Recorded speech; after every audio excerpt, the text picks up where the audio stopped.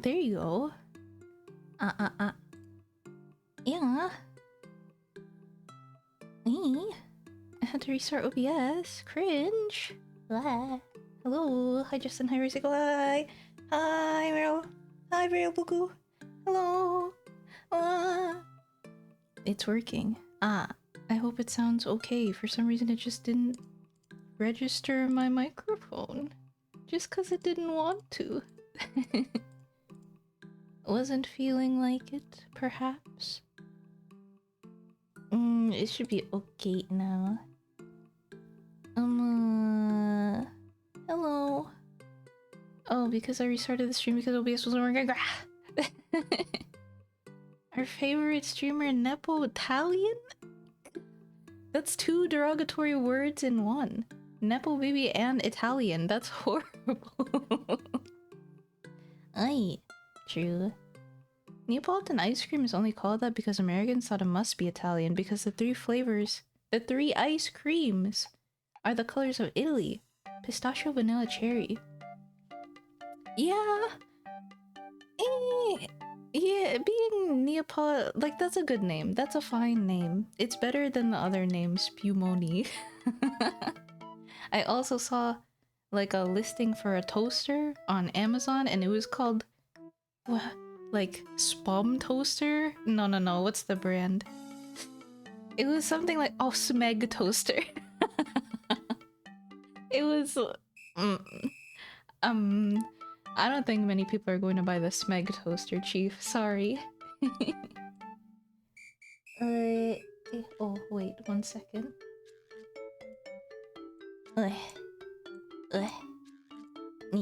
Oh, that's too small. Hold on.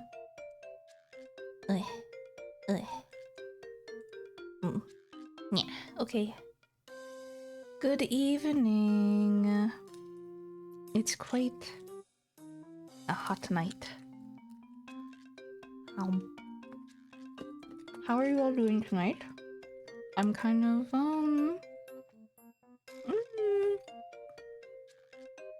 I kind of just rolled out of bed. I'm not gonna lie. I'll keep it 100%.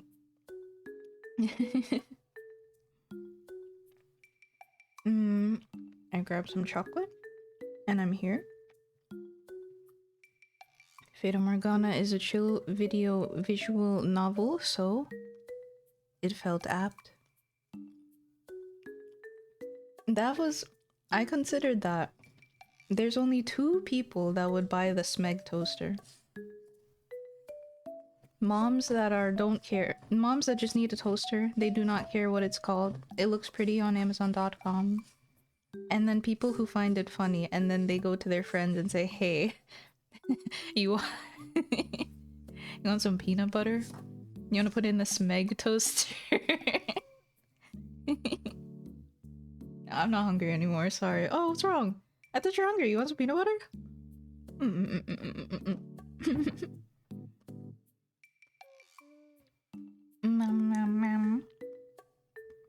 I hope it's okay, by the way. Oops. Yes, today we will just be reading from the visual novel. God, I must talk a lot because I'm not done with the game. How many hours? Let's see. 56.7? Wait, that's not bad. There are just so many episodes out of Fata Morgana. Mentally, I'm like, oh my god, I've played 80 hours of this visual novel. 50? 60?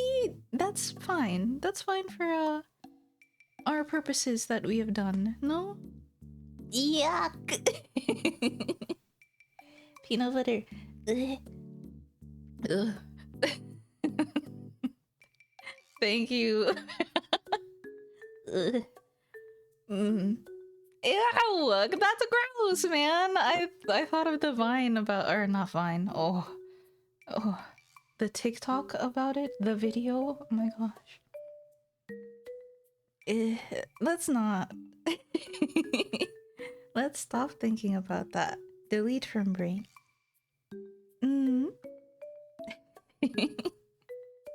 Autocorrect. Ugh. Ugh. How could you? Wait, one more chocolate and then I will actually lock in, I promise.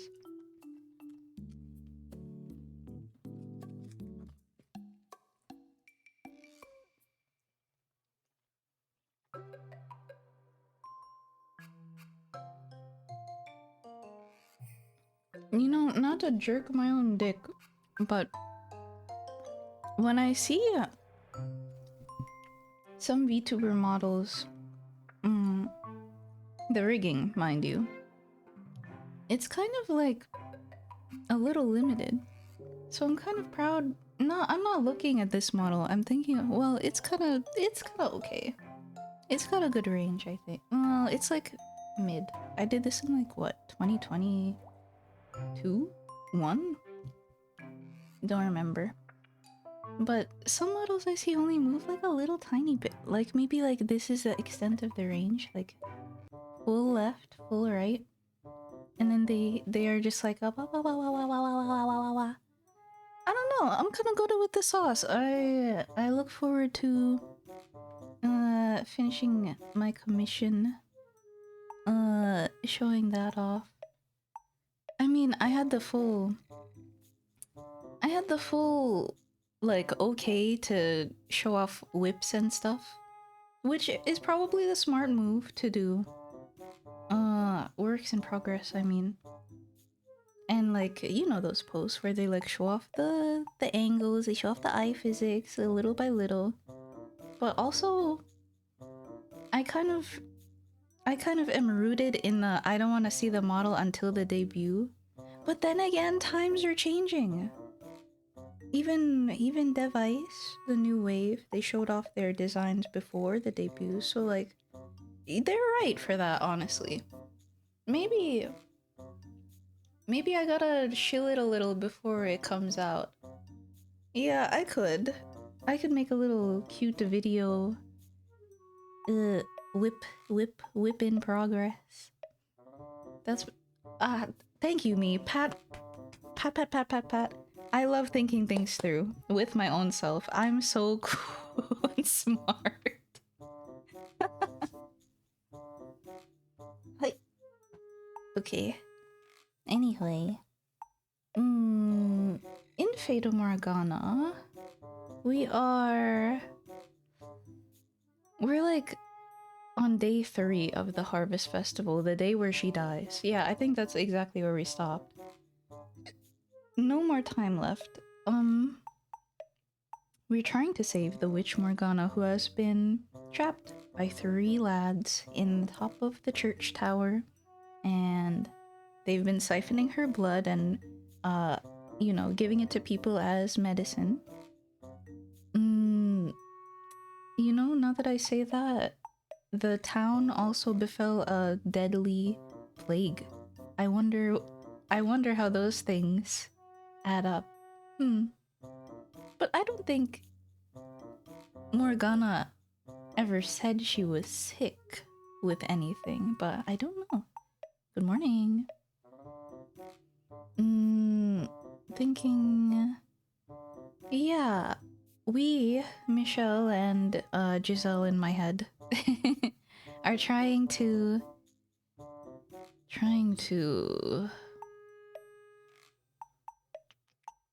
Our current goal is to get all 3 keys needed to get into the tower to save her. We have Mel's, however, the swordsman is very suspicious of the both of us, Mel and Michelle. And we haven't even seen the big boss, Jacopo, the lord in this era. She's sick with the yappers. Oh, they trapped her up there because she kept on talking. Talking about curses and hatred and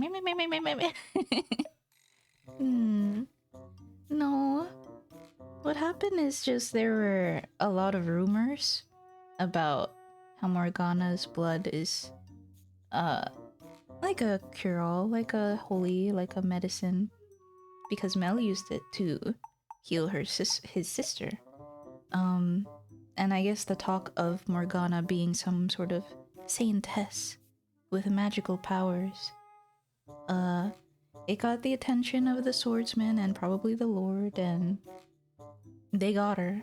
And then they roped Mel into it too. He's there by proxy. Not by proxy, by...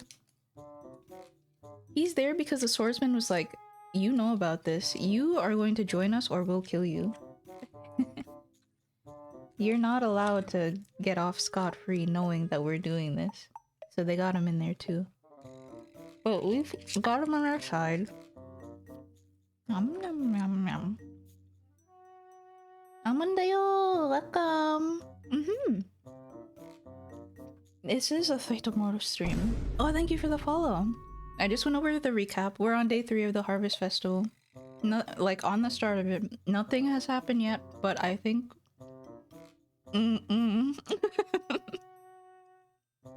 I think it's not gonna be good. Because it hasn't... We haven't befallen a tragedy in so long, I'm like on edge. Like something... I don't believe it. I will get it started though. Now that I'm done yabbering. Yoop. Oh, why is it a little to the left? Has it always been like that?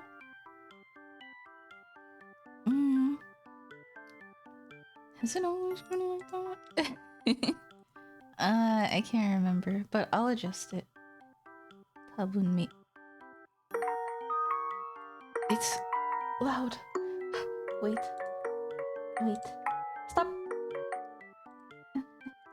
Wait. Wait. Wait. Wait. Wait. Wait. Wait. Yeah. Good. Nice. Maybe I'll just crank it so that you can hear what I hear. Because I have it pretty low anyway.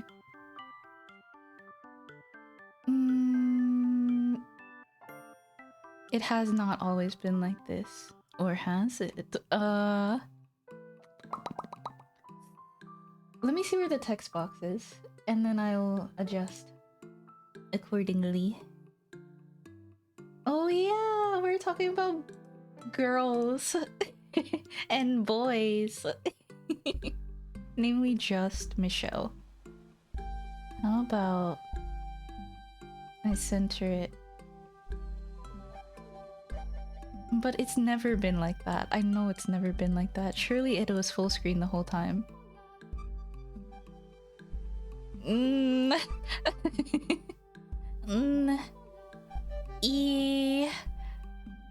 Weep weep. Hold on. I want you to be able to see the bottom too, so... Hai, dozo. That should be good. And then I'll just... Yeah. So you don't see the ugly corner of the screen. I finished playing this game earlier this year and sobbed through the entire ending sequence. Ooh. Ooh, that's very promising. I like being destroyed by emotion. I like it when something can really heart-wrench you. So, that's exciting. I hope you're enjoying it so far. Yeah. I've been playing this game for a long time. I don't remember. I'm pretty sure we went through all of the options for what kind of girl do you like, and they got mad at us for saying some of them. What are you referring to? Surely nothing round and bouncy on screen reminded you. Oh, the circles in the corner! You're so right! Yeah! Oh, it is also dango colored, isn't it? Neapolitan. Oh, spumoni, rather. I should make an alt color scheme, or just like an alt. Is it loud? There's also background music, oopsie. Are you annoyed by how loud it is? Should I turn it down a touch? Maybe. A little bit.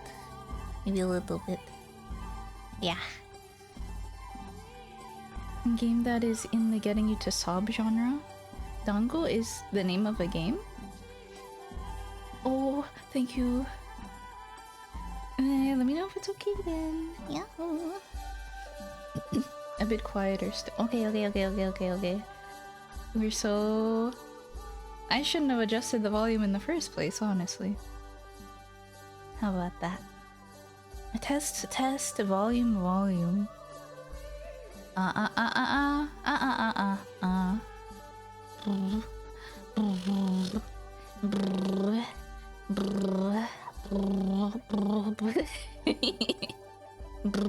How's that?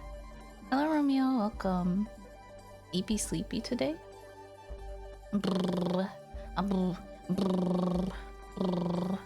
Just a song that goes dango dango dango related to the game. Oh, I hope it's soon, or maybe it has already passed.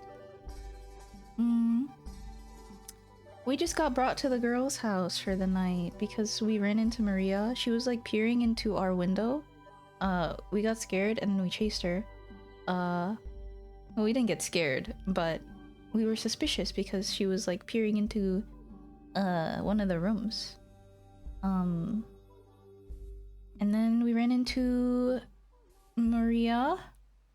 No, we ran into Pauline. No, we ran into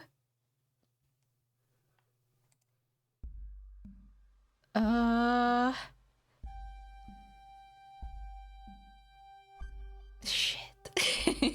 You see, I mixed the two up because I thought her name was Maria because Maria's a very priestessly name.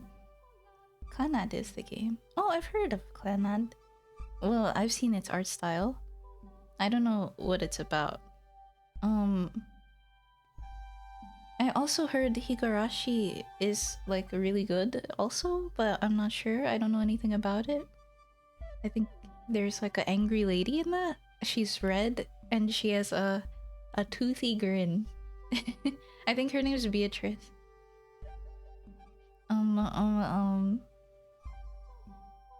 There's like Beatrice and the attacker or whatever his name is. Brawler? Battler. I think that's his name. I don't know why, but it seems that Higurashi is about something scary, I think. Like something gap, you know? Like it's cute, but then it has like themes, you know? I like the soulful OG Higurashi art. Oh yeah, I've seen that. They have like big paws. There's one girl with big paws and it's kind of cute. I don't know what we're talking about. Her name is Pauline, okay. Oh, right. Pauline is going to ask her about her past. I think I'll just give Pauline like my regular voice, honestly. Don't know how to... I don't want them to be too similar. I realized they were pretty similar. Alright, sure. We can talk about that. Oh yeah. Flashback. An orphanage.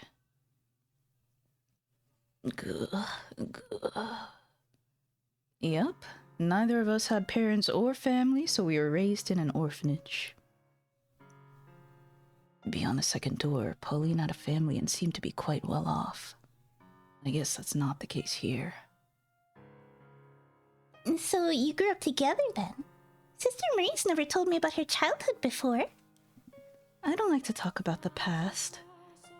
Not the best of memories, after all. I'd say we're both lucky we made it this far in life.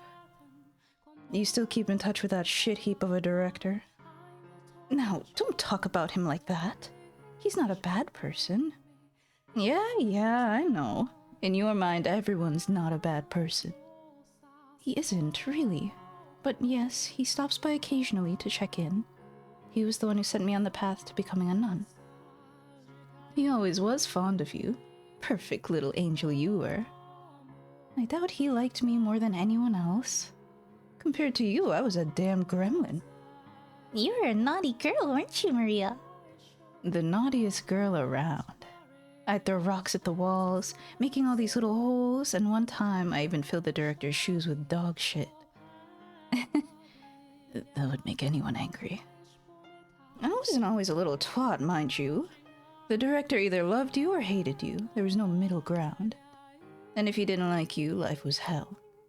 He'd make you go without supper or force you to sleep outside, shit like that. Ugh. That's awful. I had no idea he was doing that to you. You could have said something. Like that would have made a difference. Owie. You adored the damn director. You never would have believed me, over him. Once you put your trust in someone, you refuse to believe they could be anything less than perfect. Completely blinded by faith. I don't... You do. The only reason you're willing to believe me now is because it's been so long, and because there are other people here. Oh. Oh. Oh. This would probably be a good time to step in, Michelle. Change the subject or something? I feel kind of bad for her. How long were you two together? Until we were around 10, I think? Does that sound about right? It sounds about right, yeah. I got fed up with everything and ran off, ended up at a brothel. Been a whore ever since. It's been, what, 10 years now? I'm practically a veteran. Did you like the life at the life? Did you like life at the brothel better than the orphanage, Maria? Between the two, I take the brothel any day. There, I've got friends and colleagues. Although, I did lose a bunch of them 4 years ago. 4 years ago? I remember hearing word of a brothel raided by bandits around that same time. Was that where you worked, Maria? Yep, and what a nightmare that was. I mean, why the hell would you raid a whorehouse?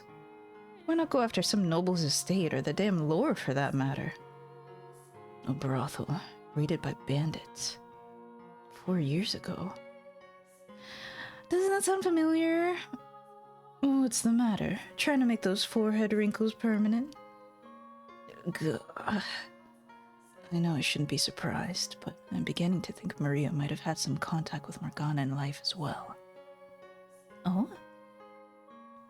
4 years ago would make Morgana 12, and where was she then? Ah! I have a question for you, Maria. Was there a girl by the name of Morgana at that brothel? You know Morgana! So my suspicion was right. Yeah, Morgana was there. Me and the other girls looked after her together. But after the bandits razed the place, I never saw her again. What a travesty that was. It was chaos. Only a handful of us even survived. I figured she'd either been killed or sold off somewhere. But if you know her, that means she's alive, right? That's great to hear. I've been worried about her ever since. Yeah? It's interesting going like low to high, low to high, low to high, but it's also fun. Michelle, Morgana's the Saintess's name, isn't it? That's what you told me. Huh? Saintess? That's right, Nellie. That is indeed the name of the person who performed your miracle. And she's locked up in the tower now? Locked up? Oh, you were supposed to... Oh, wait. Oh. Interesting. You told Nellie all that nonsense too, Michelle? It's not nonsense. Mel told me everything. It's all true. He feels terrible about what he's done, but he can't set her free by himself. Now you too. We need the other 2 keys. The Lord has one and the bodyguard has the other. After learning the truth, I knew I had to tell you, but I was too afraid you wouldn't believe me. And if you didn't believe me, something bad might happen to Mel. It's not good to tell lies, Nellie. And the same goes for your brother as well. What? The Lord stores his valuables in that tower. That's why it's locked up and you can't get in. Or all three of you after his wealth. That's why Maria was in the window. By the way, Of course not. and you, Michelle, you need to stop planting these strange suspicions and... See, this is exactly what I was talking about. You haven't changed one bit. You won't even give someone the time of day if they're saying anything that contradicts someone you've decided you trust. Ugh. Can the watchtower, was it? Can you not bust the door down? I'm still lost as hell here, but the long and short of it is Morgana might be in that tower. She is, yes. It might be possible to break down the door with a dozen or so people to help, but that's infeasible. Besides, opening the door isn't our only objective. So, we need the other keys. Correct. It's not true. He would never do that to someone. Sisters, I'm at the pad aisle. What size pussy you wear? OMG Vessie, hi! I am not going to reveal that information, thank you, but I'm good. What size is your pussy? How are you? I mean, that was what I meant to say. People think he's scary and mean, but they're wrong. He's a sweet, respectable man. He would never lock up an innocent girl. Even though everyone else is saying he would. If I don't believe in him, then who will? So you are more than acquaintances. If you really have that much faith in his goodness, then tell us that after you've seen what he's done. Pauline. Assuming, hypothetically, there really is someone in the tower, there's nothing I could do about it. I'm a nun. I have no real authority here. I'm just a pretty face. Nevertheless, he started this to help you. Oh yay! We love the off collabs. I'm glad. I'm glad it was fun. Actually, I'm going to talk about my recent off collab. I went to a friend's wedding. And we'll talk about that on Friday. I'll be sure to link it. It's really fun recounting with your friends, isn't it? Oh, that's good too. I'm out of the groove of video, but I want to get back in. I want to play web fishing. I want to play a puzzle game. I want to play Dragon Quest. I want to play... I mean, I kind of am. But I have like work. Oh yeah, I did. Thank you. I hope your meetup was good as well. I should do more off collab, or I should do more collabs and more off collabs, I feel. I saw someone's like subathon goal being like off collab with like someone in another country. I don't know if it was their Oshi or something, but I would do an off collab with my Oshi, like as a goal. Wager? Wager? Oh, stupid wager. I didn't mean job. I meant art commission. Which is legitimate still, but I don't have to stress too much. Anyway.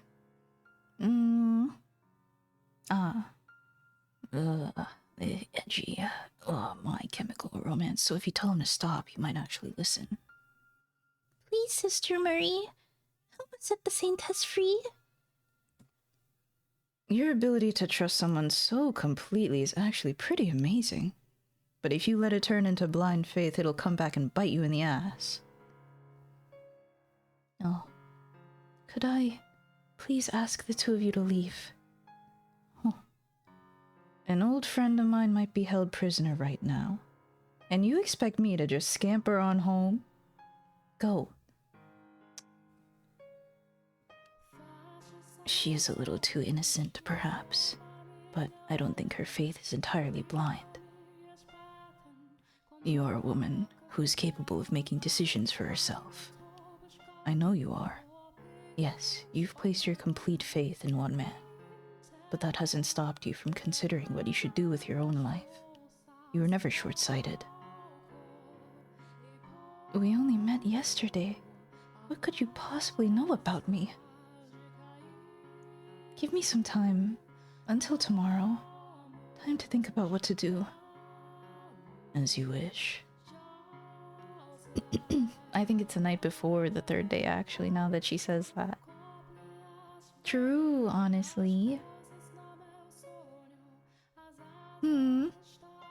So, is all that really true? It is. How do you know any of that, though? Because...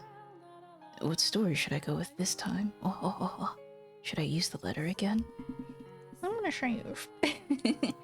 I'm gonna show you the game and then, make sure I don't fuck it up. Oh, just kidding. Forget it. That's not important. The pipsqueak ain't wanna go throwing around accusations like that for shits. Point is, I'll take your word for it. And if we get the door open and it turns out no one's there, no harm done. So you believe me? You're not lying, are you? No, I'm not. Then that's that. Frustrating part is, winning over a whore isn't going to get you very far toward fixing anything. That's not true. Just knowing you believe me is reassuring. If you say so. Could I ask you something? You did come here in search of the Lord, didn't you? He has the third key, without which we cannot get into the tower. And my gut tells me, you're the one who's going to make that possible. Why would you think that? Because you have a very strong connection to him. You may think I sound crazy, but your souls are inextricably bound together. Our souls? Don't even joke. I know how it sounds, but that's the only way. Okay, you got me. I'm done lying.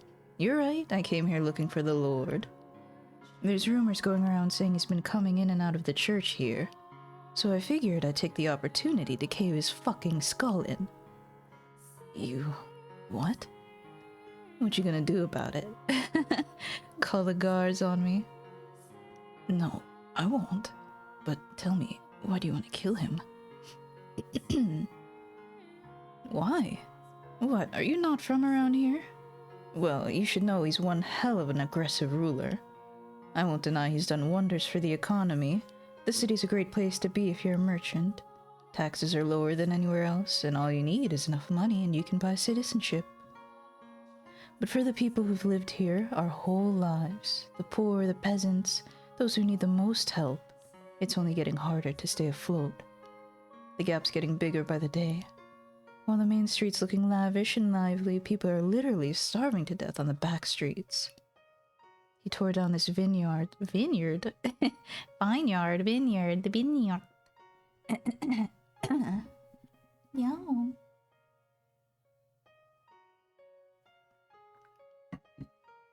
She would say vineyard. He tore down this vineyard that's been around for generations to make room for more shops. And sure, you can import some damn fine wine from some other city, but where does that leave everyone who can't afford it? That reminds me, in the third door he ran some other company's factory out of business for his own profit. Different businesses, same practices. Giselle? The merchants, especially those who came in from other cities, get treated like kings, but the Lord still has plenty of enemies. Yeah. I see. So you're someone who doesn't think highly of him, then. Pretty much. What would killing one man accomplish, though? Not much, probably. It'd make me feel a hell of a lot better, though. Do you not actually know the Lord in person, then? I've met him before, so I know who to look for. But that's about it. There's none of this, what do you call it? Inextricably linked souls crap. No fucking thank you. Maria says she's met him. And Morgana mentioned seeing prostitutes at the Lord's Manor when she was first taken there. Could she have been one of them, then? Changing the subject a bit, there's something I wanted to ask about...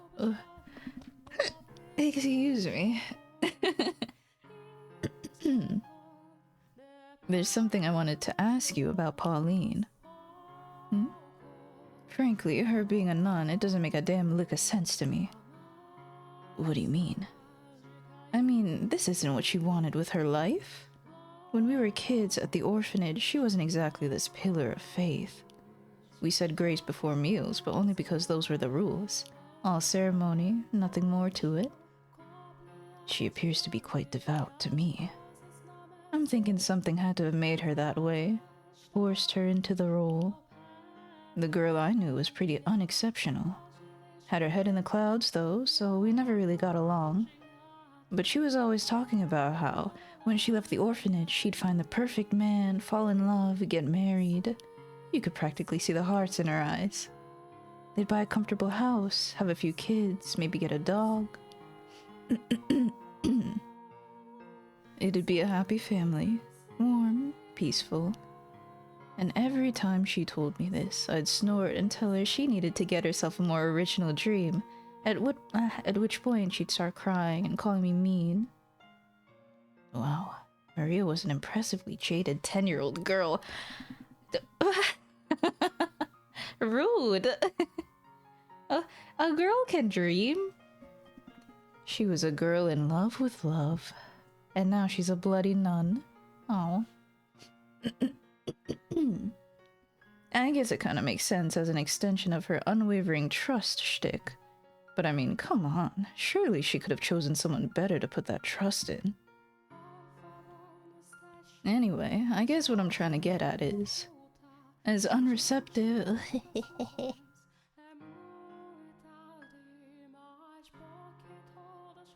I shouldn't have had sweets before the stream. Or during the stream. Ahem. Hi. One sec. Hi, どうぞ. Hi, どうぞ. Hi. Hi, よいしょ. Hi, よいしょ. Hi. Okay. As unreceptive as she was back there, she wasn't doing it maliciously. Not that I have any right to defend her after all the shit I gave her about it. You know, you're making it very hard to tell whether you like her or not. Don't think too hard about it. Just sticking up for an old acquaintance. Anyway, I think I'll head back. As concerned as I am about Morgana, there ain't much I can do. Guards aren't gonna believe the ramblings of some whore, especially not when she's making accusations about the damn Lord. That part's gonna be the real bitch, I figure. If there's anything I can do, let me know. You can find me at the brothel in town. Well, I'm off. It's late. I'm not sure how safe it is for you to be wandering around in the dark alone. Maybe I should accompany you. Don't worry. This is my home turf.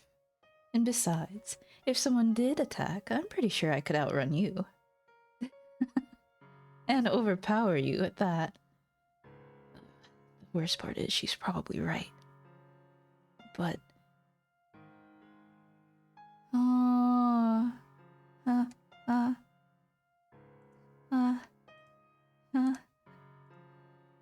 it's better to be safe.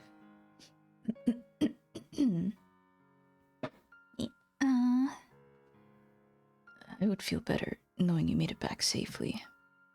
I'm telling you, I don't need an escort. But if you insist, you're welcome to accompany me. The brothel's in the back streets. If you want, you can even stay for a bit, have a little fun. I think I'll have to pass. Maybe one day we'll get that stick out of your ass. Giselle.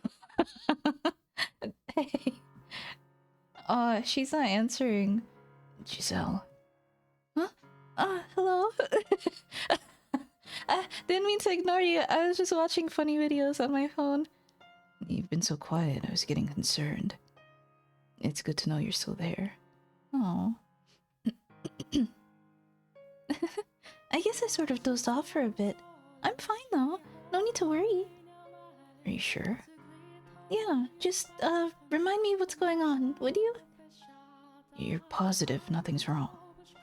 Positive as positive can be. I promise, I just nodded off. I just convinced Maria to let me escort her back to the brothel. Seriously? Should I not have offered? I didn't think you're... Oh. I didn't think you're thoughtful enough to accompany a lady home at night. That's a low blow. I thought that's what Didier would have done, so that's what I did. Ah, I see. Well, make sure she gets back safely then. I will. Yo, you just gonna stand there?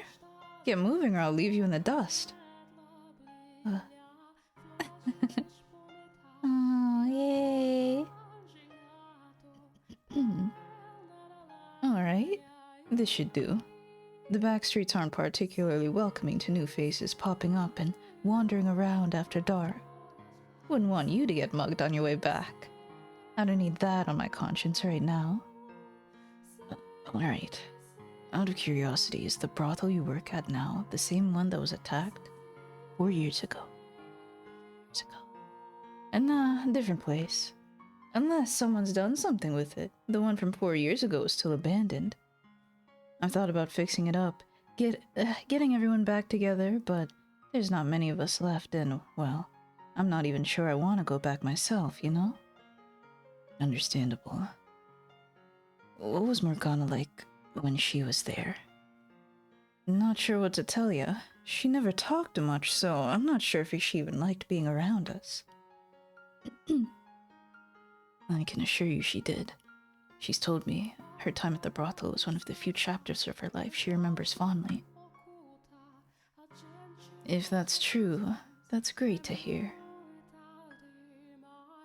There were times I thought maybe we should take her to an orphanage somewhere, but, well, you know how my experience living at one of those went, so, yeah. But at the same time, it's not like a bunch of whores were gonna make better parents, so I was never really sure what the right thing to do was. And then after the raid, well, I felt like shit. She didn't have to be there, but I stupidly thought it was a good idea to keep a little girl in the lawless back streets. I can't tell you what the best choice would have been, but I can tell you her time with you changed her for the better. So you don't need to feel guilty about choosing to keep her there. I appreciate it. If it's not too much trouble, could you tell me about Morgana in more detail? It's a bit late tonight, so how about tomorrow? Got a little something I want to give you too. Oh? It's nothing much, but you'll see. I'll sneak into the courtyard again tomorrow night. Wow. Okay. Alright. I'll meet you there then. Anyway, I'm off. Actually, one last thing before I go. Take this. What? A knife?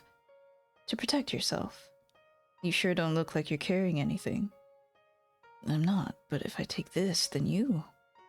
It's fine, I've got two. You have... Collecting pointy things is one of my hobbies. Yay. That doesn't sound like the safest hobby. Anything with a nice sharp tip sends shivers down my spine. Makes my heart skip a beat. Oh, God. I'm not sure those are appropriate feelings to have about blades. This reminds me of the time Jacopo gave Maria a cartridge. She got pretty excited about that, too. I can understand taking an interest in weaponry, but hers seems somewhat excessive. Dangerously so. Anyway, I don't see why you shouldn't take it. She has a point. It is dangerous out at night. I'd honestly rather not be carrying a knife at all. What? Why not? They scare you. Ah, I'll be fine. It's only for self-defense, not hurting other people. Really, you don't have to worry about me. I do appreciate the consideration, though. If you say so. Okay, I'll take it. Thank you. It's nothing. Just give it back to me tomorrow night and we're all good. Anyway, see you then. Stay warm. What? I'm pretty sure I'm dressed much warmer than her. We should get going too. Alright. It is chilly tonight though.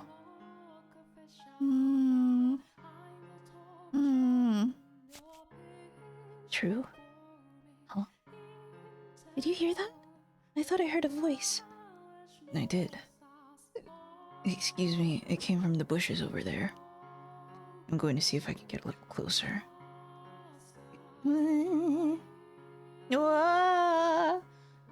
About the observation tower.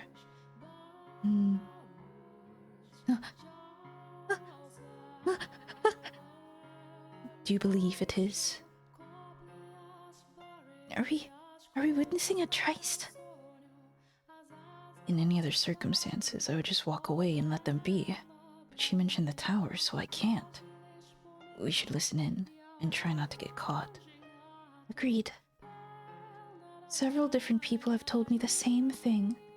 That there's someone being held in the tower. Who's the first to mention it? Oh... Yeah. Michelle. You know, the man who showed up yesterday. He's staying in a room in the mansion. Ah, the one with the white hair. Yeah, him. Damn.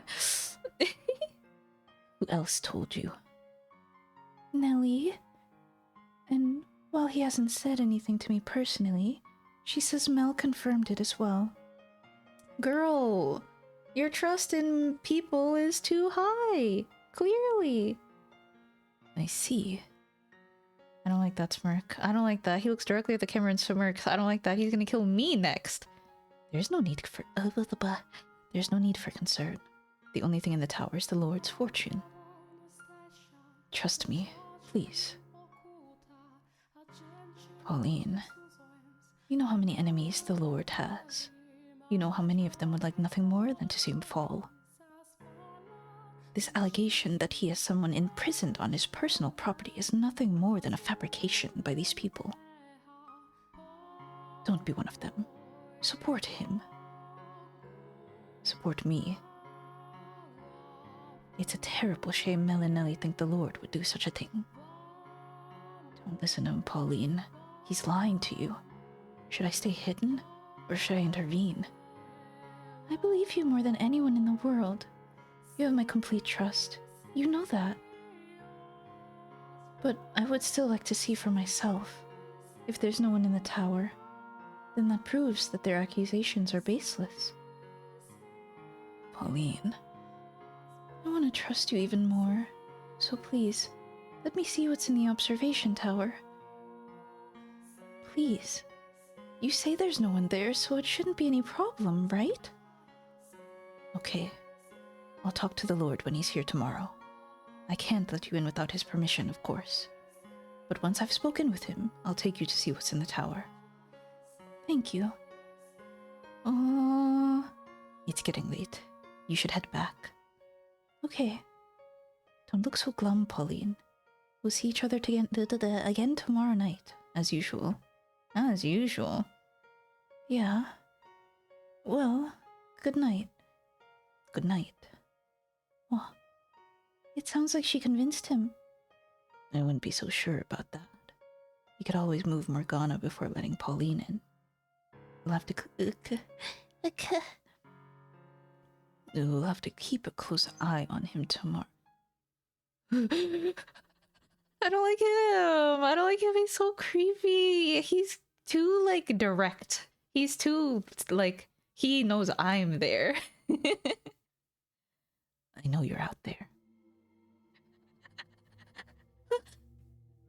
Show yourself. Nah. If you won't come to me, then I'll have to come to you. I have a good idea where you're hiding. True. Michelle? finally decided to show yourself, did you? How did you know I was there?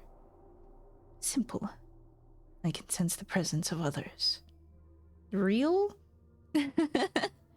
That's hardly what I would call simple for most people. I was hoping to enjoy the show a little longer. Huh? You remember what I said at supper about our little side show? What about it? Well, it looks like we have to go off script. Go off... what? You still don't get it. He sounds pretty agitated, Michelle. You need to get out of there now. Can you not see him, Giselle? What? Oh, he's got his hand on his sword. Huh? I can't risk turning my back on him. Oh, scary, oh, scary, oh, scary. I should have stepped in while Pauline was still around. I don't have many opportunities to do this these days, so I was planning on taking it nice and slow. There are so many obstructions outside. It makes this kind of work difficult. Michelle! If you care about the nun, about Pauline, if she really means something to you, then you need to set Morgana free. Keeping her locked up will bring no one anything but pain, and that includes Pauline. And why? He's scary! I looked at his face for a second. Oh, he's... That sent like a scare shivers down me. Ugh. Should I care? Michelle! No. Oh, I feel something resembling a gale. And then, oh, fuck. And then, fuck. No. And then the next thing I know, the man's inches away from me, swinging his sword down. The knife. Oh. Hi. Hello, welcome. How are you? Miraculously, I managed to get the blade out just in time, catching his sword mid-descent with a sharp clang. For a very brief moment, a look of perplexity crosses his face. Now's my chance to run. Oh, that's so scary. Michelle! Oh, I stagger from the impact, and as I fall to the ground, I catch sight of it. The curved blade sticking out of my chest. He must have thrown his sword to prevent my escape. Michelle, what's happening? Stay with me. You have to stay with me. I focus on the searing pain spreading through my chest to keep my mind from growing any hazier, and begin crawling, trying to put some distance between us. And from behind, the man slams his heel into my back. Oh, anticlimactic. I thought you'd hold out a little longer, considering you managed to brandish that knife. Don't, please, what are you doing? Get away from him. I'm begging you, spare him. There's a name engraved in the handle, so it's not even your knife. Oh, brother. Maria. Put that down. Michelle! Who did you get this from? Answer me. Not feeling cooperative, are we? That knife has always belonged to me. Maria simply refers to the Virgin Mary. Wang. Hello, dumb sometime. Thank you for the follow. Are you enjoying it so far? Well, it shouldn't be too hard to find who they are. I know it's not her, at least. So Mel, his sister, and this Maria are all colluding with you. What are you going to do to them? That should be obvious. Leave them alone. No. Why did this have to happen? It's not funny. The more lives you take, the farther you become from human. That's not what you want, is it? I've always been a killer. I've always had this insatiable urge to take life. But I know you also want it to be. Enjoy your reunion with them in the afterlife. No! Oh! No. At least beg for your life, would you? Don't.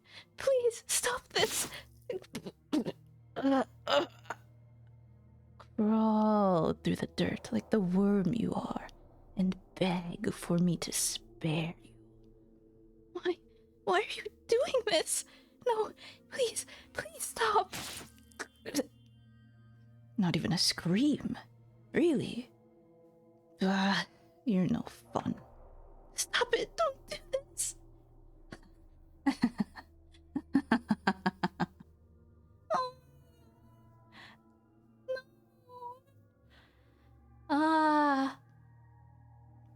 The man's strange cackling and Giselle's desperate screams began fading into the distance. I've long since lost any sort of idea about the condition of my body.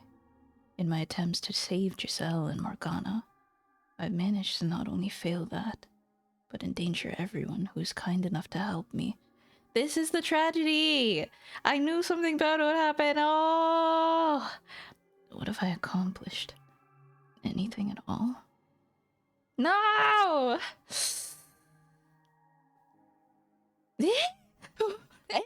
Oh, what the fuck? What the fuck? What the fuck? What the fuck? What the fuck? What the fuck? What the fuck? What the hell? What the hell? What the hell? What the hell? I fucked up. I fucked up. I fucked up. I fucked up. I fucked up. I fucked up. Wait. I don't know for. No. No. Michelle. Oh. No. Spectacle. What the fuck? That surprised me. That's it. No.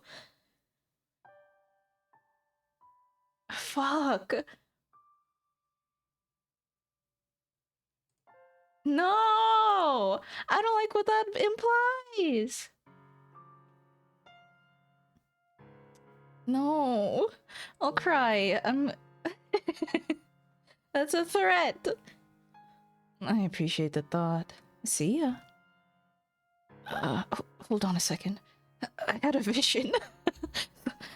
Do not give me the fucking knife. Something else you needed? I would like, if you could, for you to meet to tell. Sorry. I had a really bad vision just now. Oh. I would like, if you could, for you to tell me about the time you spent with Morgana. Anything you can, no matter how insignificant it may seem. I want to know what kind of life she had there. How's tomorrow sound? Tomorrow? I'll sneak into the courtyard tomorrow night. Meet me there and I'll tell you what you want to know. Why not now, though? No real reason. Just need a little time to sort things through. See you tomorrow night. Stay warm. Not even a chance to get another word in. Also, I feel like I'm dressed much warmer than her. Tomorrow night. That doesn't leave us, which... Oh, so it's the second day today? No, it's the third... No, it's the first... If tomorrow night is the second night... That makes sense. It's the fourth day. No, there's no fourth day. It's only 3 days. Tomorrow night. That doesn't leave us with much time. Giselle? Oh, Paladin, welcome! ZZ rating, yeah, how's your Gadger game? Welcome in, Raiders, my name's Tan. I am a silly little ice cream slime. I'm, cute. not really. And funny. Don't put... anyway. Hello, welcome! We're playing Fata Morgana. This is a visual novel about tragedy. I just fucking died. I got a surprise bad ending, and it wrenched my heart a little, and then it just plopped me back into the real world. Put me back. Plopped me is the word. Hello, Birdmoss! Hello, Paladin. Hello there. I pulled very little gotcha, but game was fun. Oh, cool. I'm glad it's fun. It seemed fun the way people were talking about it, you know? Yeah.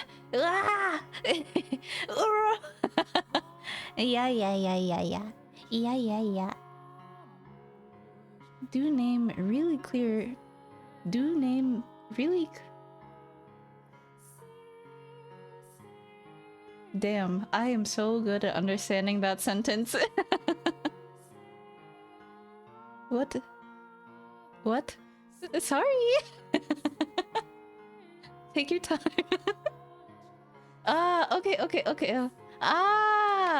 That's... That... Yes, okay, understood.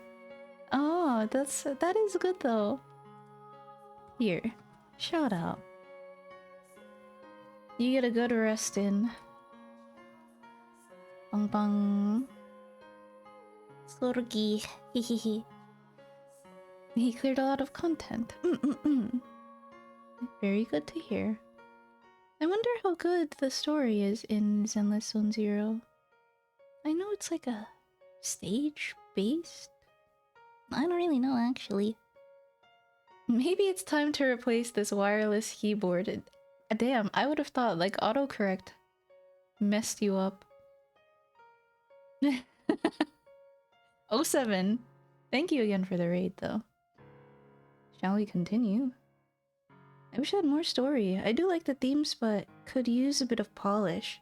I had the presumption that it was like a little... I mean, with a lot of gacha, the story's kind of like... no, you know, I can't really say that. But I presumed it was a little... par. Not subpar, but like... aight. Ah.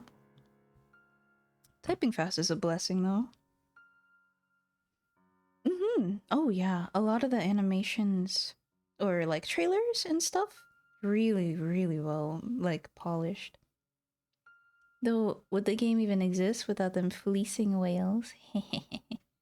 What gacha would exist without that? But I respect it. Well, no, a lot of people don't respect it. It's good though. Yahoo! What? Hello? What is it? Sorry, I was distracted. Someone raided. You've been so quiet, I was getting concerned. It's good to know you're still there. I guess I sort of dozed off for a bit. I'm fine though, no need to worry. Are you sure? I think we should head back too. Don't do that. We've done about everything we can today. You're right. Running into Maria was a great stroke of luck. Thanks to her, we now have confirmation that the nun is indeed Pauline. And we've potentially convinced Pauline to try and talk the... Yeah, something happened. Potentially convinced Pauline to try and talk to the swordsman. Depending on things how... Depending on how... What was that? Mumble? Mumble? Mumble? What word is that? Is that real? That's such a cute word. Mumble? Did a new word come out? Mumble. Oh, did you just mistype? Mumble. I want to use that though. I want to use mumble. Mumbling.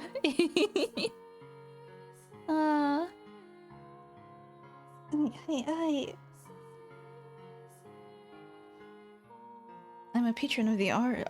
Me and my 500 big titty woman PNGs. I love art. Depending on the... Hi, sus! Depending on how things pan out tomorrow, we could be getting very close to accomplish the blah blah blah blah. Damn. My ass cannot speak. I'm sure it'll be smooth sailing, just like with Mel. I certainly hope so. Me too. Oh, I've seen cute clips of Hajime and Debbie recently, and you cannot understand what the fuck is going on.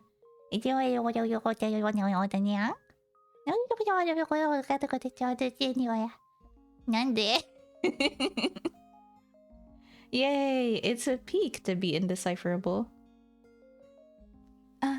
So before you go to sleep, do you want to talk for a bit? Romance time. Of course. In fact, I was about to ask you the same thing. That's what you say, but on the inside, you actually enjoy being surrounded by girls more than talking to me, don't you? And you seem to enjoy teasing me. I'm just kidding. Truthfully, I don't think I've ever wished you were there to save me more than then. I've never been comfortable in such spirited environments. Put 3 women in a room and it'll get like that, yeah. It can be overstimulating. Ugh. Sorry, I could not have been more out of my element. I don't know. You seem to fit in pretty well to me. You really think so? You made for a great plaything. Oh, yes, I'm quite good at that, aren't I? I will say, there was one thing about the whole affair that surprised me. Oh, what would that be? I did not expect I would be able to have such a normal social interaction, and not because I'm awkward or a poor conversationalist. For most of my life I was cursed, irregular, and you were the only one who didn't treat me like that. That came to be what I saw as normal, and as such, being able to participate in a social gathering like that is a very exotic sensation. It feels almost like it shouldn't be possible. You are normal, Michelle. An ordinary man. Affirming! Shakes my fist like, yeah! Yeah, affirming! This right here, this is what I wish I always had in life. And for me to finally attain it in death. Though, I suppose lamenting the details would make me ungrateful. I am glad to have that. I am glad to have had the experience, though. That was a good line, the ones in white. I'm glad to hear it. So, I know I've been talking about how much I want to save Morgana, and that hasn't changed. Neither is my desire to change everyone's future. But if you want to leave this place, to go somewhere far away and have a life of your own, you have my full support. Wah! Wah! You've got everything you've ever wanted. You have the right to choose to stay here, live in this time. I wouldn't dream of it. I'm not going to leave you trapped in that darkness. I will not make the same mistake twice. Regardless, there's no point in me choosing a life without you there as well, in the flesh. Wah! Wah! Wah! Wah! Wah! Wah! It's a little relatable. Wah! Okay then. Well, I'll be in here waiting. Hopefully not for long. I really think Morgana and I have a great deal in common. What? One the daughter of God, one a demon child. We were both forced into inhuman roles, living lives of solitude, constantly having things we cared about taken away from us, including, ultimately, our lives. The big difference between me and her is that I had you. If you hadn't been there at the end of my mortal life, perhaps I too would have grown to despise those who had put me through such misery, curse their very souls. She had no one, though. Not a single person to be there for her in the final days. From what she told us, though, her life wasn't all sorrow and misery. she did eventually come to find happiness in her time at the brothel. In fact, she's even said that was where she learned to experience joy. Well, I know that there were a number of girls there. If Maria was one of them, she was particularly close with. Perhaps her being there could have a positive effect on Morgana. We'll have to see what she says tomorrow night. That we will. And then our time limit is noon the next day. Understood. So we'll need to have everything necessary figured out by then. Everything it'll take for her to have a change of heart. I'm not worried one bit. I have complete confidence in you, Michelle. I am somewhat worried. What's there to worry about? Here, I'll shout, you can do it 100 times. So you're planning to cheer me to death? I just want every last bit of you to know I'm rooting for you. I assure you, you've made that abundantly clear. Hey, there was something I wanted to tell you, if that's alright. Yes. When I learned about your past and about your body, it came as a big shock to me. That said, I'm confident you know that my feelings for you haven't changed one bit. I do. But what I want you to know is that even if I had found out back then, even instead of after having waited hundreds of years for you to return, my feelings still would not have changed. If you had told me while we were alive, I would have still accepted you. Now, of course, I know it's not something you could have come out with so easily, especially considering everything you went through because of it. We only lived together for a little over a year, and we were only partners for a month. So I understand how difficult it would have been to think I wouldn't push you away. But I'm not sure you grasped just how much I loved you, even then. Damn. My wounds ran deeper than even I knew, and them fully healing was simply not possible. Anyone else's touch, anyone else's warmth, my heart and body would have rejected. I sincerely wish I had expressed that to you more clearly. That it had to be you. That I needed you.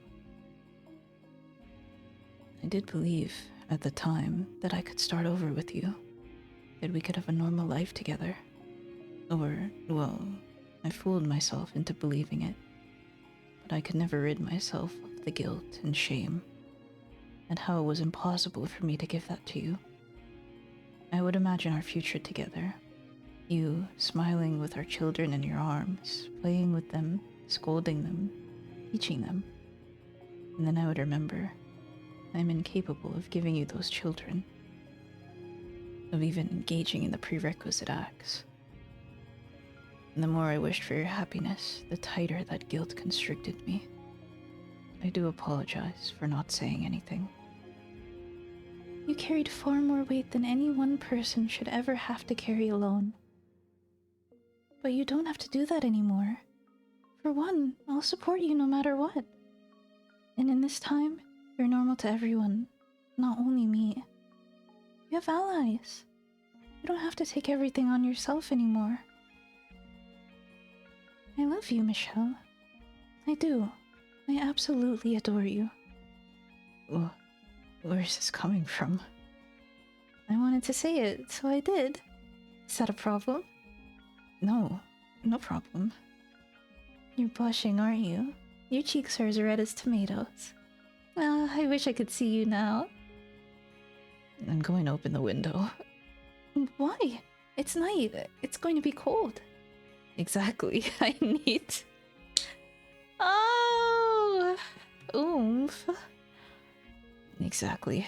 I need to cool down. Ah! Ah! Ah! Ah! Ah! Ah! What are you... Why did you say it like that? I am. Damn.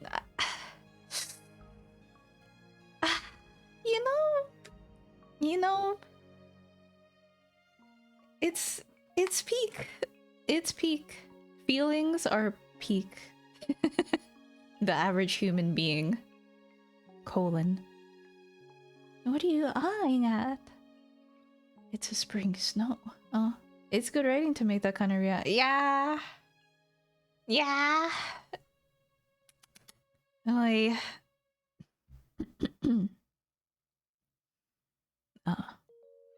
It's a spring snow. It's gorgeous. There was heart. I feel like I've never seen him smile. That previous sprite. Oh, that's so nice. There was hardly a cloud when I was outside earlier, and now it's snowing. Are you worried Maria might catch something outside in this weather? Hopefully she's in bed by now. I've never seen it snow in the spring before.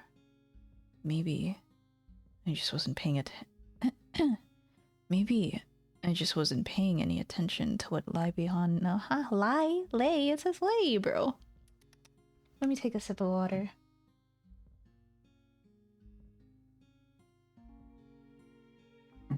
I like feeling. I am alive. No! No! Nothing bad will happen. Maybe I just wasn't paying any attention to what lay beyond the dark walls of that house. Maybe. Have you? Have I?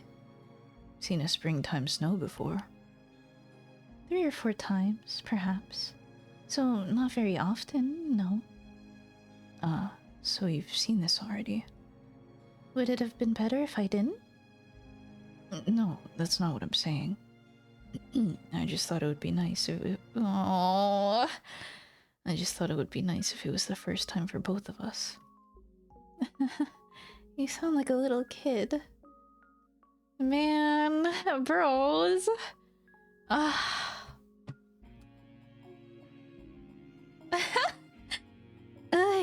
Is it that childish? Well, I don't mind either way.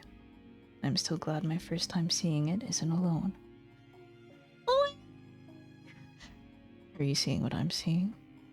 Little specks of white drifting through the darkness. Yes, I can see it. It's beautiful. I'm happy I could see this with you too.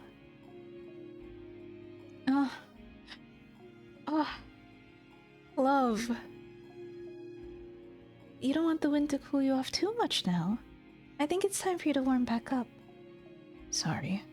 I was so engrossed by the sight. Maybe it'll stick and you can see it again tomorrow. Happy Tomboy Tuesday! You know, you're cute when you pout and are in denial. Grrr! That's true! I mean, that's not true! I mean, it's, I can see what you mean by that. Damn it! It's because it's kind of like, ooh, you know?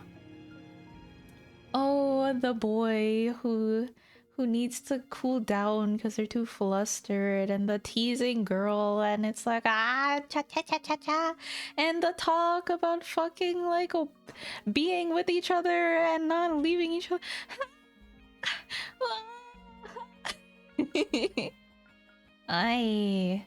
Hello, welcome, Epic Mind. Can't believe you're watching this stupid, dumb, like, not pouty, it's like, the blushy. The grounds would be quite lovely covered in snow. But for now, you should get some sleep. I suppose. You already passed out once today. You need to make sure you're well rested. Oh, I don't need to do that. Hard to argue with that. I'll be counting on your help again tomorrow. Our success or failure depends on how tomorrow goes. That it does. Let's make it count. Good night, Giselle. Good night, Michelle. Excuse me. No, don't be sad. What's wrong? No, scary. Scary. Why did they do that? Why did she... Something bad is going to happen. Something bad is going to happen. Yeah.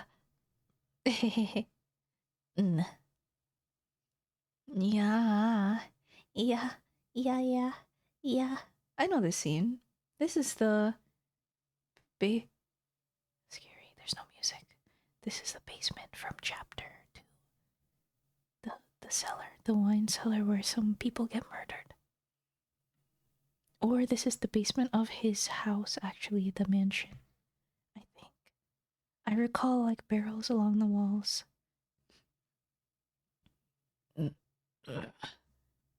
Huh? My head feels like someone drove a spike through it.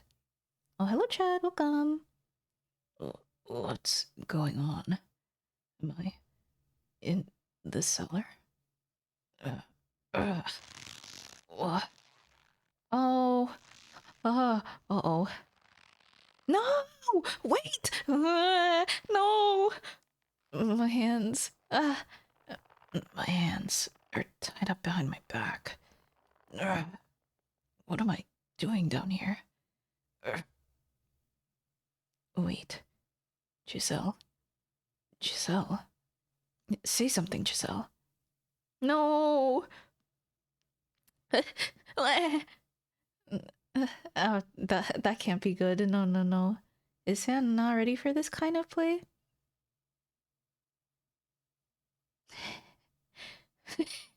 Hmm. Whoa! Oh, well, I had some thoughts recently. Teehee. Unable to make any sort of sense out of my circumstances. It's not long after I regain consciousness that panic begins to sink in. And the most unsettling thing of all, the most frightening detail, is the fact that I can't hear her voice. It's good to try new things. New! Nah. I mean, it's a fun idea. Yeah. Awake, are we? Don't say it like that. Are you the one who brought me here? What? You don't remember this morning? Morning? Right. I woke up because I heard someone enter the room. And then he hit me over the head. You're not dead, at least. That's good. What do you hope to accomplish by tying me up and bringing me down here? Remember what I said last night at supper about me putting on a little sideshow for you? What? I was reenacting the Last Supper with you as the guest of honor. Oh, now I see. When you were asking if I had any family or friends, you were trying to find out if anyone would notice if I had disappeared, if anyone would make any noise. You're sharper than you look. If only you'd caught on yesterday. Please, Giselle, say something. Giselle, why won't you answer me? Why can't I hear your voice? Why can't I feel you there? Oh no, that's bad. You're a quiet one. I thought you'd be a little louder. What made you decide to get rid of me? Did the nun say something? She has nothing to do with this. I have permission from the Lord to act at my own discretion. Should I come across anyone acting suspicious? This doesn't seem in the least bit wrong to you. I wouldn't say that. You're an acquaintance's friend who made a long trip to come see him, and I have you tied up in the cellar. That's not what I would consider right, no. But seeing as you're good enough friends for him to let you stay here, I assume he's also spilled everything. He never had what it took, that boy. If I were to guess, it got to be too much for him to handle, so he went to a friend. You. Leave him out of this. I see. So, how much did he tell you? If you come clean, I might even let you go. Get rid of him, have you take his place. I said leave him out of this. So you're determined not to talk, are you? But a loyal friend. Listen to me. Listen. Oh, I'm listening. because you have a lot of talking to do. I don't have many chances to let loose, so I'll be taking as much time as I can get today. No, we need time, he says in an eerily flat tone of voice as he draws near, pausing between each step as if to taunt me. And when he reaches me, struggling to get off the ground, he slams his heel into my shoulder.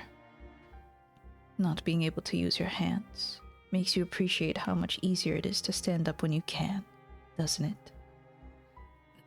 it? Help. Someone please. Help. Don't waste your energy. No one ever comes back this far. And the door's so heavy, your screams would never make it out. But that's the least of your worries. The door to the cellar's been locked, and the only key is right here. There's no getting in. If you can run fast enough, you might have a chance of making it to the door and escaping. Want to test your luck? I doubt you can make it. He puts the full weight of his body into his heel, pressing down on my spine, turning my breaths into gasping sputters. I gather together all my strength, but even that isn't enough to overpower him. Now, you're going to tell me everything. What are you and the boys scheming? What's your endgame? Who else is in on it? Damn it. I don't have many options here. What can I even do in this situation? Tell me what I want to know, and maybe I'll let you live. I guess I have no choice but to tell him the truth. Alright, fine. I'll tell you everything. Just know that this isn't some attempt to beg for mercy. I came to this mansion in order to unlock the door to the observation tower and free Morgana. Mel was not the one who told me about her, though. I went to him and asked for his assistance. He didn't have to tell me because I already knew, both about her and what you're doing to her, stealing her blood and making medicine from it. Who told you then? Morgana did. Morgana's soul told me everything. I'm not from this time. I lived in a time after her death. It takes me several moments to process what just happened. A fire runs up my arm from my little finger, only turning into pain when it finally reaches my brain. I twist my head back to see the man on top of me holding my right hand. My finger snapped backwards at the second joint. Yeah. I'll ask you again. Who told you? Morgana did. She dies on the day of the harvest festival. Next up is your ring finger, and then your middle, if you insist on keeping this up. I'm telling you the truth. She bears so much hatred. She casts a curse on your souls. I've seen what happens in your next life.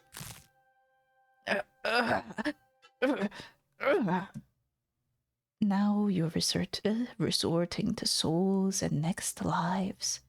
I'm genuinely impressed. What lies are you going to cook up next, white-haired knave? If I don't set Morgana free, your souls will be enslaved for all eternity, imprisoned in this cursed mansion. When the bell tolls noon, on the day of the harvest festival, you'll lose everything. All of you will. You cannot escape it unless you do something. And the nun, the reason you locked up Morgana in the first place, she won't be safe either. She'll be killed.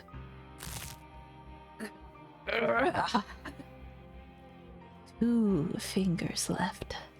Can you keep up the act that long? Everything I'm saying is the truth. I've seen it all with my own 2 eyes. Why are you so insistent on maintaining this farce? Is it to protect the boy, or do you have some other motive? Every last word is true. Continuing to lie isn't going to make this any easier. Your voice is shaking, the pain's starting to get to you, isn't it? What you're doing to Morgana, It achieves nothing. You must release her and atone for your sins. Otherwise your soul, and the souls of... excuse me. And the souls of those you care about will be doomed to suffering. I see what this is now. You don't have the information I want, so all you can do is spin these lies. You thick-skulled bastard. There are other options, though. Beg me for mercy. Sob like a little child, sniveling your please don't kill me, and I don't want to die, and it hurts so bad, please stops. Grovel on the ground, you tiny, pathetic man. And if you can entertain me, maybe I'll consider it. I will never shed another tear, and I will never beg for your damn mercy. Nothing I've said to you has been a lie. Some cheap attempt to fool you into letting me go. Every word of it is true. I know the sins you've burdened your soul with. I know the fate that awaits you in your next life, and I will gladly tell you every detail.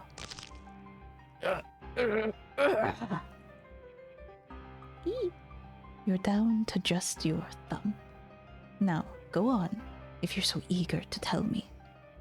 Let's hear about my supposed next life, shall we?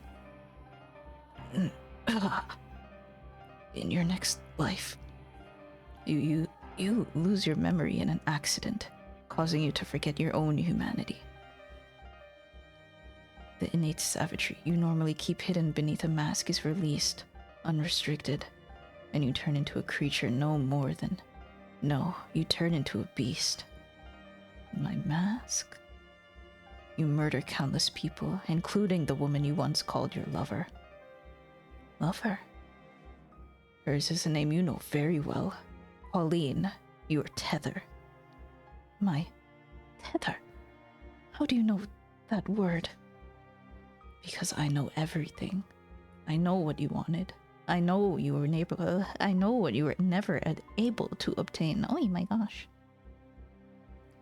You idolized humanity, and you yearned for peace. You are telling me I killed the nun in my next life? I am. That is the fate that lies waiting for you. Her love for you is so strong, she refuses to believe you're dead. She leaves her seaside hometown in search of you, and she finds you. But you slaughter her. Did you say she lived in a city on the sea? In addition to her, you also lose someone else, a woman who tried to give you the peace you so desired, which eventually causes you to succumb entirely to instinct. Enough.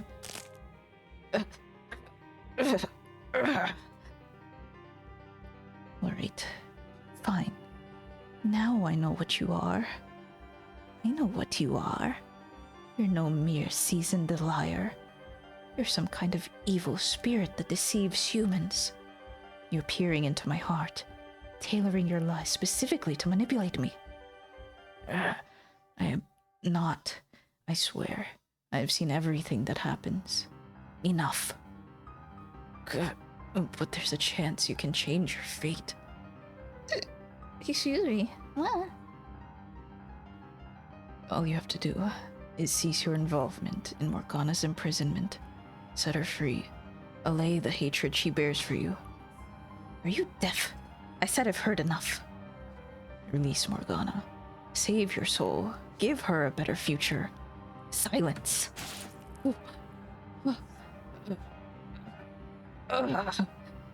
I think I'll take your arm off first. Cut right through your shoulder. Nice and slowly. Don't.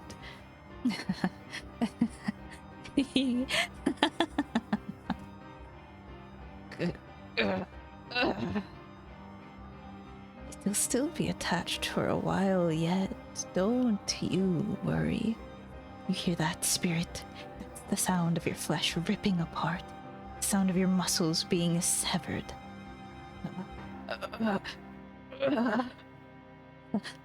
Not gonna be doing much talking anymore, are you?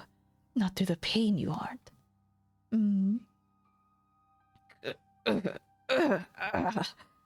Plead for your life, spirit. Beg for mercy. Admit it was all a sham. Apologize. Let the room fill with your cries of agony. Nothing was a sham.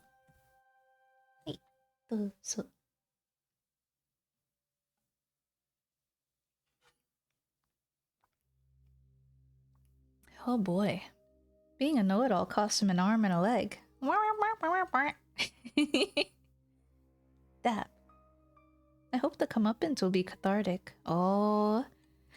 I wonder what kind of comeuppance. Like, there's no way he's redeemable, right? I think he befalls a fate very grim.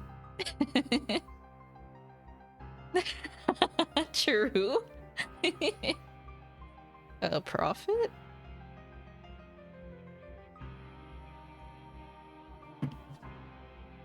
Hi. Let me take a bite of this.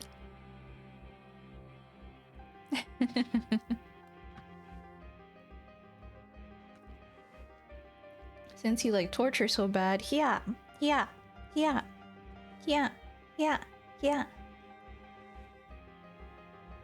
Every last word. It's all the truth. I'll rip that head right off your shoulders. I don't care who or what you are anymore. You're dead.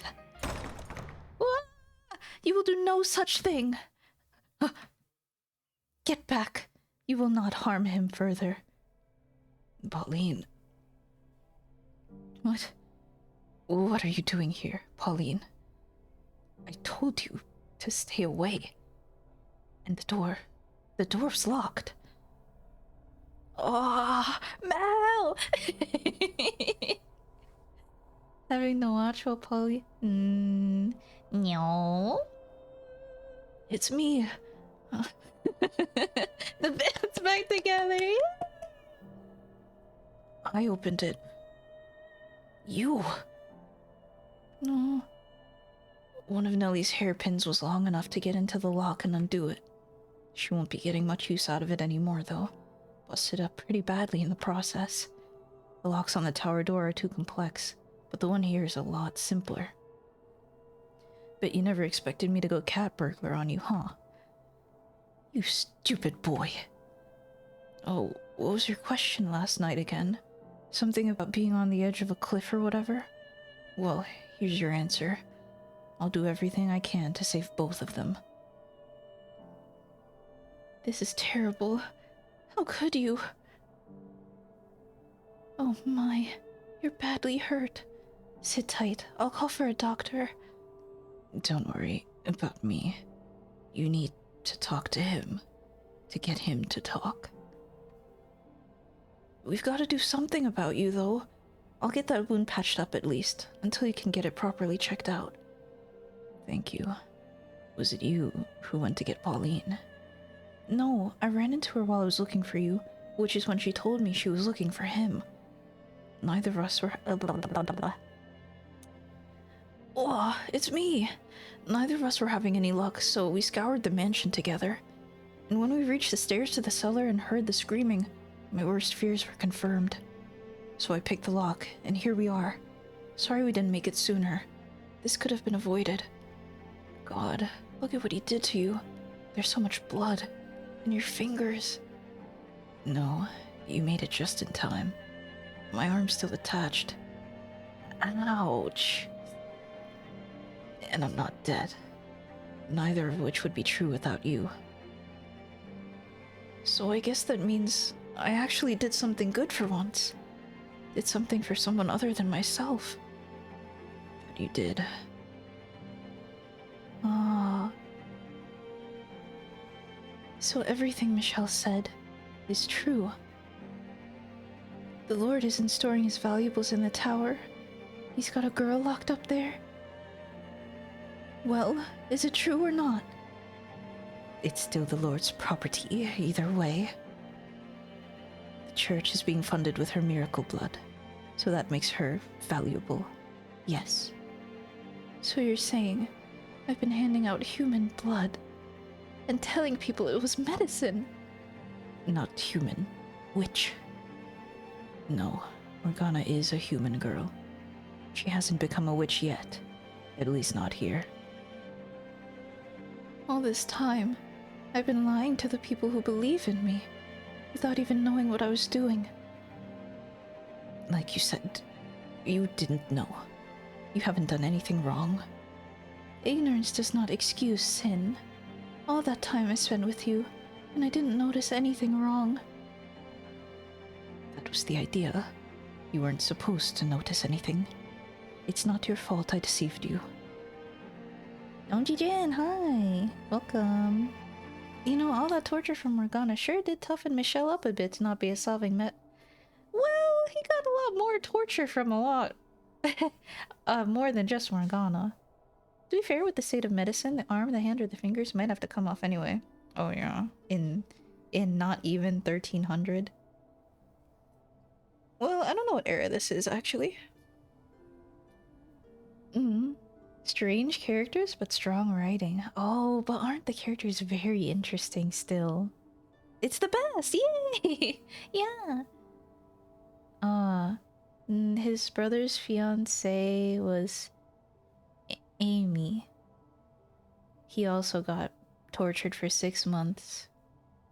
07.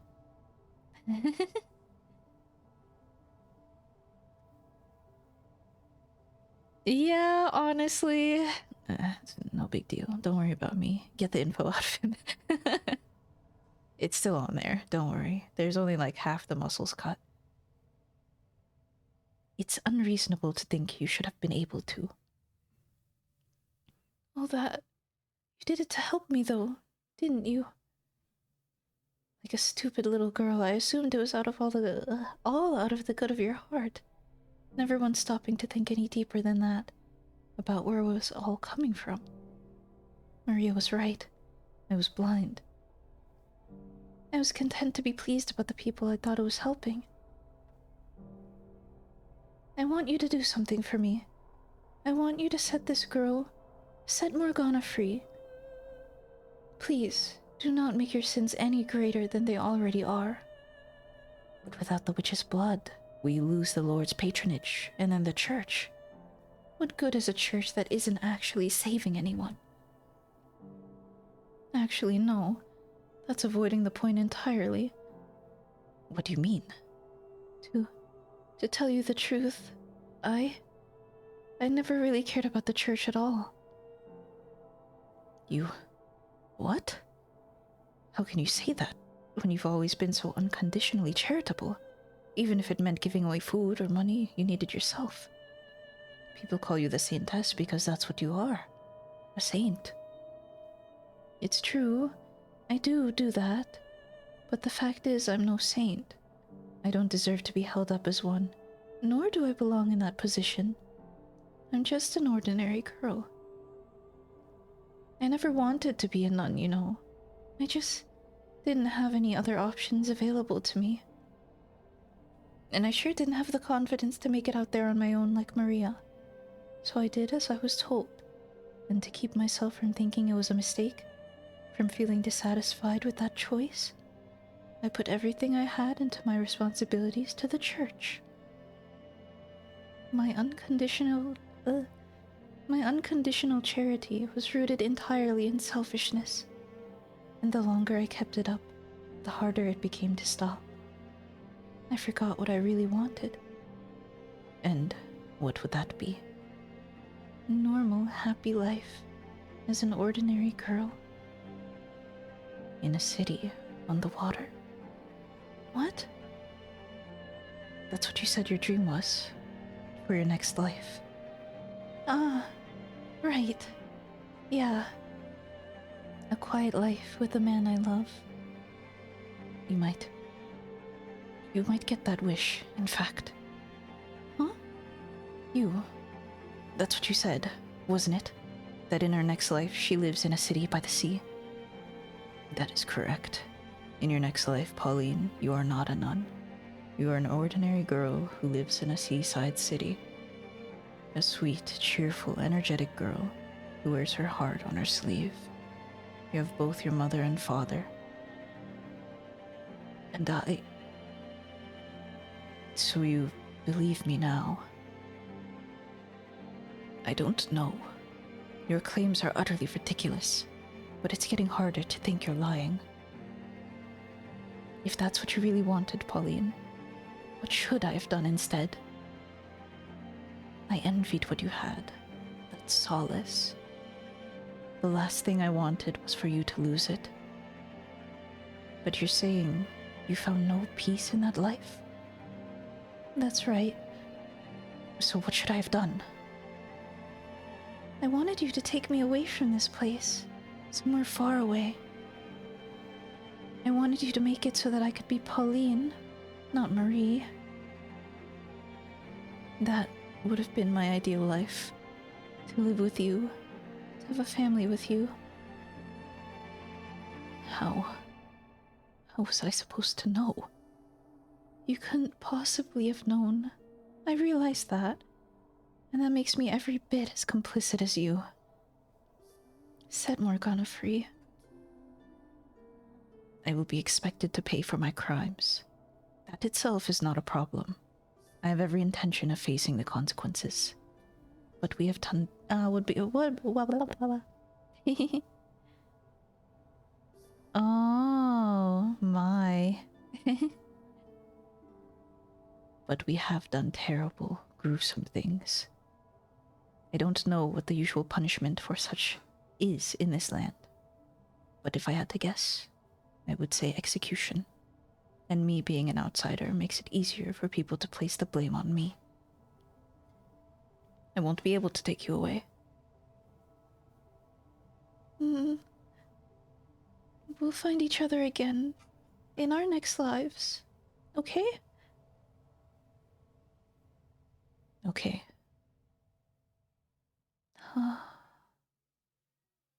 As I'm sure you've heard, my involvement in this conspiracy ends here.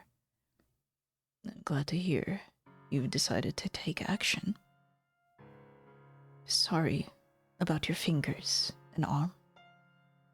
I'm still alive. That's what matters. The third key is in the Lord's possession. You said you needed it by noon on the Harvest Festival, yes? Which means we need to act quickly. That's correct. We must set Morgana free before the bell tolls noon tomorrow. Then tonight, that's the next time the Lord will be here. Tonight I'll kill him and take the key. Wait. No, we're not shedding any blood to get his key. Do you remember what I said a few minutes ago about not committing any further sins? He's not likely to hand over the key without a fight, though. We need to convince him, not force his hand. Besides, simply opening the door is not enough. Why not? My goal here is to save Morgana's soul. In order to do that, I need to pacify at least some degree of hatred she bears in it. A hatred rooted in her perception of you and the things you've done to her. I need to change that perception. I'm not quite following. What do you mean by change her perception? For you and the Lord to tell your stories, to describe what happened from your perspectives. You want my perspective? I do. Something in your motivations or your circumstances might serve to lessen the animosity she holds for you. The greater the discrepancy in what she believes to be the truth and the full story, with everyone's perspectives included. Oh, bro. Hello, thank you for the raid. Welcome, how are you? The greater the chance she may have a... sorry. The greater... let me take a sip of water. Hello, raiders.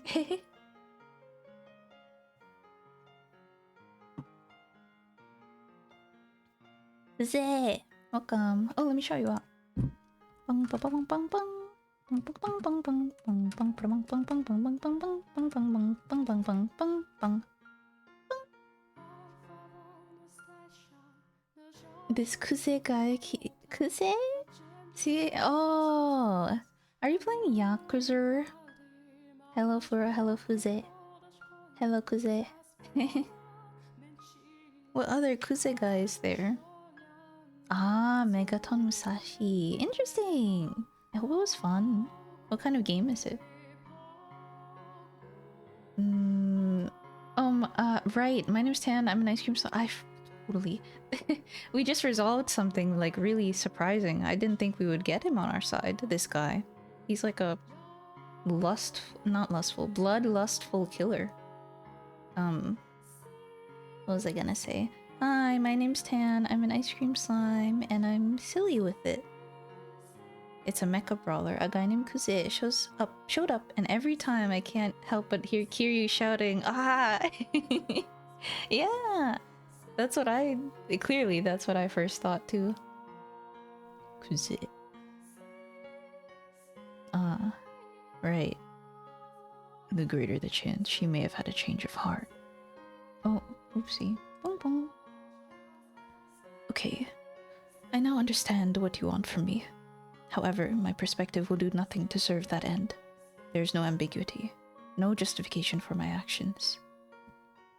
Regardless, I would still like you. Ooh, I would still like to know the whole truth if you're willing to tell me you're part of it. Okay, I'll come by your room later today. Huh. Hey, is it alright if I'm there too? Sorry, I would rather if you weren't. Why? Everything you need to know, I've told you already. I captured a witch. No, I kidnapped a young girl for profit and imprisoned her in the tower. My motivation, as I said, was to keep your church funded. Those are the facts. The things I did along the way were brutal and inhumane. I hope you can understand. Why I wouldn't want the woman I love to hear any of that. Oh, I understand. Man! I'll see you again later in the day. Sorry for almost cutting off your arm again. I'll be waiting. I should get going too. You're going to need medication and something to get that arm dressed properly. And if there's anything else I can get you, let me know.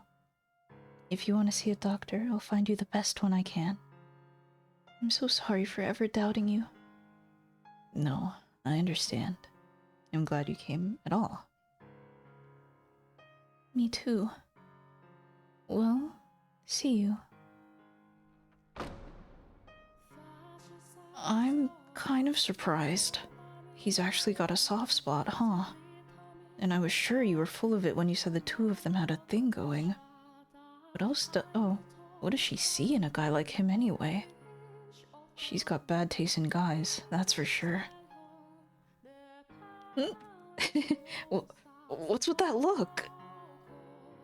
Just admiring your rather inappropriate remarks. Sorry. I was just so relieved it kind of came out.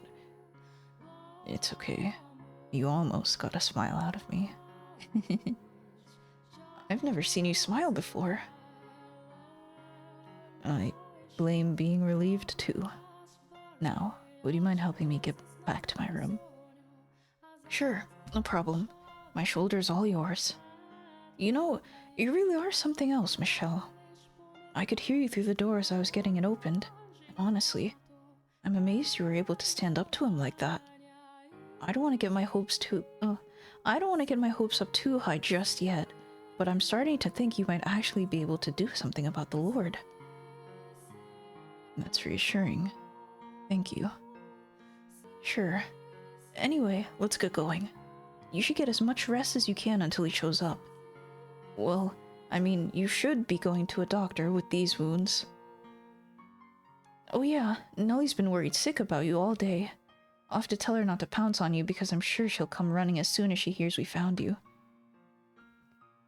Aww. Allies and friends! Oh, but no wife. Giselle, you were right. I do have people here who would support...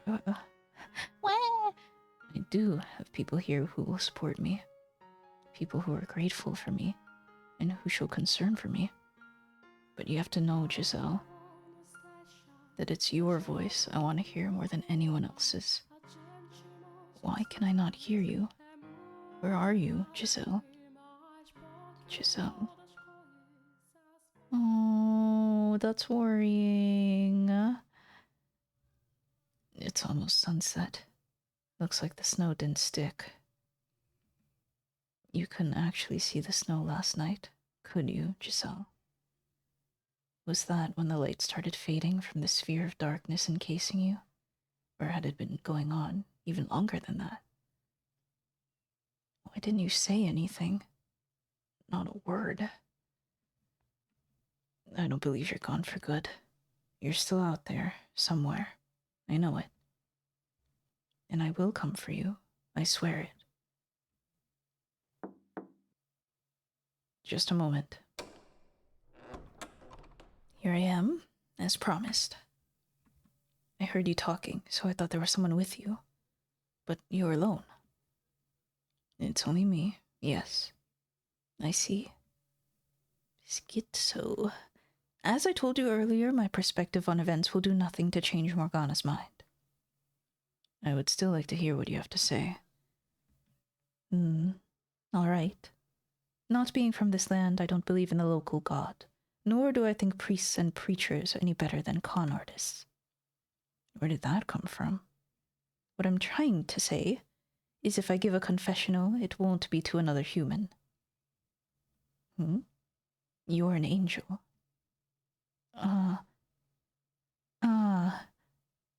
Come again. The angel from the stained glass window. That's you, isn't it? Wait, how on earth did you come to that conclusion?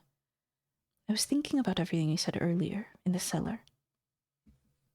The fact that you knew about Morgana, the fact that you could see into my heart, and in particular, all your talk about saving people's souls.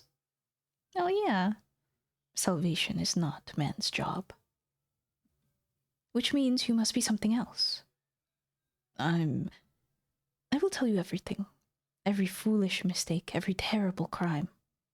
And in exchange, I would like you to tell me what I am to do next, to lead me down the path I am to take. I terrify myself. With every passing day, my ability to tell what direction I'm supposed to be heading in dulls. He loves bullshitting himself. What do you mean? Maybe.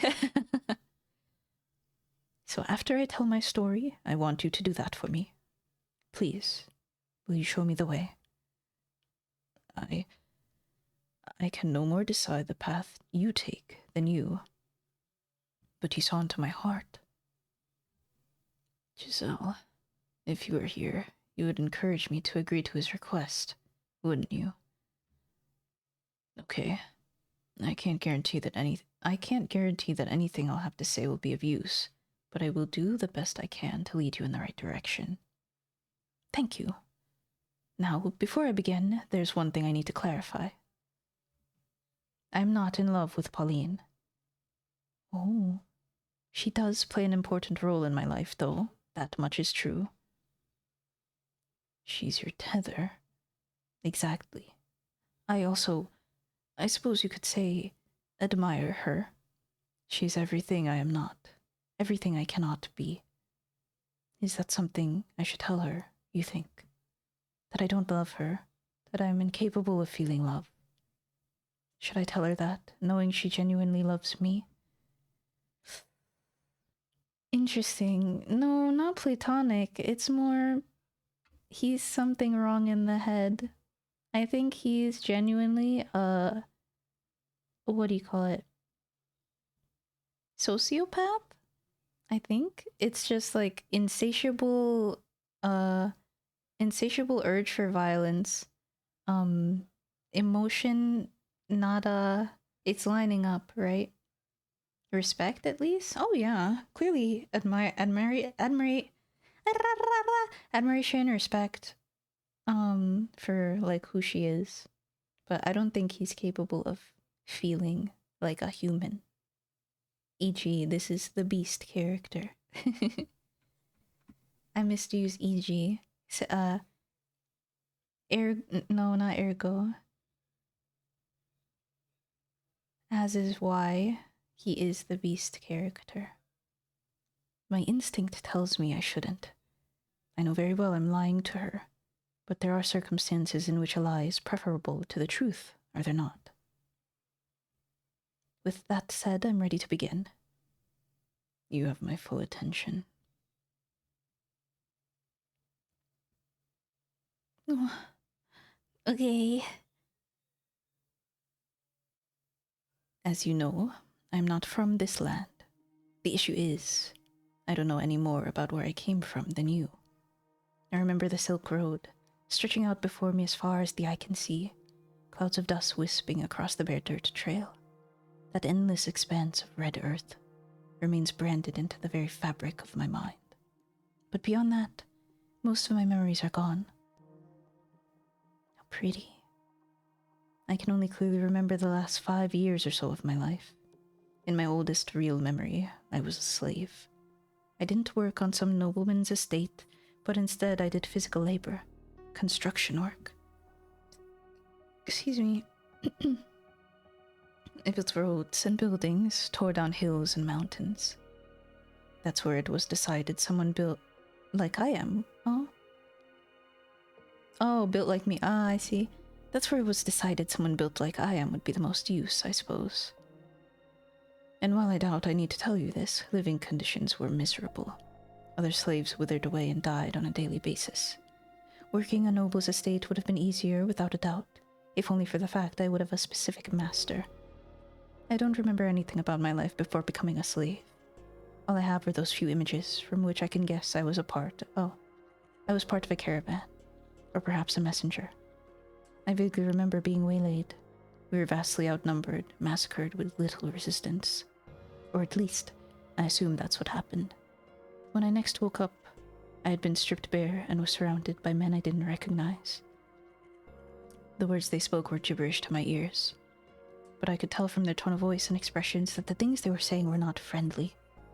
They seemed to be mocking me, laughing at me. As you might expect, I attempted to protest, but evidently I had been beaten quite badly while I was unconscious.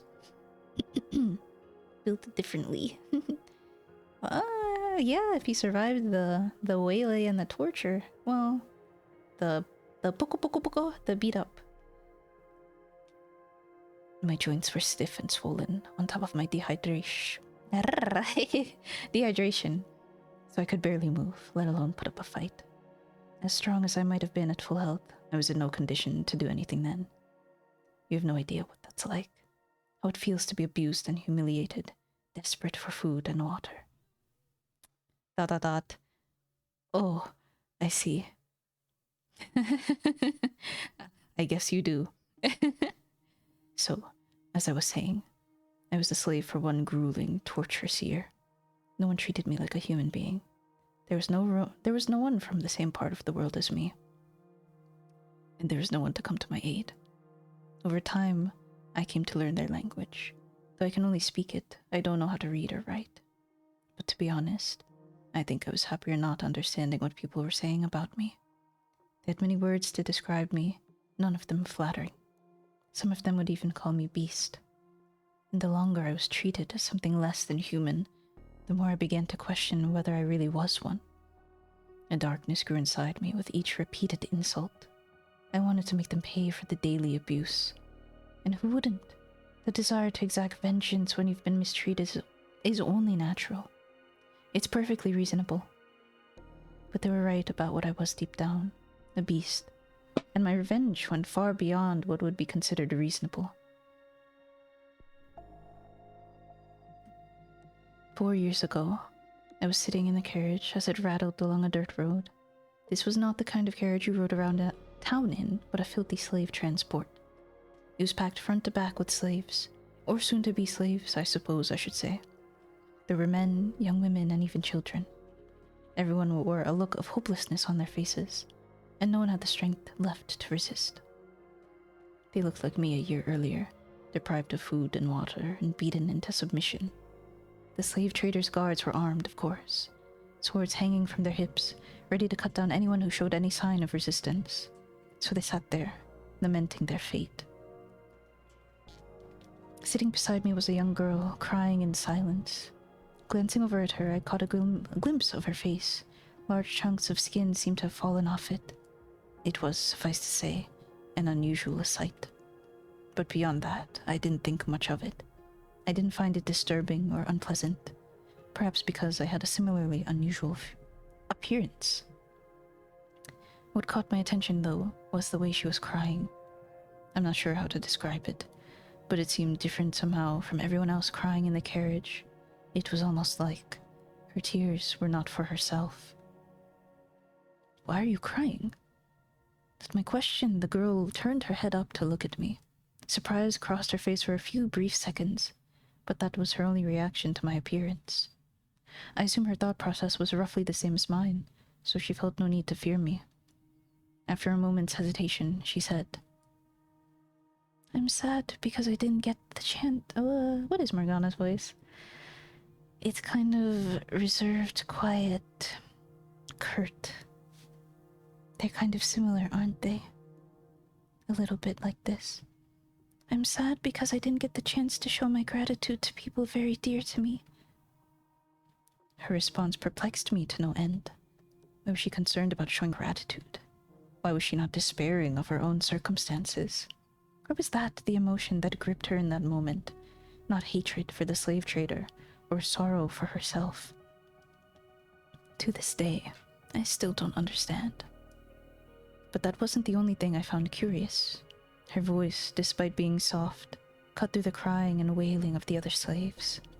I pictured it like a single patch of clear water in the middle of a swamp, untainted by its surroundings, gently undulating. One sentence was all she said, but there was something unbelievably calming about the sound of it. For a moment I was filled with a sense of tranquility, and though you may not believe it, I wanted to get her out of that filthy carriage, to undo the shackles threatening to taint her. And so I took action, driven by that desire. This is no lie, I promise.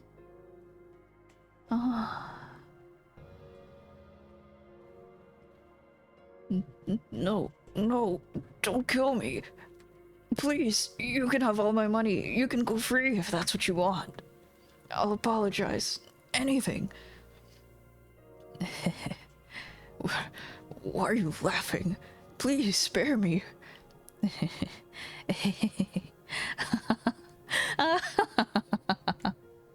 I have a wife and children. Please. I'm begging you. And why should I care?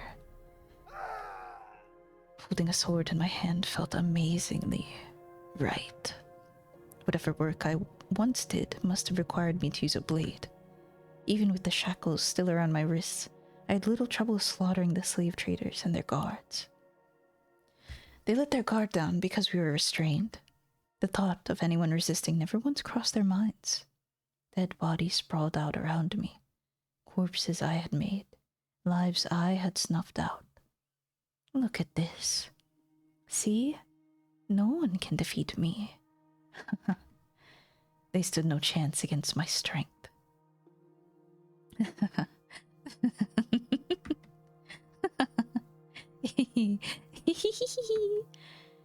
More. I need more. I need more. I don't have the words to describe the high it gave me, killing those men, the power I felt over them. I was driven mad by the stench of blood filling the air. No, it just drew out what was already there. If I weren't already deranged, the corpses would have had nothing to stimulate in the first place.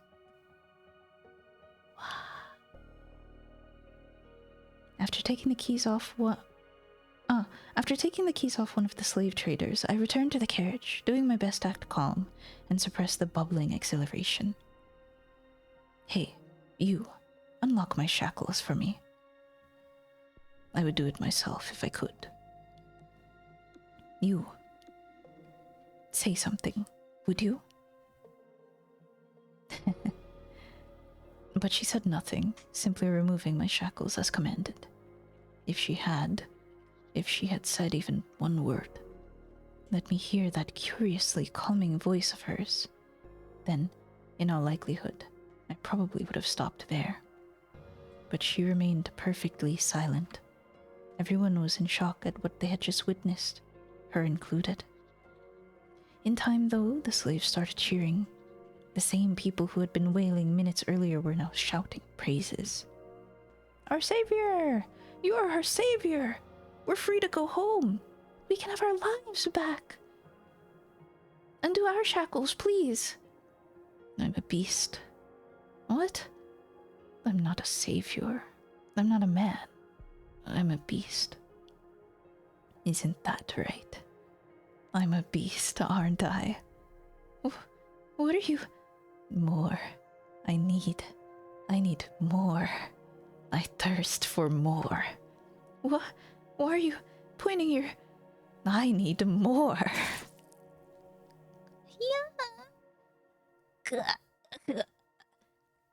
In that moment, the last of my reason dissolved.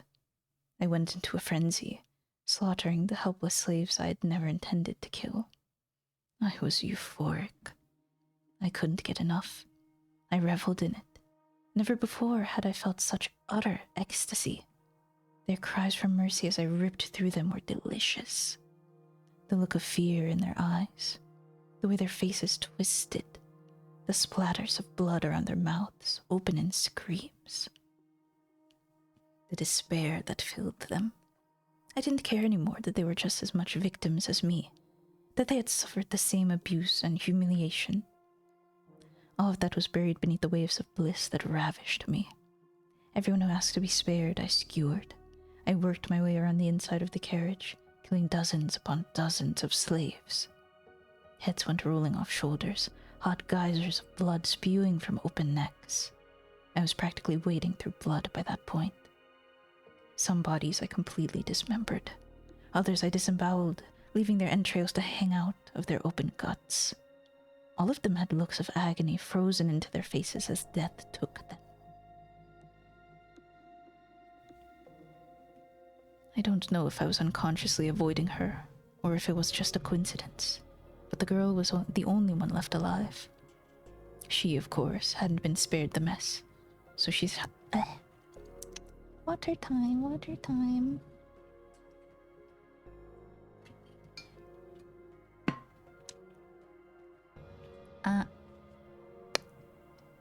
She, of course, hadn't been spared the mess, so she sat there drenched in sticky red gore. Her lips appeared to be trembling, though I couldn't tell for sure with so much of her skin missing. The fire inside me still burned white hot. She was the reason I had done any of this in the first place. I had stood up because I wanted to set her free.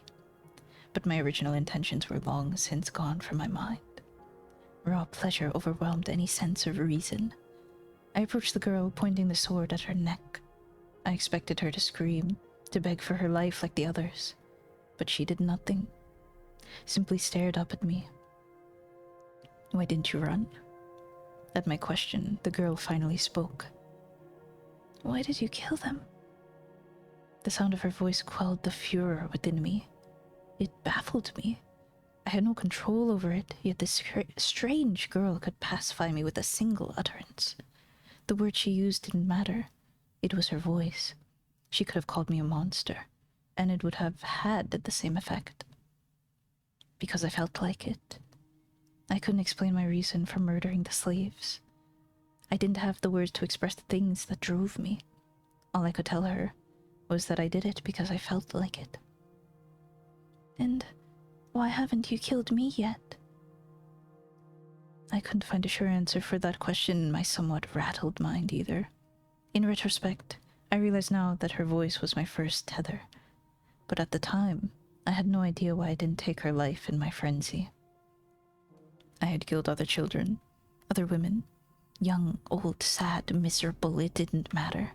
Nothing had so much as prickled to my conscience. I don't know, I said, and then I stepped off the carriage and walked away, left with questions I couldn't answer. Was I really a beast? Was unleashing my innate savagery and reveling in the massacre of helpless people really all I wanted? I didn't know. After escaping from the slave traders, I became something of a bandit. I had no hope of anyone taking me in. Not only was I a murderer, I was a foreigner. Nor did I have any chance of finding decent work. So I lived by the sword, killing and plundering. The money I honestly didn't give a damn about. I had no desire to be wealthy. It was simply a matter of survival. That and quenching my thirst. I went on for about 3 years like that. Until finally encountering something I couldn't defeat with my sword. No amount of muscle was enough to protect myself from disease. One day, I woke up with the chills, my vision blurry, barely able to move my own limbs. I set off for a nearby village, hoping to see a doctor, but my body didn't last that long. I collapsed on the side of the road, drained of my last strength. It was a moderately busy road at that, so I assume I had made it close to the city. Dozens of people passed by, silently pretending not to see anything. I didn't look like someone a respectable person would want to involve themselves with in normal circumstances, so it was no surprise they weren't interested in this sick, filthy foreign man. Excuse me. Hell, I couldn't remember the last time I had bathed. It was hard to look at me, let alone get anywhere with me, near me. Ah! This is where I'm going to die, I thought. It seemed like a suitable end to a mad, murderous monster's life, withering away on the side of the road beneath sneering passerby. The fact that I was still alive at all after 3 years of leeching off other people's lives was, itself, wrong. I didn't lament my impending demise. I accepted that such was the way of the world. But then, I glanced up to see a woman in a nun's habit looking down at me. Are you all right? Are you sick? I'm going to check your temperature, okay? Wow, you're burning up. You shouldn't be out here in this condition. Do you not have anywhere to go? Don't worry, I've got you covered. There's a church not too far from here. Hang in there just a little longer and you'll be fine. And what is your god going to do for me? He helps people in need. It's not very big, but we've always got room for people who need it. You can rest up in one of the open beds, and I should be able to get you a little something to eat. I promise it'll be better than staying out here at any rate. Can you stand? Not a problem. We can do this together. Put your arm around my shoulders. The church isn't that far. We can do it. You are going to carry me? Yep. It'll be fine. We'll make it one way or the other. What is this? Backstory? True, it is. Hi, Hybrid, welcome. This is the swordsman's backstory. And we are in the past trying to save Morgana. And it's Morgana's backstory as to why she cursed all of their souls. And we're trying for that not to happen.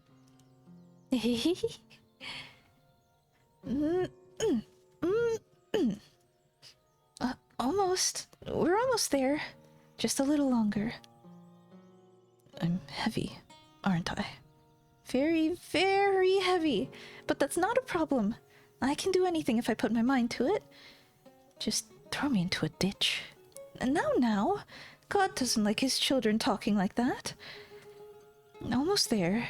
We're almost there. Yay. So, how are you feeling? Better, I hope. I've left some applesauce on the bedstand, if you're feeling up to eating anything. And you're welcome to stay here as long as you need to. Why did you help me? Because that's what people do. They help each other. That's not what most people do. I like to think it is. You church people are exceptions. I'm not sure I agree with that. This woman is... Oh, I forgot his voice and I've been doing it for like 10 minutes. Swordsman. Swordsman. He hasn't been on screen in a while. This woman is only showing me compassion because she doesn't know what I am. She wouldn't be so friendly if she knew I was a madman and a murderer. If there's anything else you want, let me know. I can't make you any fancy dinners, but if it's anything I can get, I will. Could you tell me your name? I'm Marie. Marie. After, who was it? The Virgin. You're not familiar with the Virgin Mary? Just look at me. I'm clearly not from these parts. Yeah, I can see that. So that would make you a traveler, huh? You speak the language really well, though. Oh, Jozu! I take it you've been here a while, then? Yes, I have. How exciting! So, when you're feeling better, maybe you could tell me about the country you came from. I've never been far from home, so I'm curious what it's like elsewhere. There's nothing I could tell you. It can be anything. Tell me about yourself if you want. I'm even less inclined to do that. Get better soon, okay? I'm looking forward to hearing all about it. I'm not sure there's anyone out there more deserving of the Virgin Mary's name. What was that? Your name. It suits you. Oh, no, not at all.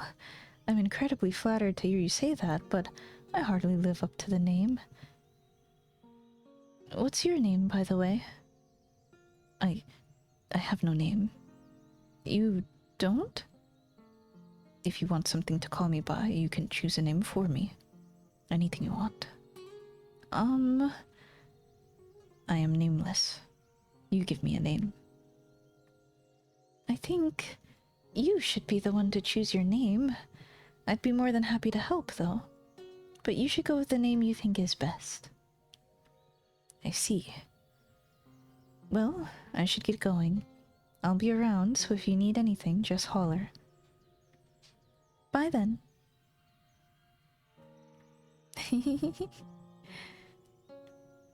How am I supposed to choose a name for myself when I don't know anything about me? Well, she doesn't know anything about you either. I recovered quickly with a proper bed and roof over my head. Out on the road, I'd been certain I stood no chance, but I was back on my feet after only 3 days at the church. My body was more resilient than even I knew. And now that I was back in health, I had no intention of sticking around. Thank you for everything. I would be dead if it weren't for you. No thanks necessary. I'm just glad to see you're feeling better. There's no need to be There's no need to be in such a rush to leave, you know. Stay a bit longer. Make sure everything's all right. I'm not going to stay any longer than necessary. If you're sure, take this as payment for the food and the lodgings. I can't accept that, no. We don't charge for charity. Charity is not free. You paid for it. Let me pay you back. I can't. Please, take the money. If you insist, I can accept it as a tithe. A tithe. Think of it like a donation to the church. Like you said, the work we do isn't free. All right then, a tithe it is. Thank you, and may God bless you for your generosity. So long. Hey, if you're ever in the area, maybe you could stop by sometime. I never did get the chance to have that talk with you, and I was really looking forward to it too. I'll just cause you more trouble. What? No, you wouldn't. What makes you think that? Are you afraid you'll Skill. Naming myself after the last things I did / seen. Sword tired alive man. Yeah, I'm haven't been showered in a while. I don't remember the last time I showered a man. I wonder what his name is, actually. If he ever chose one. Are you afraid you'll scare people off because you look different? I really don't think you need to be worried about that. It's not just my appearance. Do you mean it? That it won't be any trouble having me around? I absolutely mean it. Okay, I'll consider it. Wonderful. I can't wait to see you again. Yeah.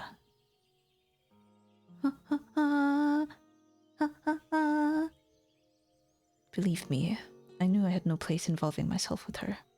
A killer making himself comfortable in the house of God. I don't even believe in their deity, and I knew that and I still knew that nothing. No, I don't even believe in their deity, and I still knew that was nothing if not extremely disrespectful. The money I donated to her church wasn't even clean. It was stolen. I didn't feel the slightest bit guilty about it, though. I was more than conscious of what I was doing, but none of that mattered to me. She had smiled when she took it. That was enough. Seeing the nun smile put my heart at ease, much like the sound of the slave girl's voice had several years before. It restrained me, suppressed my urges. That smiling face was my new tether. I had always believed that I was at my happiest while torturing people, that my thirst for murder was ingrained in my soul. But as exhilarating as taking others' lives was, there was a part of me that yearned for peace. I'd gotten a taste of that with her, and I wanted more. Even knowing I had no place in that world, that peace was something I would never attain, still I longed for it. This boy talk a lot. It started with brief visits every few months. In time, though, their frequency began to increase. Soon it was once a month, then twice, then once a week. The length of my visits gradually grew as well. Every time I showed up, the nun greeted me with a smile, quenching my thirst without the need for blood. Hi, Ribs. Hello, hello, hello, hello, hello, hello. The more we met, the more I endeavored to be a normal man. ASMR addict. What? Oh, thank you. I should. You're right, you're right, you're right.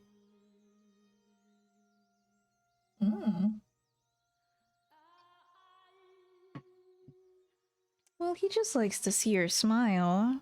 It's not lustful. The more we met, the more I had endeavored to be a normal man around her, or to play the part of one. I thought that if I had acted like there was nothing wrong with me, then I wouldn't be out of place at her side. I wanted to feel like I belonged in that peaceful world where she lived.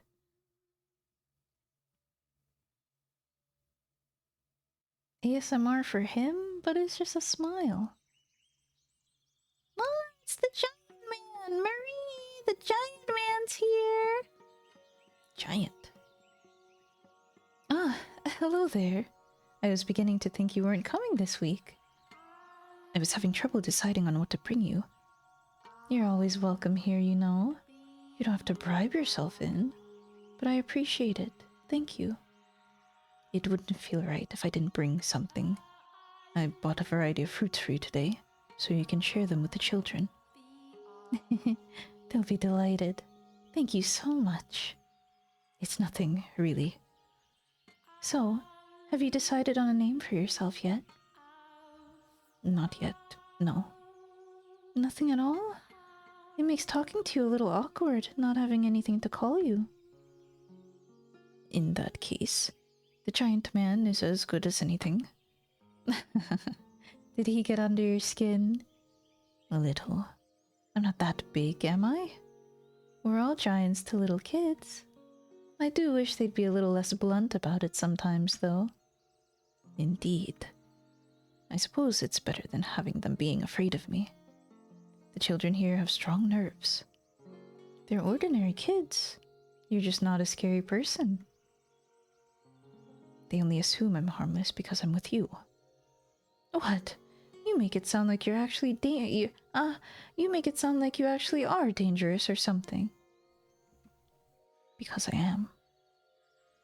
Don't get worked up about it. The only thing different about us is our race. Everything else is exactly the same. I'm not so sure. You must have had some pretty awful experiences because of your appearance then, to make you so concerned about it. I wish I could say I understood your pain. But I'm white. That's not necessary. But if I could, then maybe I'd feel a little closer to you. If only I could be even half as the same race as you. Huh? If only I could be even half the same race as you. Huh? You have nothing to gain from being more like me. You don't think so? I think there's a lot that would be nice about it. I would probably have really pretty black hair at least. If I'm ever reborn, I'd like to be more like you. Aww. Why are you so obsessed with being like me? I um, I just am? Oh. Yeah. Hmm. That was about the time I started noticing the feelings she had for me. At first, I thought I was simply being egotistical. There was no way a woman like her would be interested in a man like me. But I couldn't think of any other explanation for the way she looked at me. Back then, I believed I loved her too.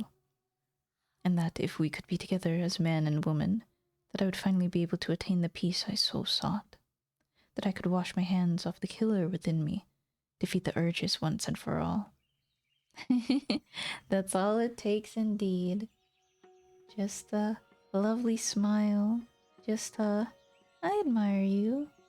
No kiss.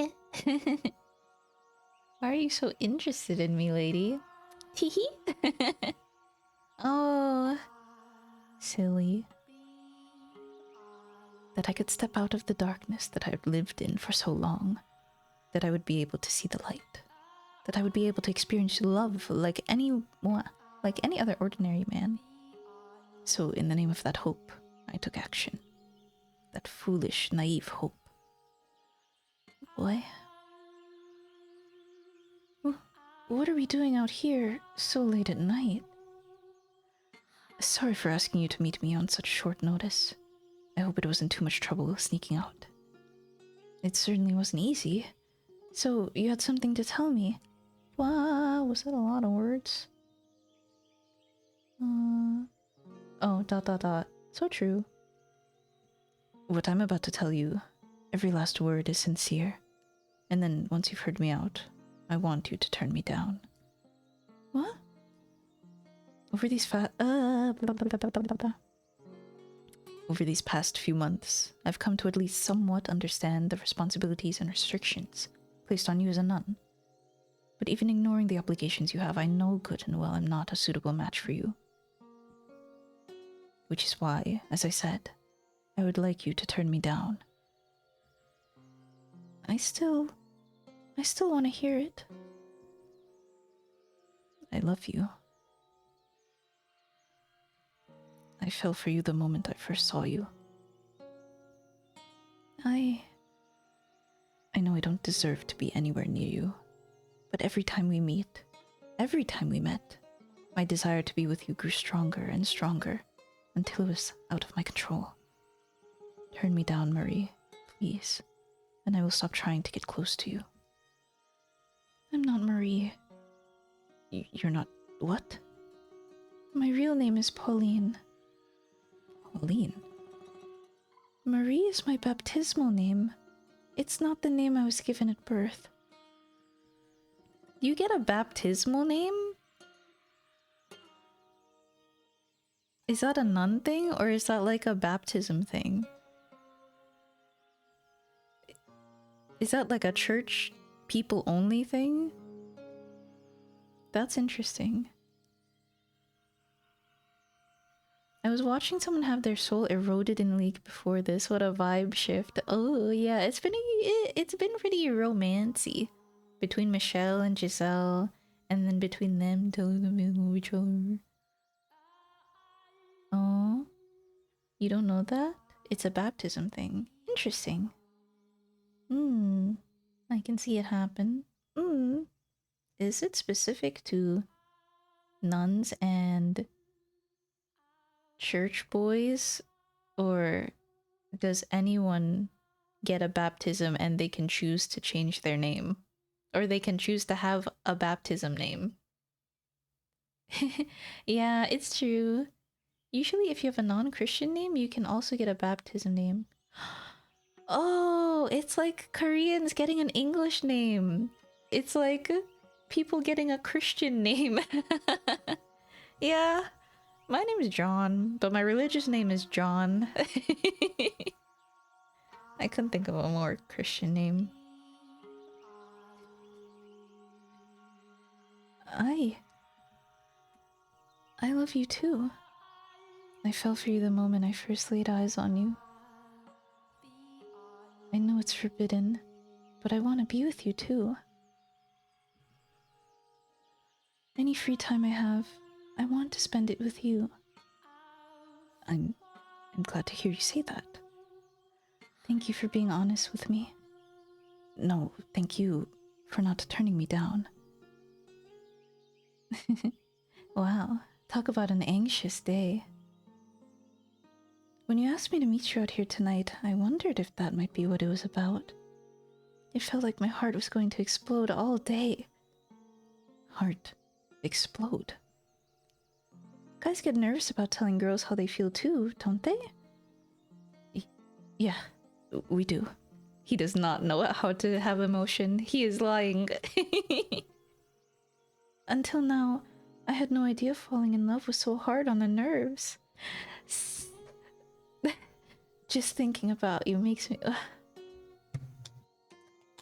Just thinking about you makes my mind turn to mush. It's hard to work like that, you know?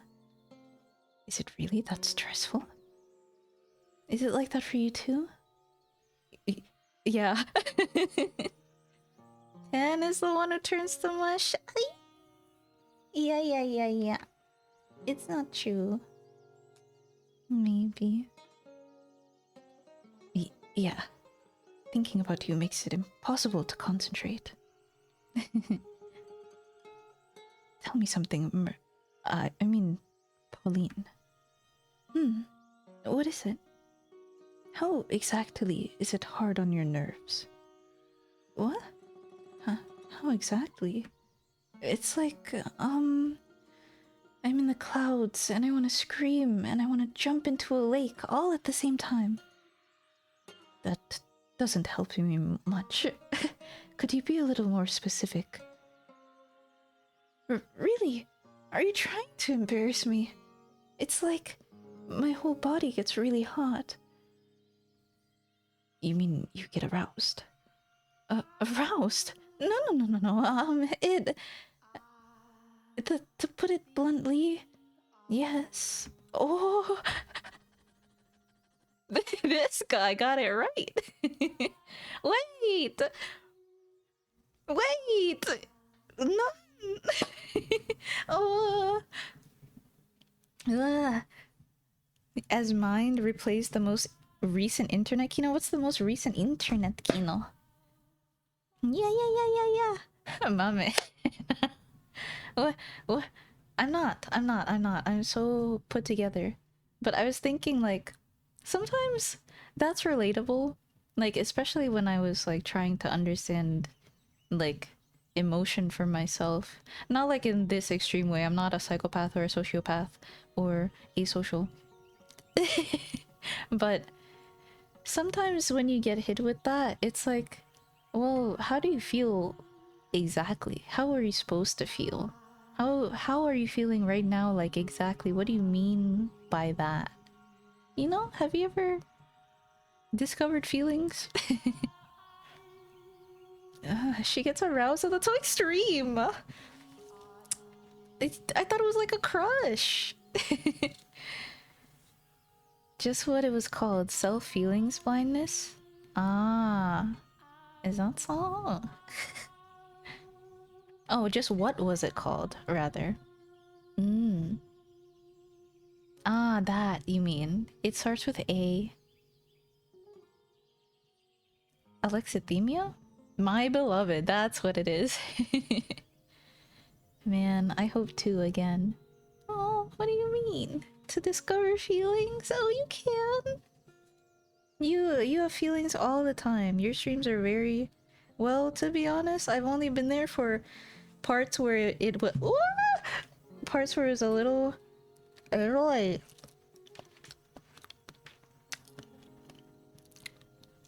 But they were engaging. William Dafoe image. I'm something of a pervert myself. Alexithymia, sorry.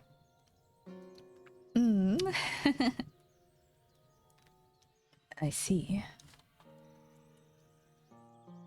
You're a real jerk, you know. You shouldn't go around trying to humiliate ladies. Not that... sorry, I didn't mean to. Oh, you... Well, that was insightful. So I'm not in love with her, or romantically attracted to her. Or even physically attracted to her. Wow. All I want from her is her smile. Wow, interesting. Hehe. Nikia, hello. Hello, sweet ice cream lady. Hello, Nick. Welcome.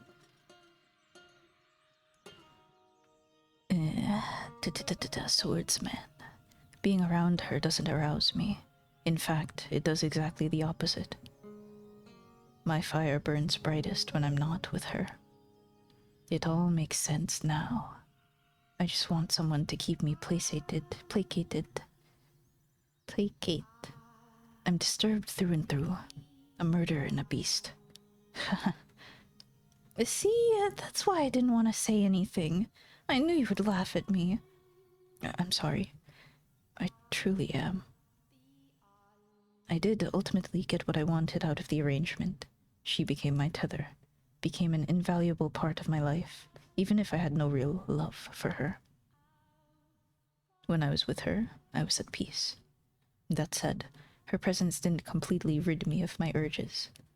I was still occasionally struck with bouts of insatiable thirst, overwhelming desire to mutilate anyone who came into my line of sight. And sometimes, Pauline became the object of that desire. It goes without saying that I never did draw my sword on her, but I had no way of knowing when I might lose control. And if I ever did kill her, then there would be nothing left to keep me from regressing completely into a beast. Yeah, I wonder what happens in the second door of Fata Morgana. Pauline and I arranged regular nighttime meetings, though never once did I help. Drink, drink, drink, drink.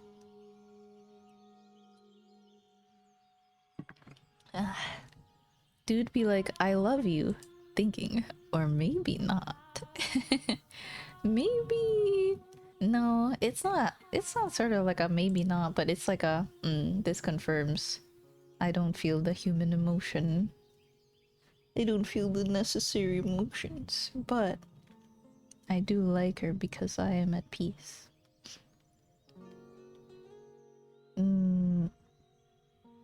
Pauline and I arranged regular nighttime meetings, though never once did I tell her how I truly felt.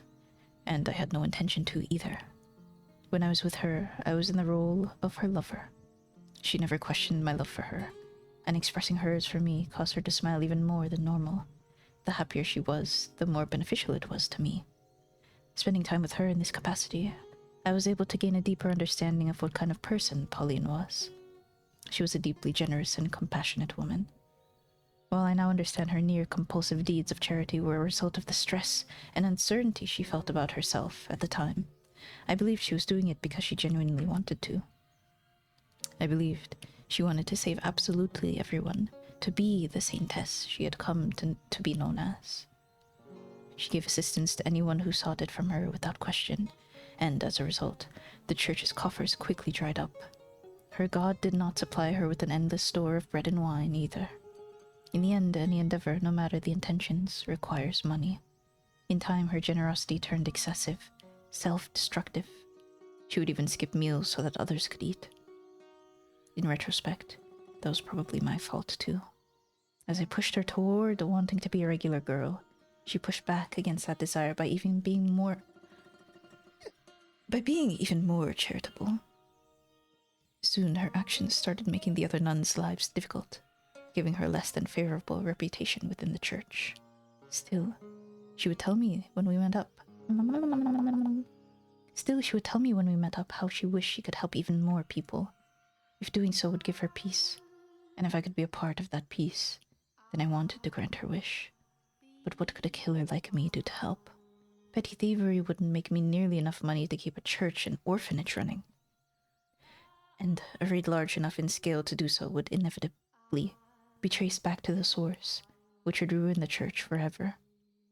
I was a murderer to acquire such a large sum of money. I was ready to jump at any opportunity that presented itself when I received a summons from the Lord. Then that's how they were acquainted. I have a beast inside me. Only you can calm it. Oh, it's this motherfucker. Oh no, what's his voice? It's kind of like that. He's kinda... It's Jacopo. He's a part of the mafioso, but not really. He's like a businessman. He's a businessman. And he's got high haunches. No. He's hot on his haunches. No. What is the word? What is the phrase? It's Jacopo, baby. Yo! It's been a long time since we've seen him. Like chapter 3? Chapter 4? I don't know what that is. Falsetto Brooklyn?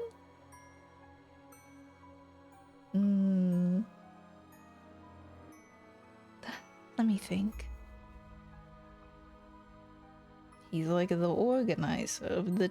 Is that correct? I guess so. I take it you're the Oriental man who's been seen buzzing around the... Try again. He got drip. He is the Lord.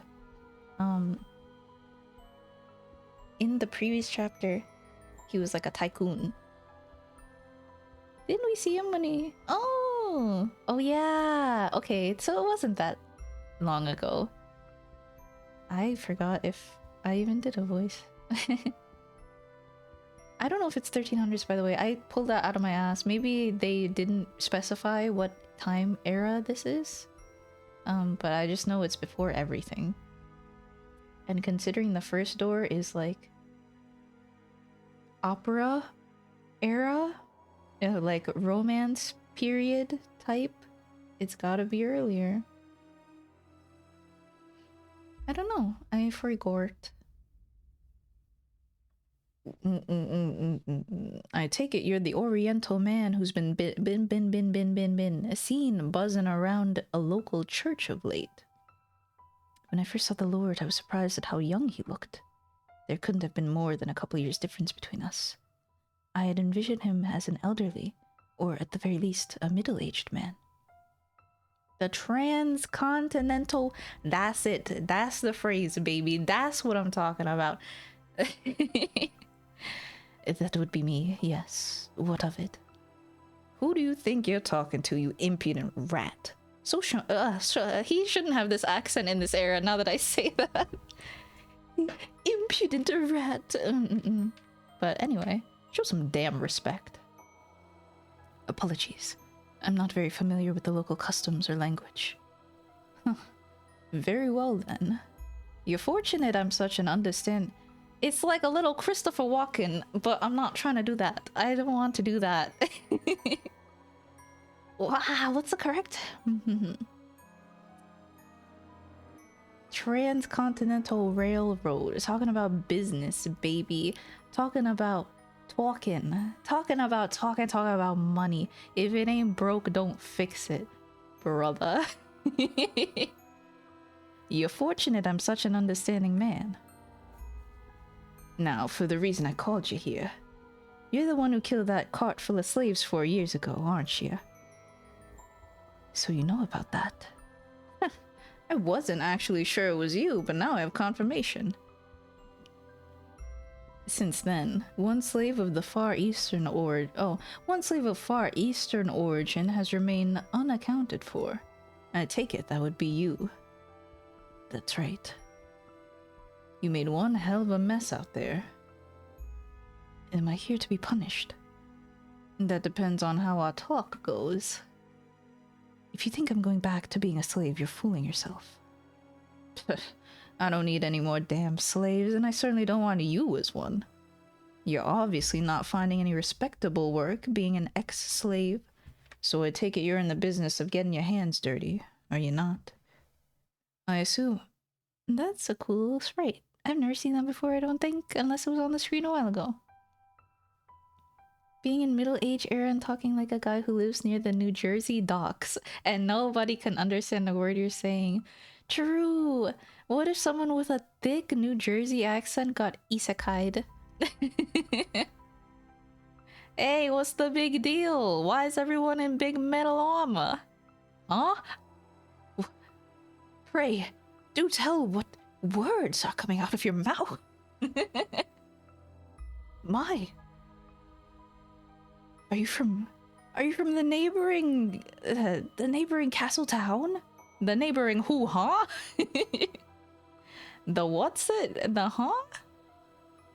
I assume you're playing cat burglar or something, living off whatever you can swipe from the nearest unlucky bastard. Correct. Isn't it comical then that you would choose God's sacred house to stretch your legs in, you filthy dog? I absolutely agree. I thought that would get a reaction out of you, but it seems you got no bite in you today. Never mind, let's get down to business. You're gonna help me out with the little something I'm working on. Help you out, help you with what exactly? Something that's going to make me a lot of money. And if you lend a hand, I'll make sure you're well taken care of. Along with the church you're so fond of, and the nun you've taken a liking to. That nun of yours has made quite the name for herself. Out in the city proper, people have started calling her the Saintess. If they're right about that, she is. Heh. The commoners love their heroes and saints. They eat that rubbish right up. But saint or not, you can't simply create food from nothing. Her work is causing financial troubles for the church, is it not? It is, yes. If you help me with this, I'm offering you an entirely new church. One where she has complete control to do as she wishes. She'll make it into the biggest church in the city. I'm gonna make you a star, honey. She'll be able to help even more people, which should surely please her. What would you have me do? Jumping at the first whiff of scraps. You really are a dog, aren't you? I don't like conversations that overstay their welcome. Fair enough. Then let's get to business. Not far from here lives a witch whose blood has the power to cause miracles. Miracle blood? Sounds like a sham to me. You never know.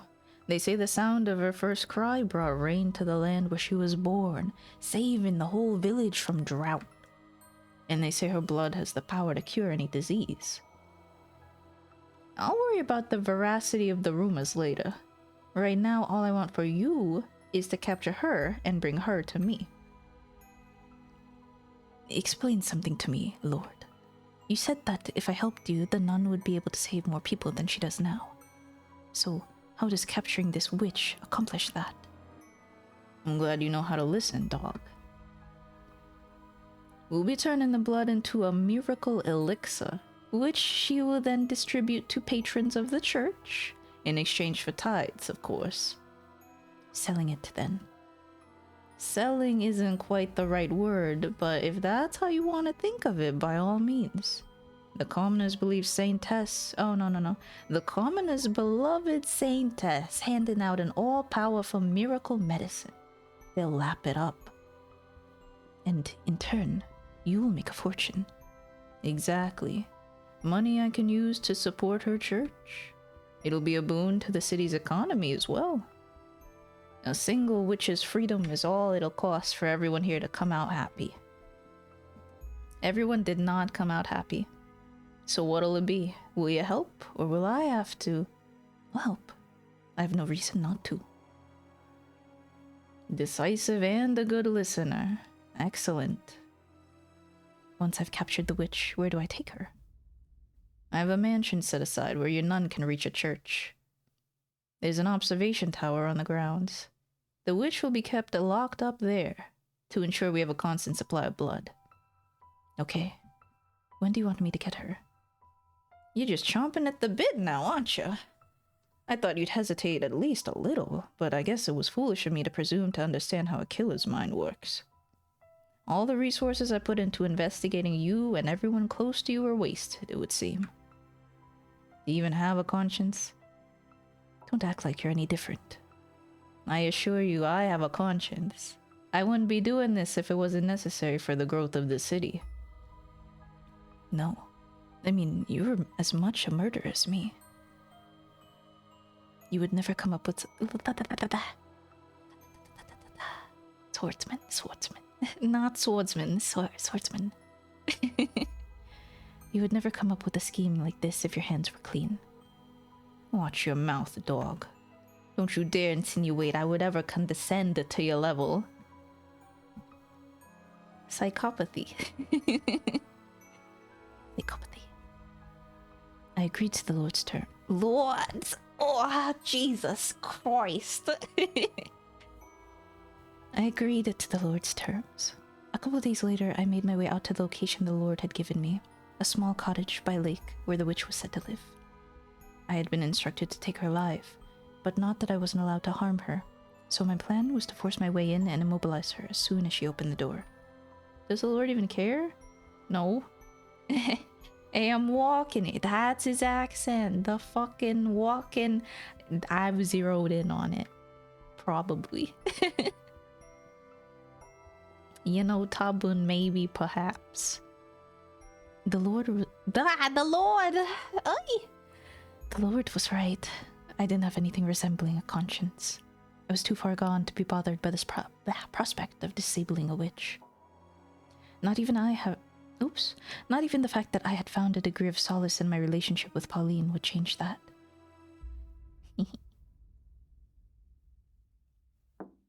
However, who's there? When I heard the witch's voice through the door, I froze. It was the girl from 4 years earlier. I didn't even have to see her. I knew right away. I wouldn't mistake that voice, that stream of pure, clear water cutting through the grime, for anything. I would never forget the first thing that had ever managed to suppress my desires, my first tether. When the Lord told me about the witch, I never once expected it to be her. Who is it? Are you the witch with the miracle blood? My hand rested on the hilt of my sword. I had at first meant to break down the door if she wouldn't open it for me. Please leave. However, when I heard that voice, my hand fell limp. Please stay away from my home. I am in need of your blood. Could you not spare a little? I have nothing to spare for a man like you. My blood is only for the sick and needy. So please, go away. Stay away from me. I'm begging you. Get away from this place. You're a murderer. I want nothing to do with you. So please, just go away. As you say. As she had commanded, I took my leave of her cottage, in somewhat of a haze. It should have come as no surprise, but in the 4 years since our last encounter, she had no kind words left to spare me. Yet even in her derision, I still felt myself being calmed by the sound of her voice. I debated with myself. Should I do as the Lord requested and capture her? Or should I let her go free, as I had done 4 years earlier? You already know what I decided to do. You already know what I decided to do, don't you? Do though, don't you? Yeah.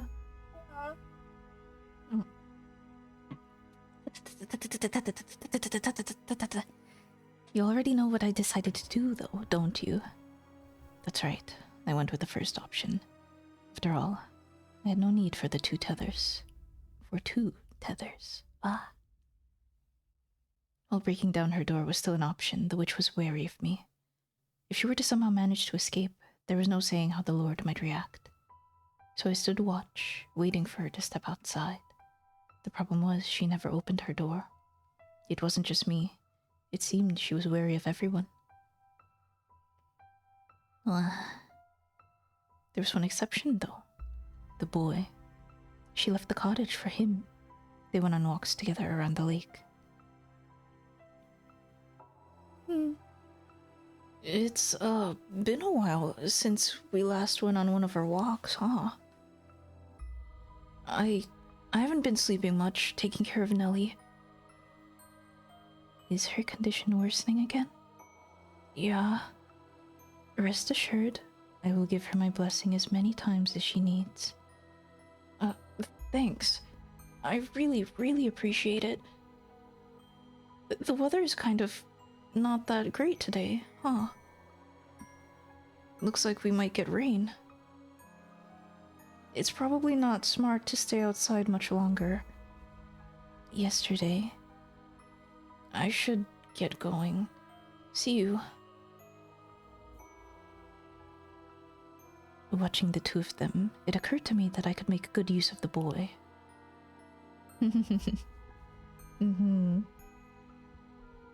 You have two options. Take them or leave them. Either you say no and protect the witch. Get away. Or you help me capture her.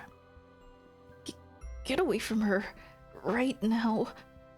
And if you choose the witch, I killed the girl. Get away. Make your decision. Get away from her. You have until the count of 10. If you don't choose, I kill the girl. 10, 9, 8, 7,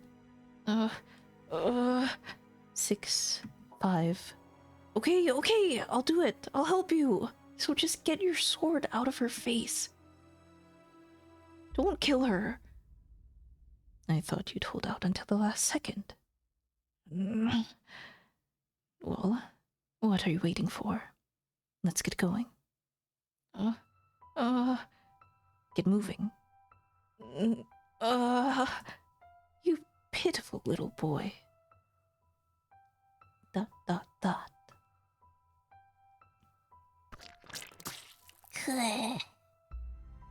And,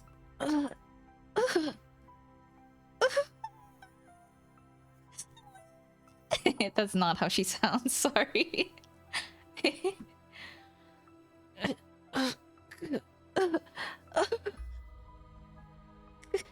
Get back. No. Stay away from me. No. Help. Don't kill me.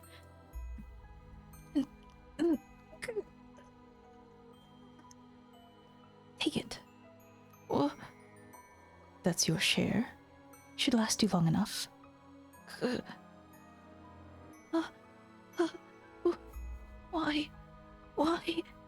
Why did you take my arm?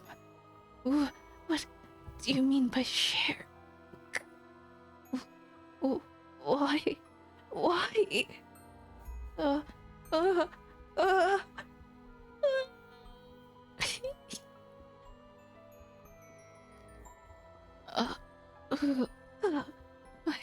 My arm.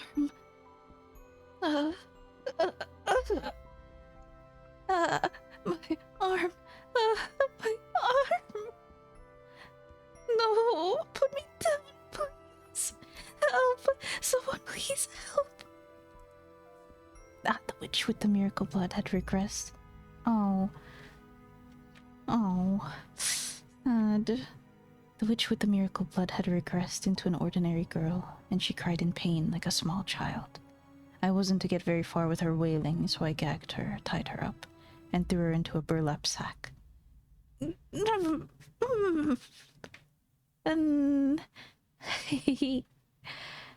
Oh, nothing personal. I just need your blood. It does. No. Without it, she'll lose her church.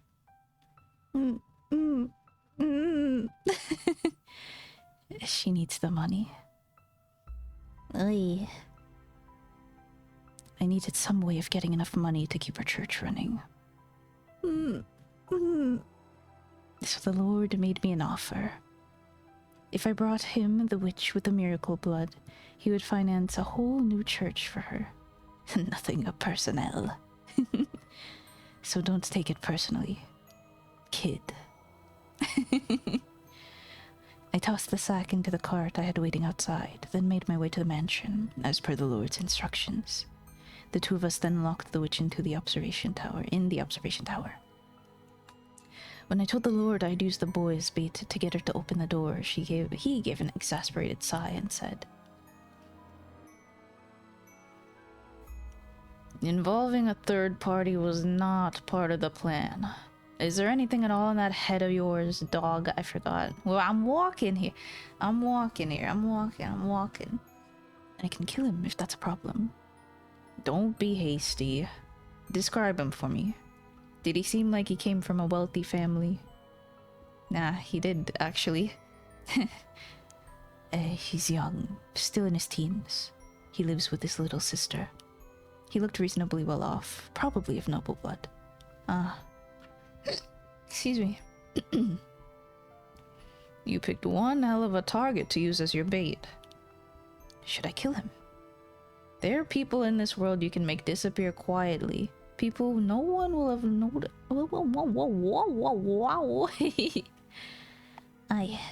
People no one will notice have gone missing. You're one of them. The boy, he most likely isn't. Was the boy at all interested in the witch's blood? He seemed to be. Well, that makes things a little easier. We just have to make him into an accomplice then. The boy. It's the boy. That's everything. Up to about 6 months ago. You know what happened next, I presume. I threatened Mel, forced him to join us. He needed the blood for his sister, but even without that excuse, he didn't have the courage to run. Me, on the other hand, I involved myself of my own will. I had no reason to try to get back out. In fact, being put in charge of one of 3 keys gave me an excuse to meet up with her more often. The arrangement was quite beneficial for me. Hey, I heard the news. You were selected to be part of the Lord's personal guard. Now you've got it made. Congratulations. You exaggerate. It's nothing. Oh, now, don't be... no need to be humble. He wouldn't have picked you if he didn't really trust you. Everyone around here knows just how hard it is to earn the Lord's trust. If you say so. It hasn't been easy for him, I hear. He only assigns those he really trusts to work so close to him. I hope you're right. He trusts you, I'm sure of it. I certainly can't tell her the real reason I suddenly became his guard. And I've got some more exciting news too. The Lord sent a messenger for me earlier. Apparently he's building a new church, and he wants me to serve as a nun there. Can you believe it? You shouldn't be surprised. You are the city's saintess, after all. It's a little wonder you would be his first choice. I really don't think I'm that important. Do not want the position. No, I'm delighted to have such an incredible opportunity. This will allow me to help so many more people than before. It's wonderful news. That's good to hear. Tell me, I'm not wrong in thinking helping people is the one thing you want more than anything else, am I? Right. That's what I want more than anything in the world. I see. Hey, smile for me, would you? Huh? I've been smiling this whole time, haven't I? Not just now. Forever. Of course. When I'm with you, nothing could possibly take the smile off my face. I'm glad to hear it. Ha ha ha ha ha ha ha ha. Oh. I never knew someone could lose so much weight while still eating every day. We might have to increase your portions.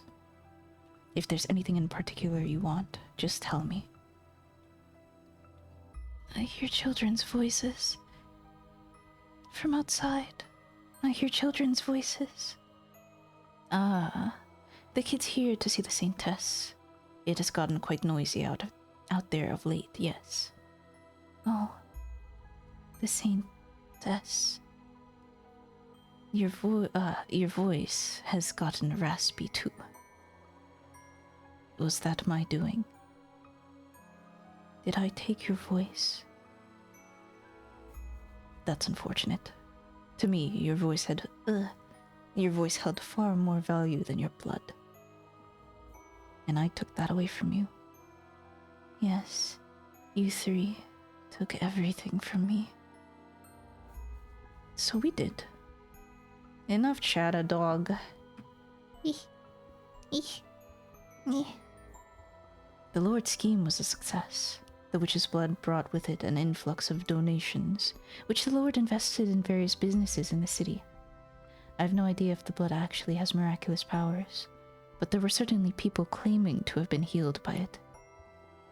It wasn't long before people who weren't sick started making use of the supposed cure-all medication, saying it had preventative properties as well.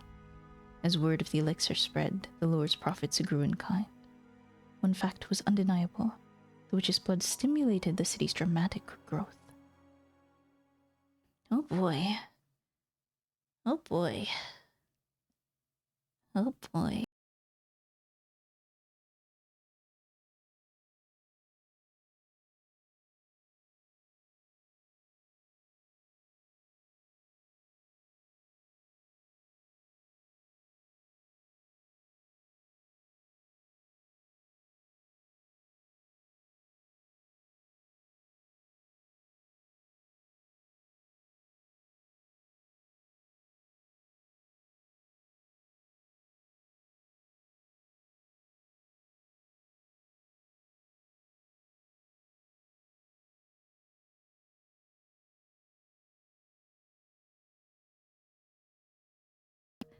What? What? What? Why F? Wait, why F? Did he... Did something happen? Oh, the stream died. Oh my. I didn't realize. Thank you. Hi. Welcome back. Sorry, don't know what that was. Let me check.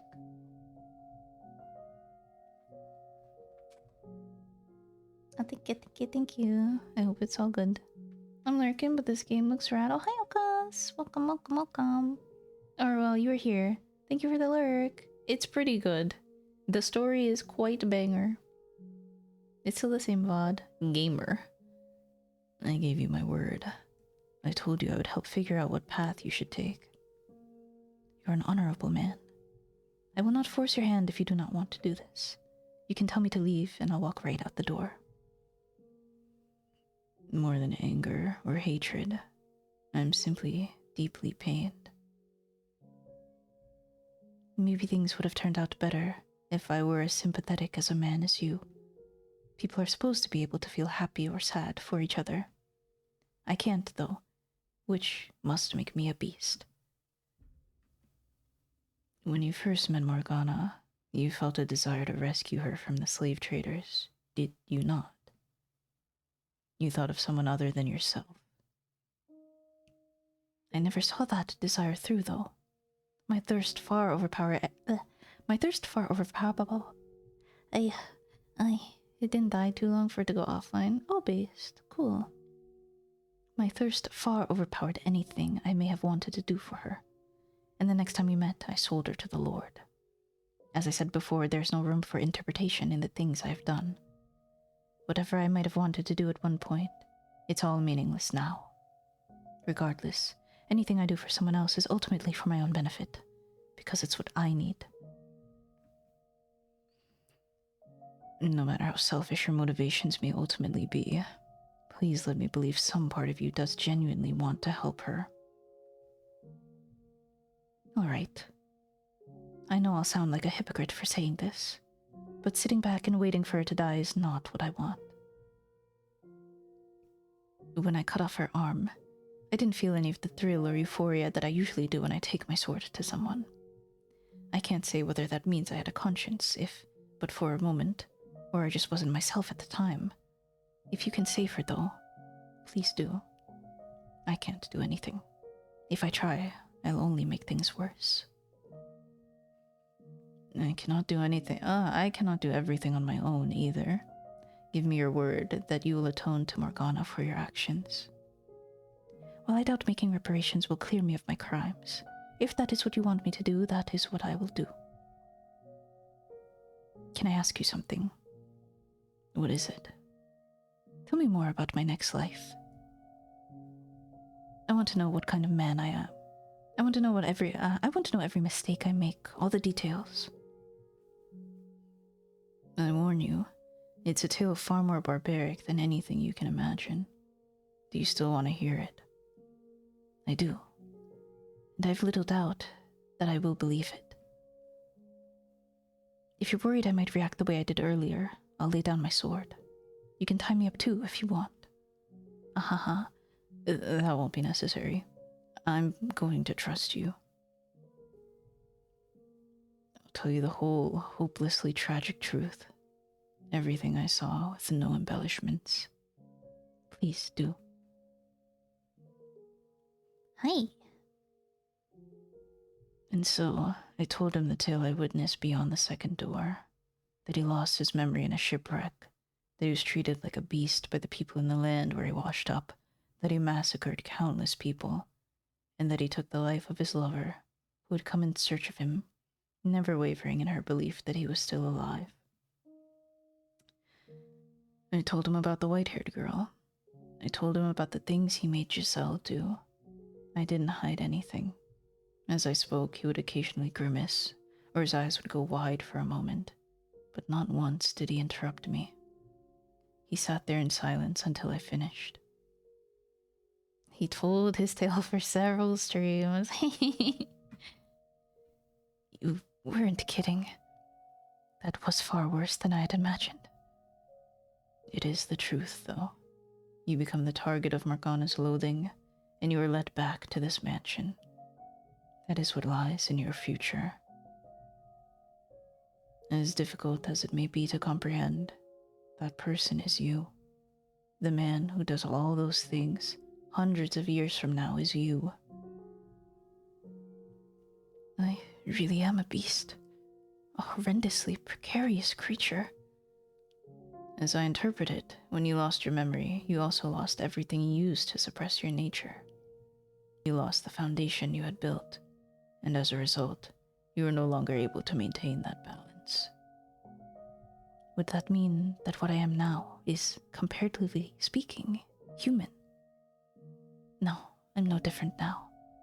I have no more control over myself when I'm killing people than the man you described.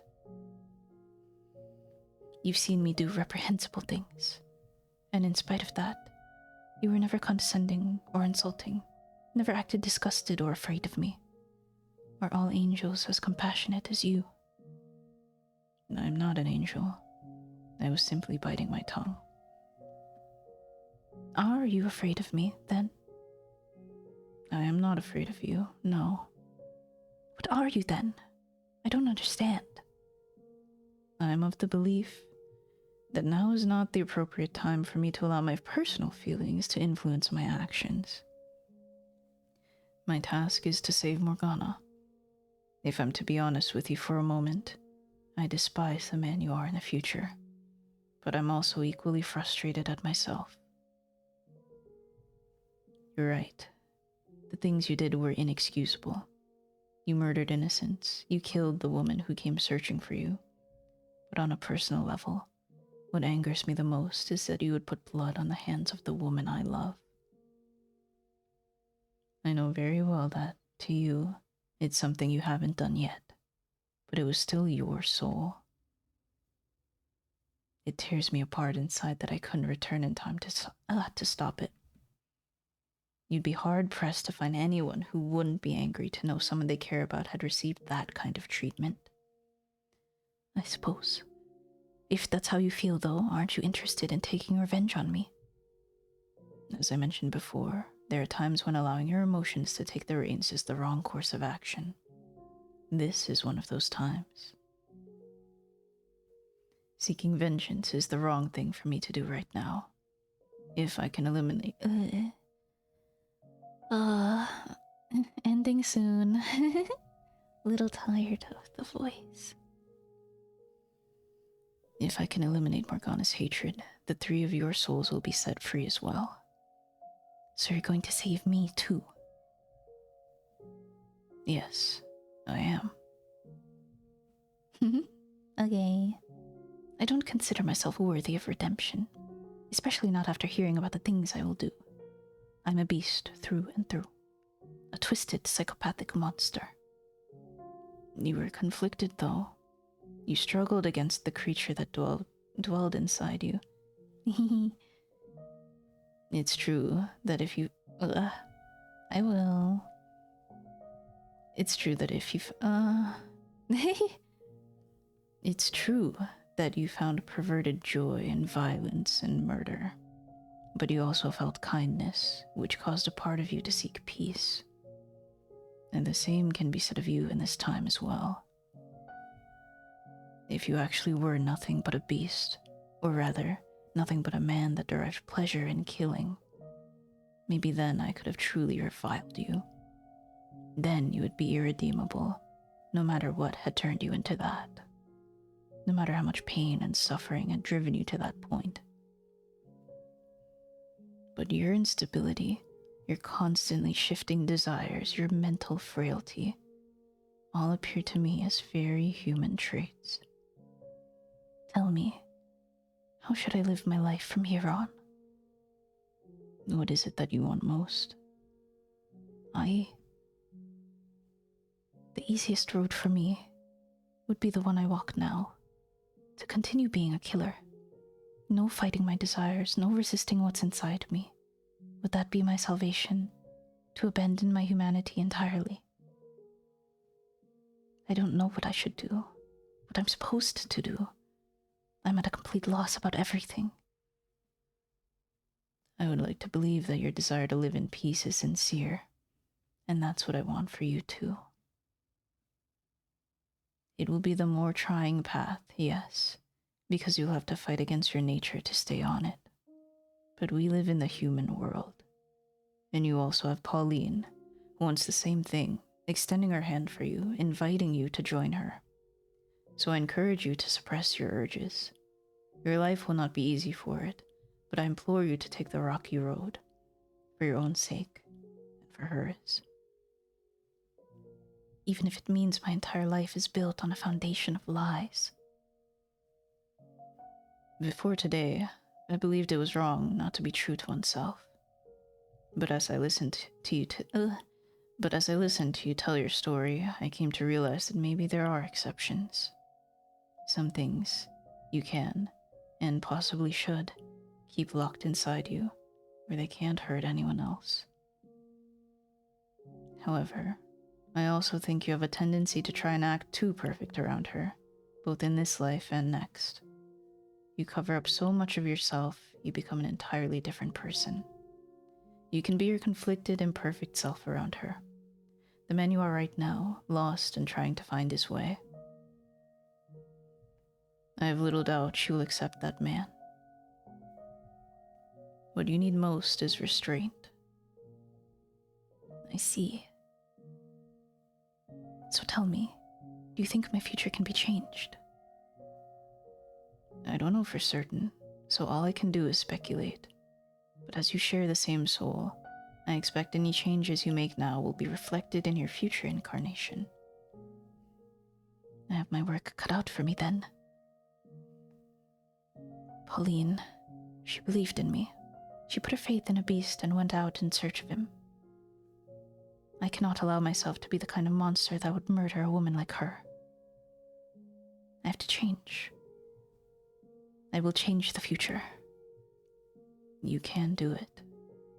When my life here has come to an end, I vow to make my next one better. Thank you for listening to me, and for giving me guidance. I can't say I'm particularly suited for the job. Knowing that my words are going to influence the direction of another's life is an unimaginable amount of pressure. I don't know. I say you pull it off well enough.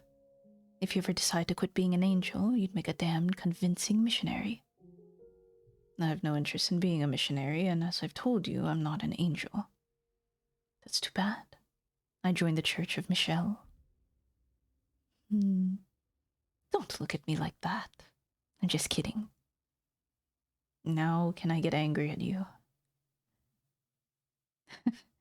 As I've been telling you, I'm an ordinary man. I'm not special in any way, like you seem to think I am. You're not ordinary. You're different, but not in the same way I am.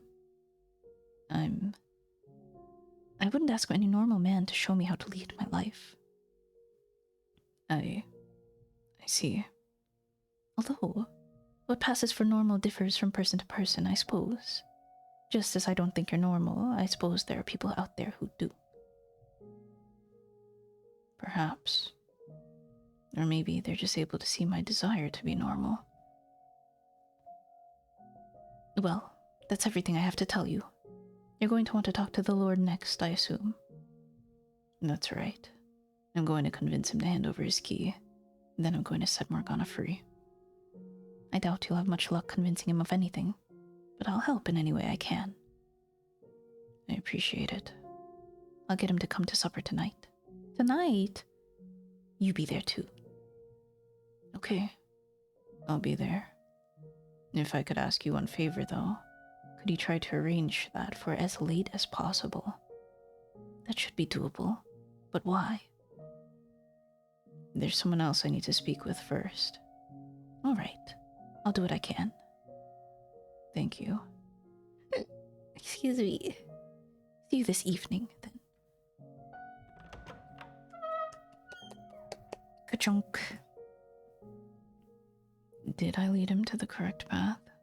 Will he actually find redemption at the end of it? No, I made the right decision. Even if he doesn't in this life, there's enough of a chance that he will in his next. One left, and that's it. I'm almost there, Giselle.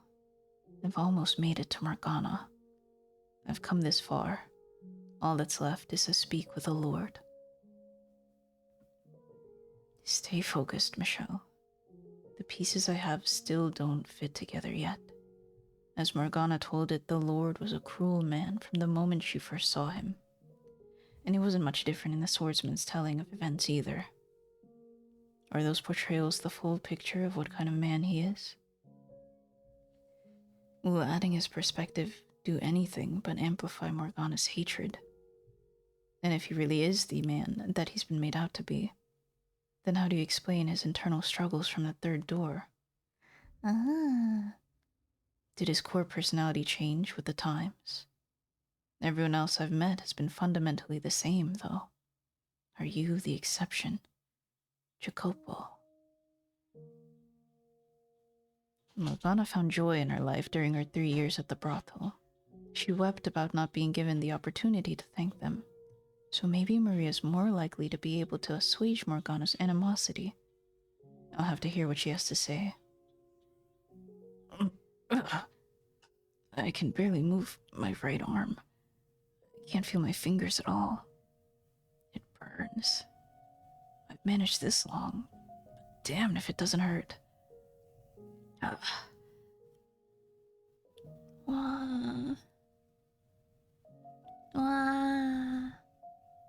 Yeah.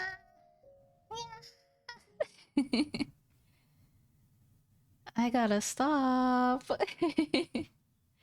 Yahoo! Yay! Yahoo! Woohoo! Yippee! I realized that I wasn't speaking. Yeah. From my stomach, and I was using my throat, and that's probably bad for the muscles. But it's okay. Ganyang! All done! Wahoo! Yay! Wahoo! Yippee! I can't believe we're going to talk to Jacopo. I really thought that we would have to kill those two.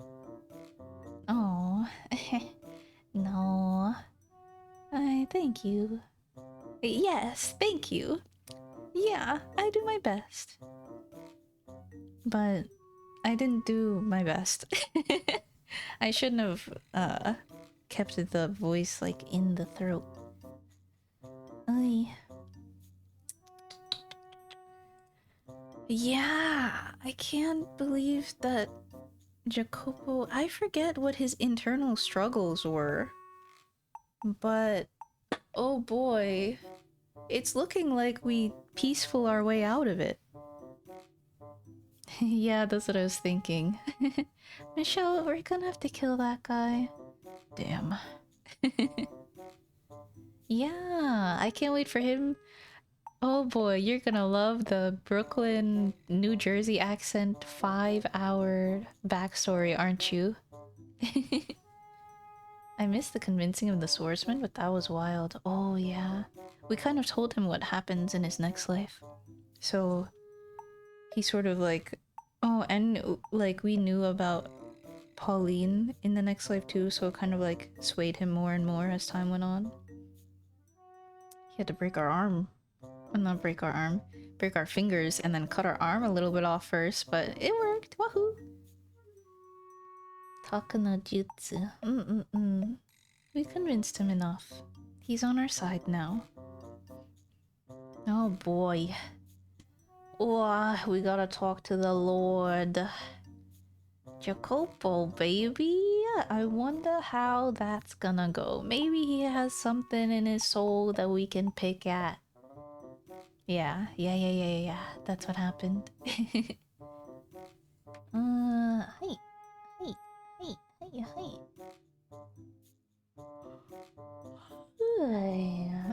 Hmm. はい、どうぞ。はい、どうぞ。はい、どうぞ。おわわわ。Let me look. Let me view.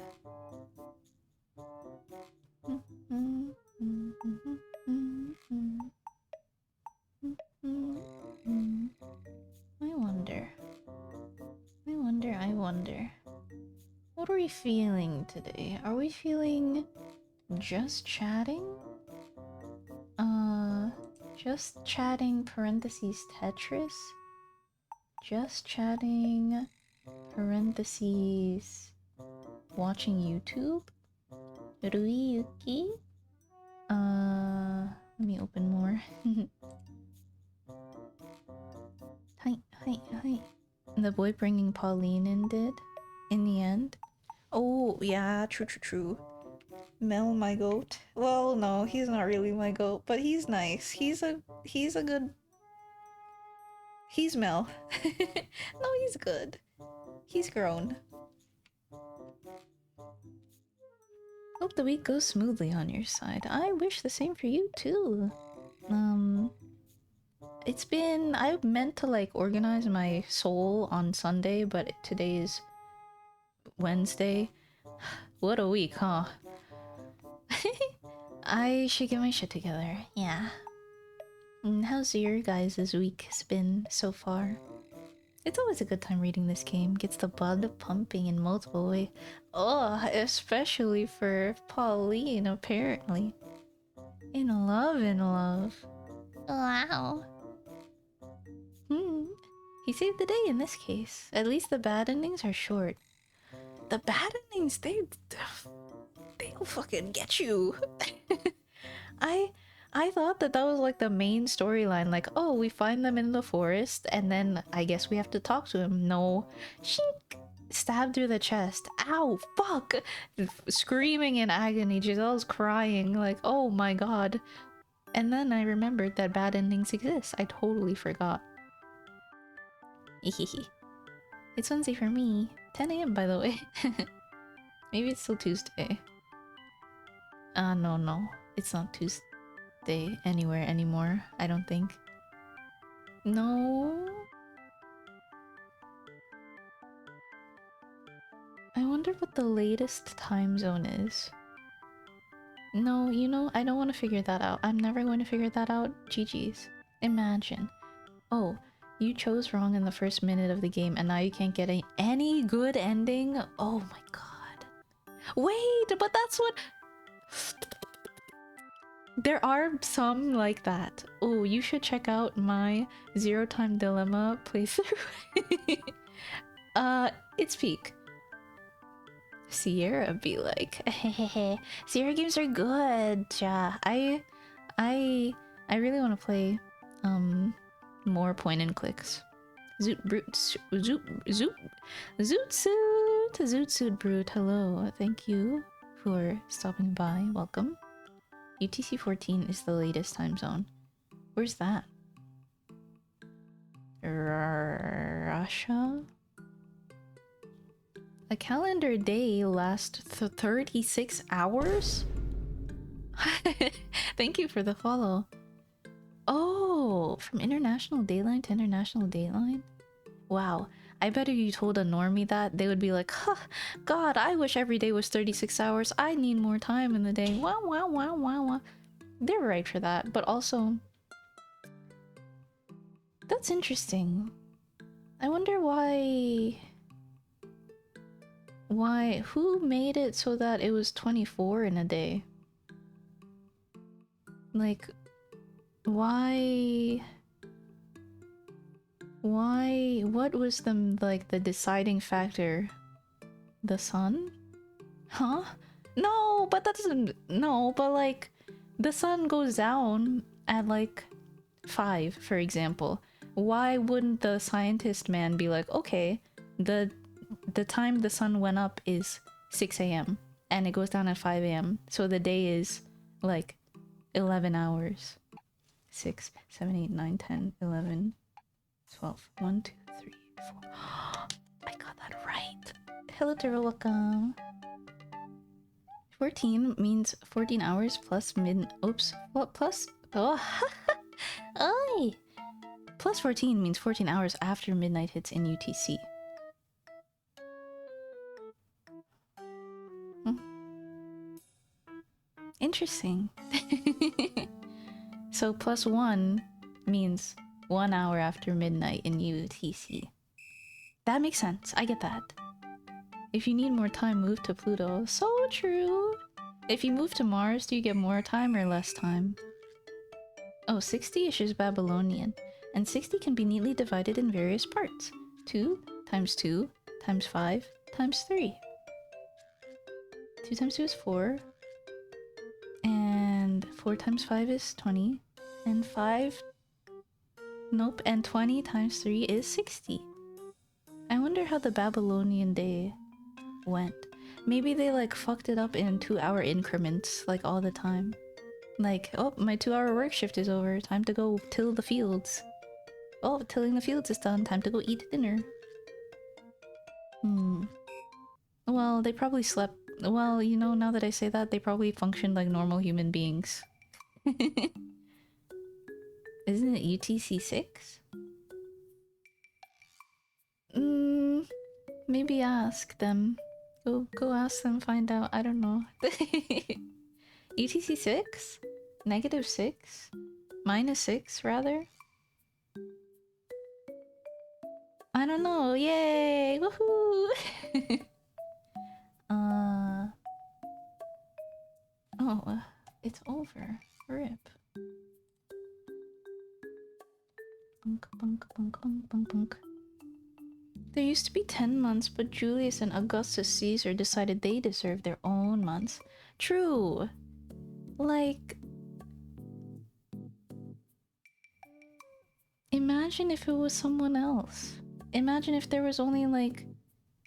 one... I guess he deserves it. He's kind of the Emperor of Rome, and he kind of conquered the entirety of, that part of Europe, and also over here and over there. He kind of deserves a month, I suppose, but he also got his comeuppance. Also, a second is defined as 32... Say that again. A second is defined as 32,768 vibrations of a quartz crystal caused by piezoelectricity. That's crazy. That reminds me of the post that's like, haha, how silly is it that we have created fantasy worlds where they get magic from rocks and crystals, Lamau, but we literally get magic from rocks and crystals.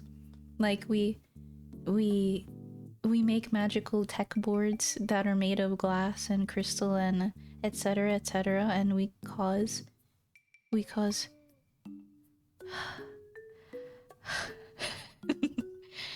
I got tired. You get me. But now, December's the 12th month where it should be the 10th. Yeah, it's true. They couldn't have put them at the end of the year. January, February, March, April, May, June, July, August, September? January, February, March, April, May, June, July. September, October, November, December. Why are those the only ones that have numbers in the name? Who is Sept and who is Dec? A computer is a rock we tricked into thinking. So true, so true. That's what I mean. Yeah. You know, magic is math and assorted engineering. Math is pretty like integral to the whole living thing, isn't it? She stepped on my deck till I...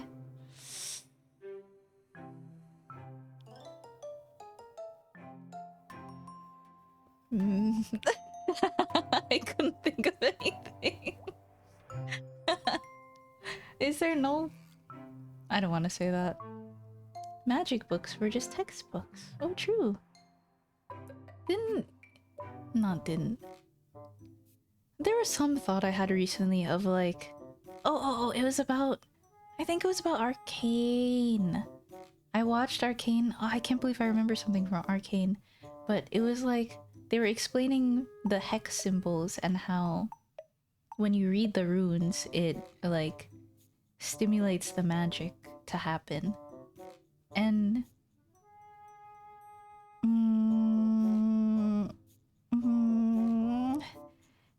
it made me think of like, oh, like words. Like words elicit thoughts in your head. It's like magic. Wow.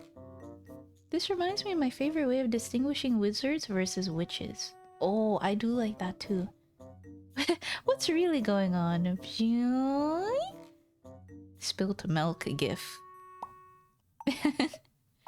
Witches treat magic as art, while wizards treat magic as science. This also gives each of them their own weaknesses too.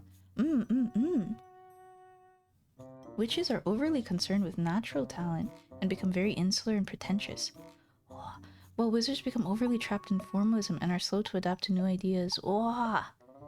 That reminds me of D&D and it also reminds me of Skyrim. I do like that. I like the D&D sort of lore. I didn't play much Skyrim. What's that quote?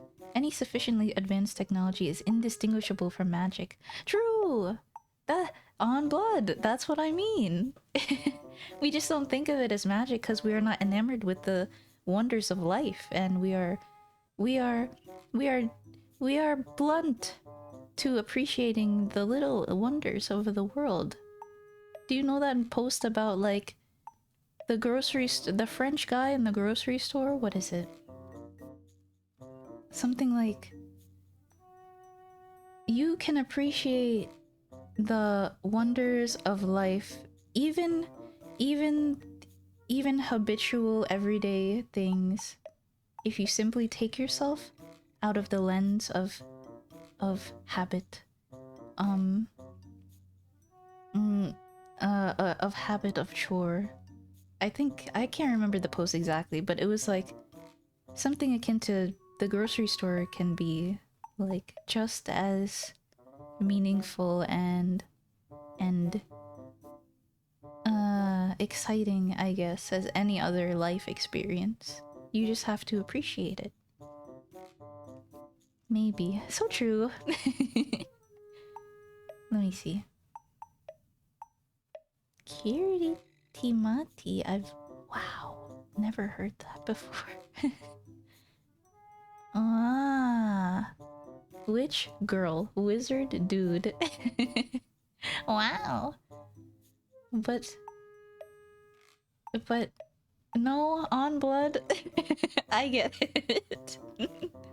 For me, what do I think? There's like a D&D thing where it's like witches are more about the texts. No, about the nature of it. Wizards are more about the text, and warlocks are the ones that that get their magic. Oh, that's what I'm thinking of. It's where their sources of magic are from nature, from text, and from great other beings. Oh, I see.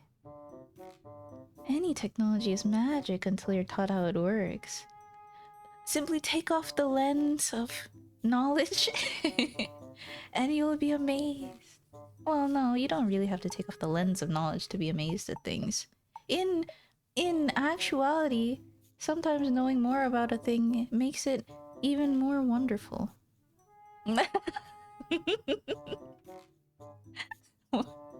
big ol' hold on. Big ol' pot of green goop type.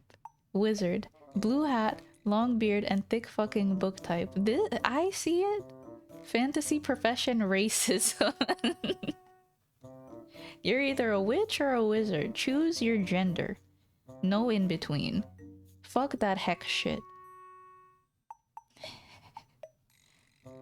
How to retrieve childlike wonder. Oh yeah, that's the well, no, that's not the tweet. But that's a tweet that's been around recently. I think the one I'm thinking of is a screenshot. Fae, fiend, or fucking alien. I still think it's... Isn't it kind of... I guess it's not too crazy, but the fact that Fae and, like, demon kind are in the same universe. D&D, in parentheses. But then again, that shit goes crazy. They got birds. They got ke, Arakakra. I don't know what the actual bird... I think that's what the bird race is called. I think it's like ke something, but I forgot. But there are a lot of like homebrew D&D races. I don't know if the Arakakra are actual... Kenku! That's the one! Thank you! The purpose of education isn't to instill facts, but to inspire that sense of discovery, exposing us to the best that has been filmed, painted, and written, so that we're motivated to teach ourselves. The person who loves can never come to harm. Bro! That's fire! His writing is this fire! I love posts like that, where it's like... God, people will never know the whimsy that I experience in my day-to-day. Fucking good-ass hot chocolate, bro. Fuck. Like, the dichotomy of, like, antiquated speak with, like, modern sensibilities. I should find one. So that I have a good example. How to retrieve childlike wonder. Spend $50 on the Battle Royale Battle Pass. Oh, the Fortnite Battle Pass. You can get childlike wonder from meeting Snoop Doggy Dog in Fortnite. I would be cheesed. I think I would be cheesed to see that, actually. That's... I said it as a joke, but that is crazy. Let me see. Hopefully I can find it. Something about birds I've learned recently. Robert Jordan really hated crows. Who's Robert Jordan? I'm so sorry. Maybe he got traumatized. Maybe he's like Batman.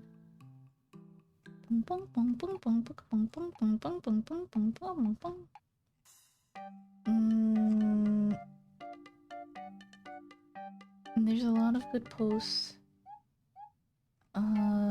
However, give me a minute. I'm looking for... Maybe I didn't like it. Oh, what a foolish endeavor. However, I will still strive. Because what is a man who doesn't try?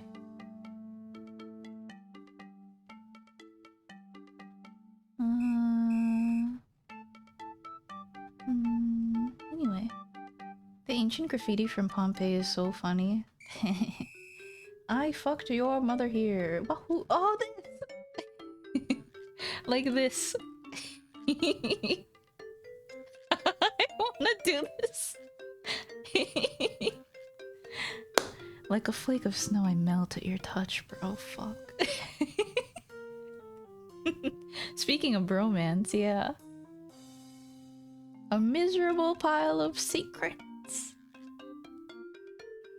Oh, true. How to retrieve childlike wonder. Give yourself a little treat. Who cares? Not even bookmarked it?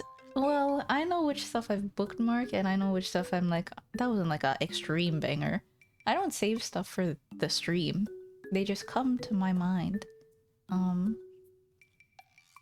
Defecator. May everything turn out okay so that you may leave this place. Defecator? Is that someone's title? Big shitta. Godspeed. Is this what Tan wants to see in the yaoi fanfiction? Well, where's that coming from? When have I ever been a yaoi girl? Fujoshi is what they're called. I... Never have I ever. I don't really like look at yaoi. That's not what it's about, man. Oi, oi, oi, oi. Like, I can respect the grind. Okay, okay, Yuri fanfiction. I don't read Yuri either. Big shit up. Yeah. Yeah. This one has been on my mind a lot too. This is the last one I'll share though. Miku rolls worst joint ever. Asked to leave Krypton Future Media Inc. That phrase has like been in my mind like, ah, I cut the worst onion ever. Asked to leave the kitchen immediately. Are you into a secret third thing then? Yeah. Yeah. Based, oh, thank for enjoying simple. I don't know, man. Like I keep telling you, I was never much of like a big shippa. Like I've like looked at stuff, but I never like felt the passion that others really feel about their ships. Like, oh my god, Raiden and Oda-kan, they're so good for each other. Oh my god, he's so cool and he's so nerdy and they're so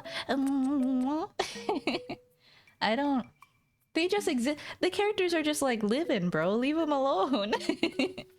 I mean, if it's warranted, sure, you know? If there's like content for it, it makes sense. Maybe a little, maybe I enjoy. No, it's not yaoi. It's more like the closest thing is like self. What do you call? Oh, Psyche. 38 months. Wow. A 32-month streak? Crazy. That's epic. Thank you. Dave. Ah, I do like Dave Strider. What's Imejo? Imeyo. I don't like self-sus. I was about to say self-sus. I was about to say self-shipping like an insert. Not that. That's an interesting scenario. I don't like that hypothetical. Next question. Oh, is it Freddy Fazbear? Oh my god. Freddy Fazbear's in my chat. Oh my god. I'm a bit disappointed there's no banana ice cream color for the avatar. That's true. Yeah, it's only lemon. I should make more. On my next model, we're making more. Well, we're making them better, and then we're making more also that are better. Banana would be cute. I should just make more OCs. more ice cream girls, rather.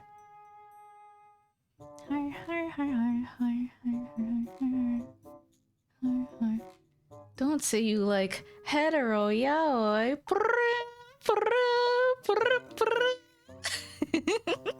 No. What is hetero yaoi? What is that? Oh, I see. Yume Joshi? Oh, cause it's a Yume? Oh. I didn't realize. I mean, let me think. Let me think before I speak. I've never had banana ice cream. That sounds good. I've had bananas with ice cream, of course, but wow. That's how women are though. They're like men will just exist and then they're like, oh yaoi. Oh, they so like each other. Oh my god. Yume Joshi. Yume Joshi. Yume Joshi.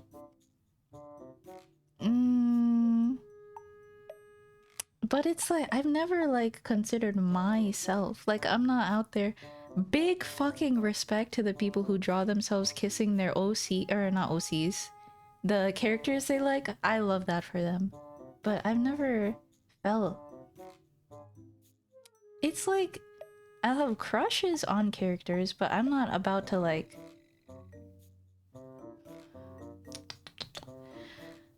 How do you. How are my feelings? I don't know. That's not how you spell chocolate. I'm glad everyone has like differing opinions. That means that everyone can have a ice cream girl they like. Very cute, very nice. Journalists grilling streamers on their past writings. Oh, really? What's that about? They're transparent, soggy. Don't even need to be fictional. Sometimes a girl will just decide that you're gay and they start gaslighting you about it. Oh, 07. It's weird.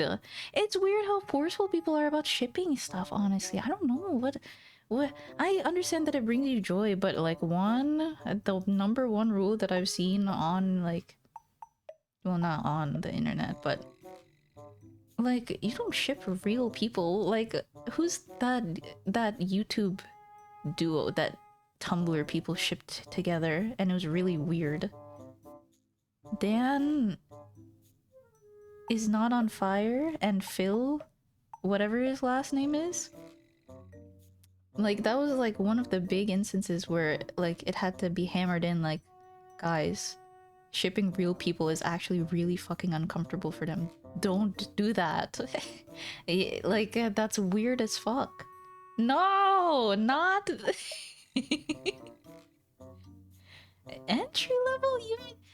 Maybe I can have my little crushes and think characters are cute and stuff, right?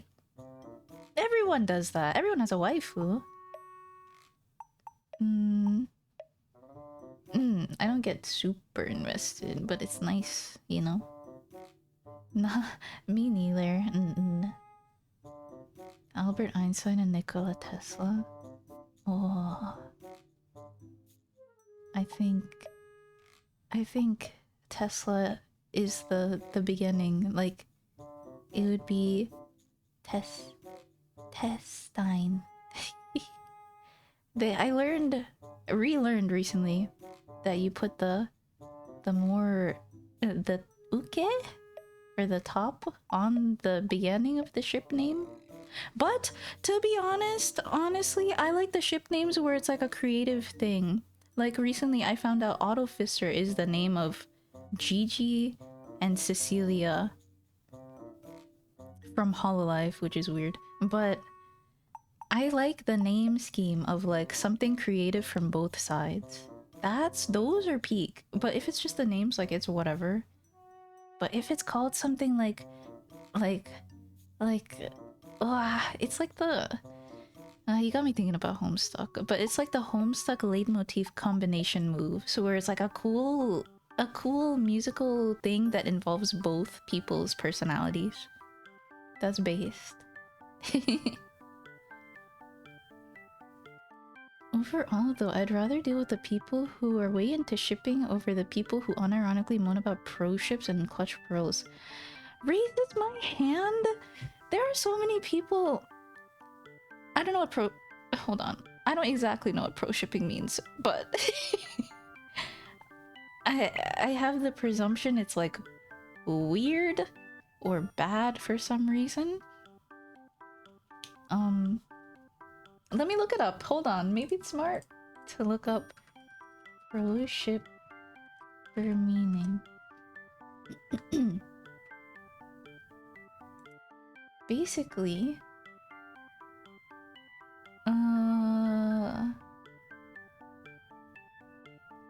what is it?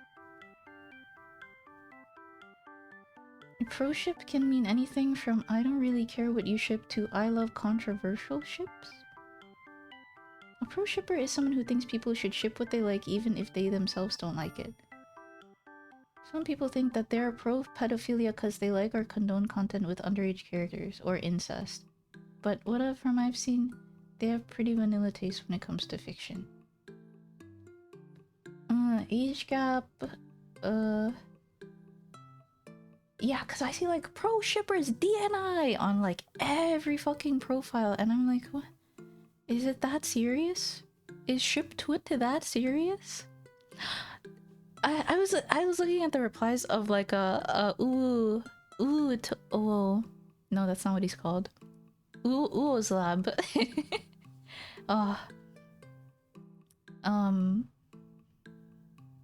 I was looking at the replies of the gold panning stream video, and there was one that was like, damn man, you lost 0.10 grams of gold dust with the way you were panning. Your method of panning lost you so much. I hope you didn't throw that dirt away. And I was like, damn, gold panning twit's serious. This shit's serious. Like, there are like a couple of replies that were like, damn, they're about this shit. They're like invested in like the specific way he's like whoosh whoosh whoosh in the little pan. I didn't think it was that dire. Oh, let me see. I think it's weird when people like overly police things too. Yeah, but it's also weird to like pedophilia. That's also crazy. I'd like yeah, he lost 0.10 grams of gold that way. I hope he didn't throw that dirt out. I think you should treat your wife with love and respect. They deserve human rights too. Wake up, sheeple, before they take your rights too. A lot of stuff that I see is like, they take the internet way too seriously. Fictional characters have no rights. It's an interesting scenario. Like, on one hand, I can see like, you know, maybe this topic is a little too large.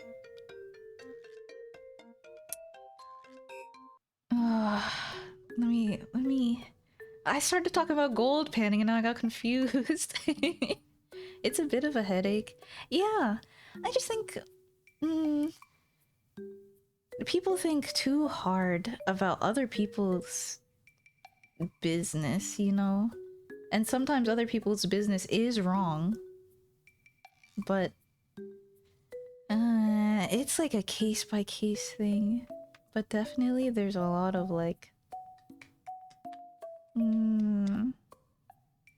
there's a lot of quote discourse, and you can get what I mean by that. Quote useless. Gold panning fandom, please don't cancel me. Yeah. I feel like my dude was under fire. Like shit. It's really funny when I see like replies that say like blank twit serious. Damn. Like this shit's serious. Pro panners. Pro panners DNI. I don't want to hear it. Ooh, didn't even build himself a constant circulated water source to gold pan. SMH. Blocked, cancelled. There's plenty of things people like in fiction that they don't like or even hate outside of fiction. This is true. IMO. If it's a normal ship, I ignore it if I don't like it. Yeah. The weirdos with children should be though. I can presume what you mean. The only issue I have with it is really the sort of reaction any anime girl with a measly rack warrants when I know damn well that when I know damn well what Tumblr women are into. Measly rack? Like a small flat girl? Really, the sort of reaction? I see. Yeah. Who do you think is behind the cute lolly avatars all the time? Women. Like brothers and sisters. I'm joking, by the way, but I see what you mean. But it's not worth the headache. No, no, no. It's just we live in a wild world, and people make themselves upset for no reason. Like you can live joyously. You don't have to make yourself involved with dilemmas that are not in your control. Really, that's a lot of people's problems. They love sharing their opinion, I guess, on it is the thing. I think someone tweeted a video, women want what they can't have. Women with long hair want short hair, etc. Yeah, I could see that. Like when you cut your hair, you're like, oh, I miss my long hair. But honestly, when you have long hair, it's like, ah, I miss my short hair. I see examples of that all the time, yeah. Aren't you tired of going apeshit? Don't you just want to be nice? True! That's what I'm saying, bro. That's the mindset I'm at. Like, aren't you tired of being involved in shit? In ape shit? Don't you ever just want to enjoy life and the wonders that it has to offer? Tall women want to be short and vice versa? Oh, I'm so satisfied with myself. Oh, Lord, you don't even know. I want to be a blanket burrito. Blah. But wait, by that I meant I'm so fine with being, like... I wouldn't want to be a tall... I wouldn't want to be taller than I... Like... I'm of the vision that, like... I'm perfect the way I am. Like, it's like plastic surgery. Like, if you change something, then it's like you fucked up the whole steez, you know? Like, I wouldn't want to be, like, taller because... I don't know, my life is good as is. Grass is greener syndrome is a human fault in general. Ah. Self-satisfaction is true ascension. We gotta get on the fucking highest tier of Maslow's hierarchy, bro. We need to reach self-actualization as a society. We cannot do that. Their asses cannot do that. I'm so sorry. We are all dying. Ah, yay. It's true. Oh, that... so desu ne. I mean... Totoo, no? The grass is greener on the other side, when in reality, we just get used to the current thing. Hindi naman eh. Ina-appreciate ko yung current thing eh. Like, sa totoo, not to say ano, like, oh, better ako. Like, better. But like, mahirap pa? Mahirap pa yung ano, mag-appreciate yung sarili mo? Hindi naman, I mean, pero may mga tao na insecure or like may how do you say hard? Like, mahirap pag-accept ng sarili nila. Pero, hindi ko alam, once you do,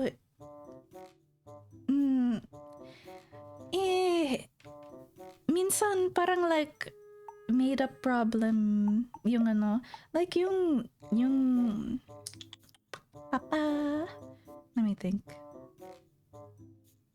I probably am like butchering this thought in Filipino, by the way. I'm probably saying the most rancid shit by accident.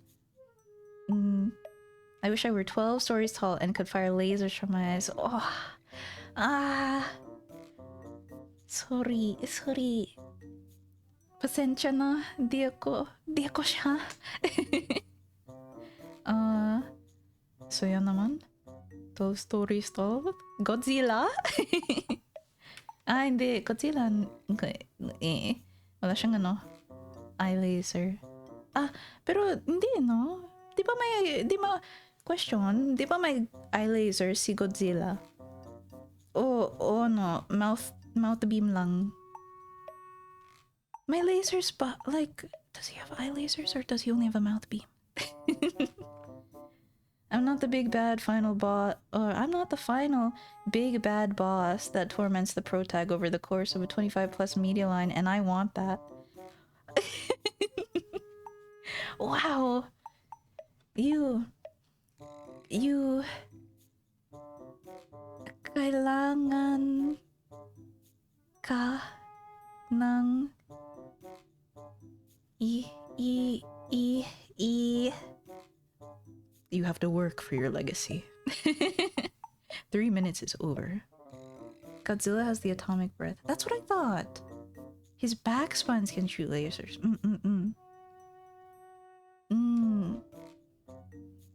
What am I thinking of that has eye beams? Probably a lot of stuff, huh? As long as a person is nice to me, I'm okay with that too. Yeah. Yeah. There's a lot about... What was I saying? Like, I feel like a lot of my problems in the past as a teen were like self-created is what I was saying. Like being overly worried about social anxiety, whereas like I probably just didn't have social anxiety. Stuff like that, and stuff like that akin to appearance and confidence and stuff. Like it's hard for some to accept themselves, yeah. But you're the only one that can love yourself. Well, no, that's just what I think, actually. Oops, that's my brain. No, that's not my brain. No, let me clarify. Only you can love yourself the way you do. And my brain thought was, I mix it up with, you're the only one that can, that care, no, you're the only one that care, how do you... I forgot what my thought was, damn it.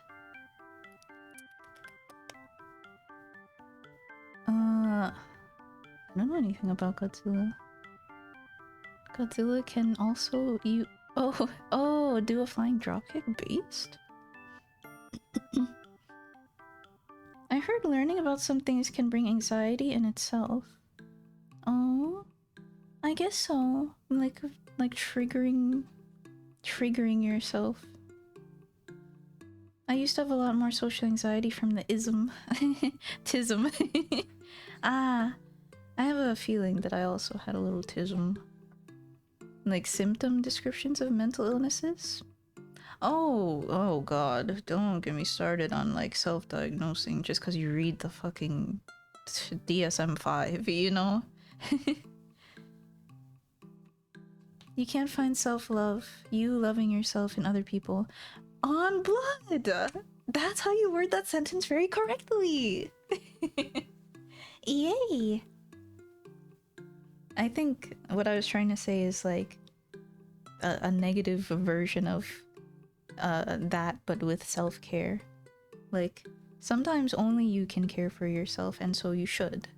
That's a better way of saying it.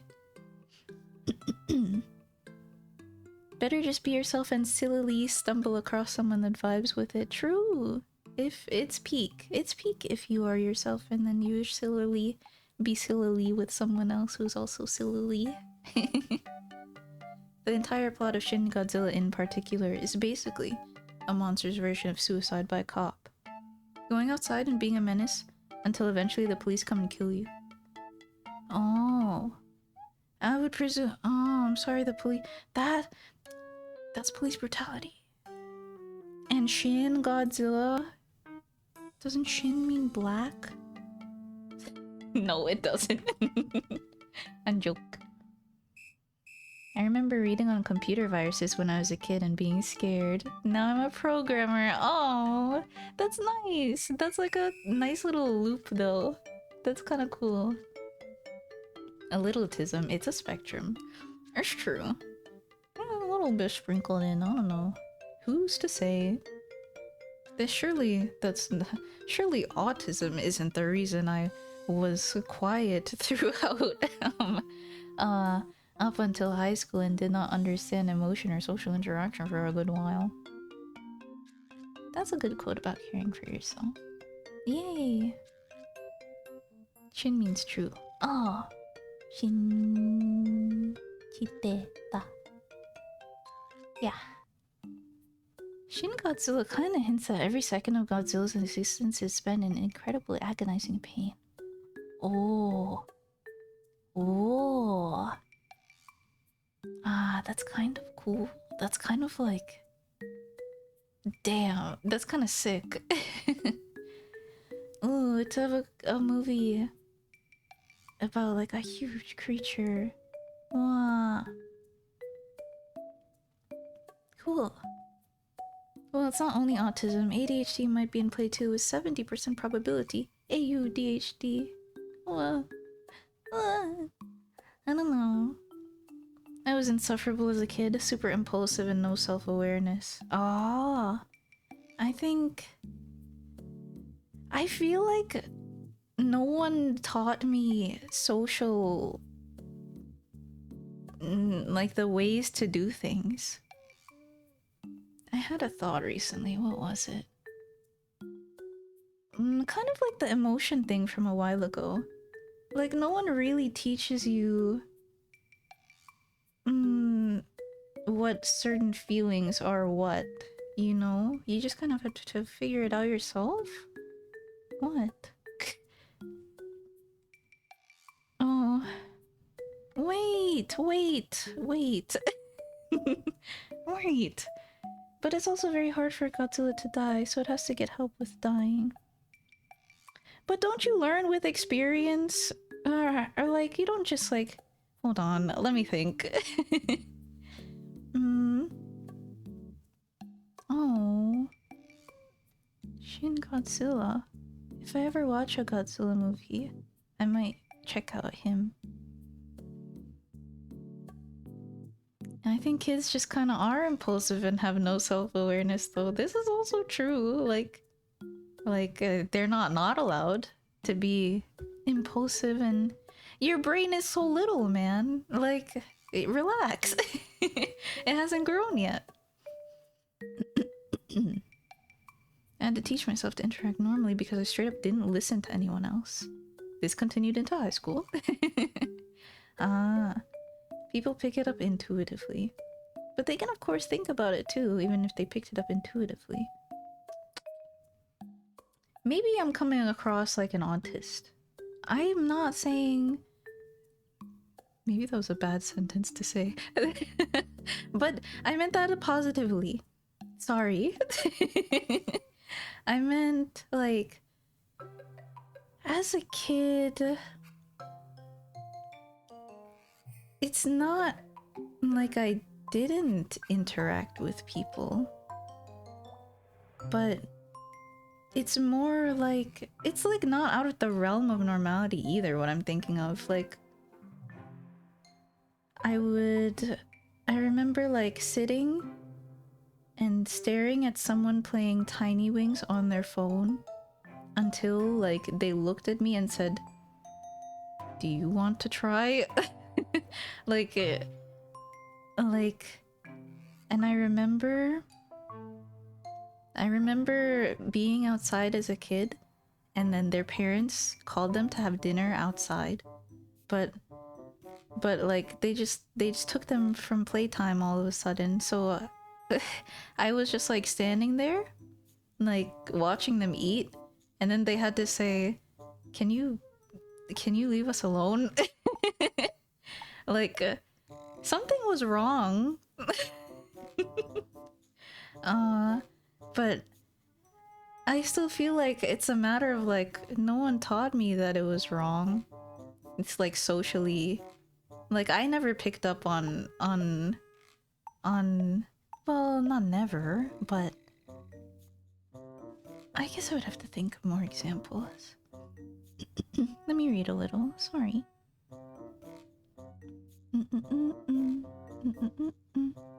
I think I exhibit a lot of both traits, but knowing people who have been clinically diagnosed for both for a long while, I'm fairly comfortable with where I am. Yeah, that's the thing. Like some people are in it, you know. Some people are clinical, and then you see like the traits, and you're like, yeah, I get that too, but you're not like in it. um, of course, it's like a dependent on if you're like, it's like high functioning.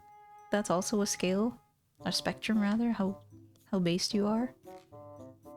I interacted with people, but was super obnoxious and overbearing about it. Oh, I guess it's a spectrum there too.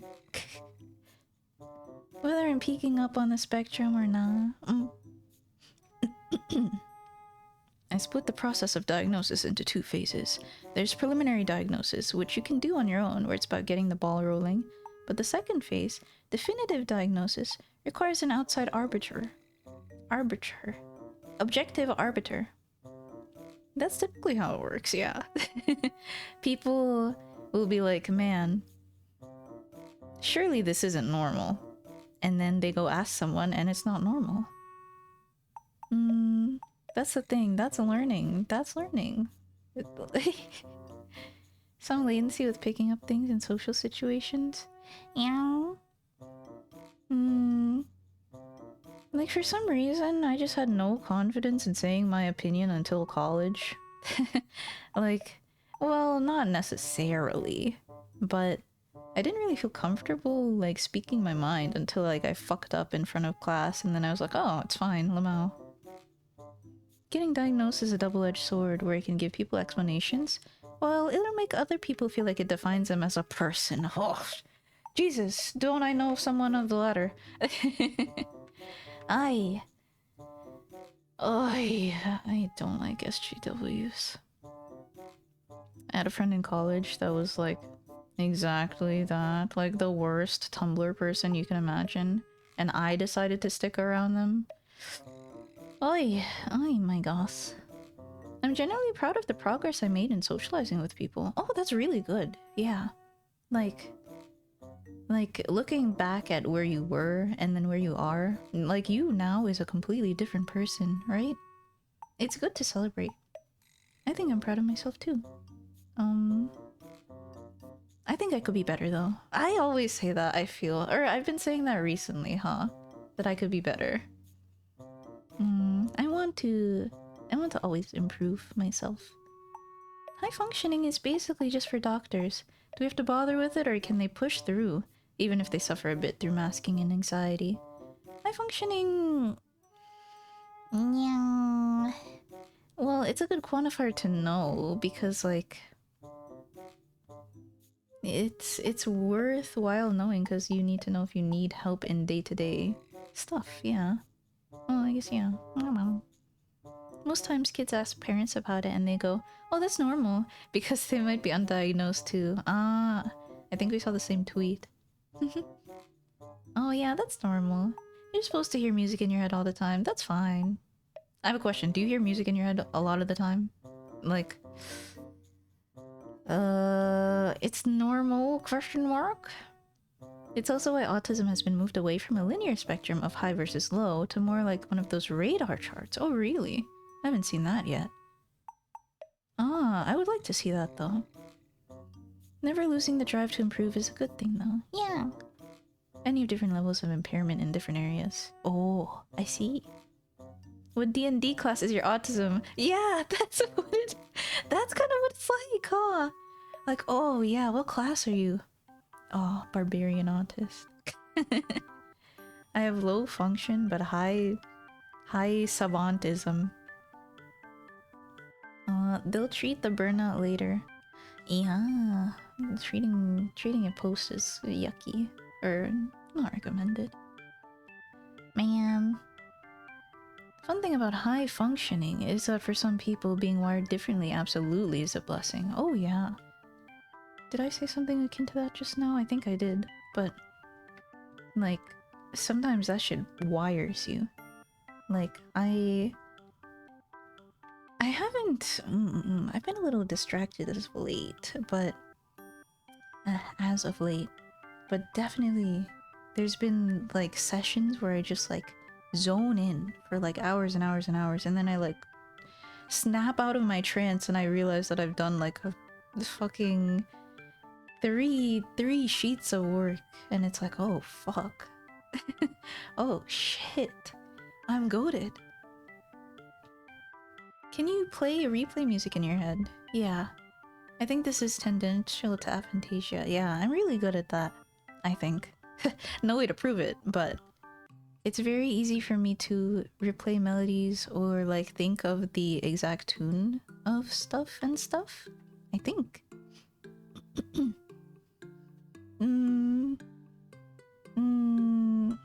My music imagination is goated, but my visual imagination is woaded. What is absolute hearing?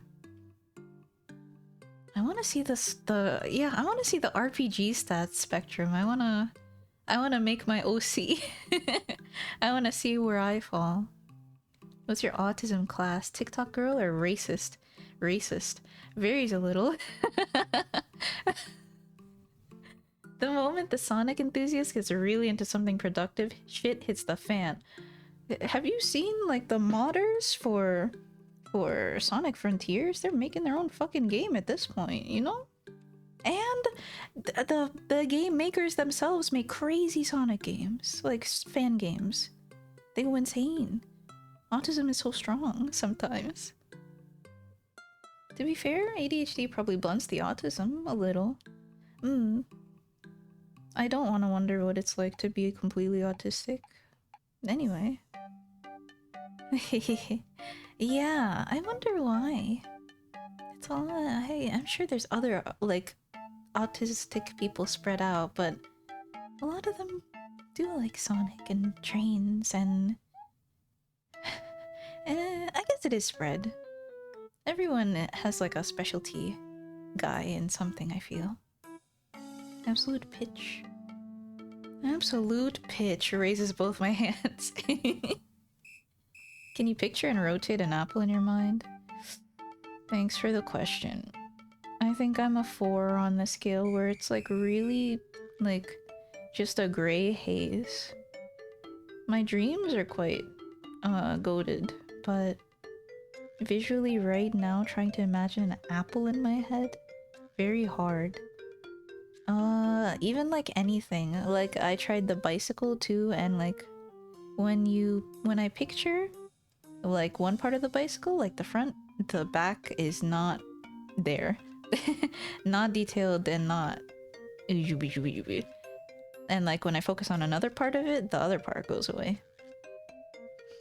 But it's really just like a big haze. Big gray like vague shape. Freedom Planet started as a Sonic fan game?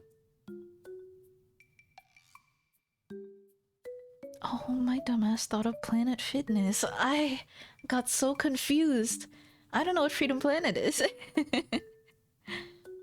Are you a Sonic fan? Lockheed Martin is hiring. Aye. Allegedly, with ADHD medication, the tism comes through a little more. I guess because you can like lock in on what your special interest is, no? Like when, I think it's just a regular thing, but when you're interested in something, you really focus well on it. And I imagine if you are taking the pill, you're locked in, like forcibly, then you get to lock in on your special interest. I'm only decent at learned relative pitch, and I make music for a living. People with perfect pitch spook the fuck out of me. I wonder if I should take a test. I think I'm like overconfident, but I feel like I'm fairly good at like mimicking like the sound in my head, at least, maybe not with my voice. When God decided my hyperfixation would be League of Legends, oh, ooh, so sad, so sorry. Totally not a waste of time. It's not though. You could be like no. You have to be in the top 1 percentile of good players to actually have something, you know, meaningful to do with it. Like you gotta be like Faker, bro. You gotta get extremely good. Maybe like locals? Are there League locals? I feel like League is hard to excel at. Do you have an inner monologue? Yeah, I think so. Yeah. I feel like if you don't, that's weird. Well, no, I guess it's not weird, but you gotta talk to yourself. You gotta think things through, right? Yeah. Some people don't, and it's wild to me. Oh, one of my friends doesn't, and they just like, they've said to me, like, they just say things out loud to think sometimes. And it's like, ah, that makes sense. He went like, yeah, if you hear me mumbling, it's just me thinking. If you were exposed to enough complex music as a child, or got trained in recognizing pitch, you could have it. Oh, really? Interesting. I don't remember being exposed to complex music, but my mom did have like a lot of cool flashcards for me to learn words. Look where that ended me up. Ended. Look. Ow! It's over! Look where that. Oh, it's over. Top point one, more like. Oh. Yeah, I don't even know like what the top pool of League players even looks like. But relative pitch should be fine. I'm like top 6 NA? Real? Oh. You're kinda goated with it. I didn't know it was like that. I guess top point one is more correct. Also, if you talk to yourself in your head, do you address yourself as I, you, or we? That's an interesting question. Sometimes there's like different dialogues or like different like when you're caring about yourself, it's like, you need to go wash the dishes or you need to go wash your face. But sometimes it's like, I gotta lock in. Need to lock in. I don't think I've used we too much.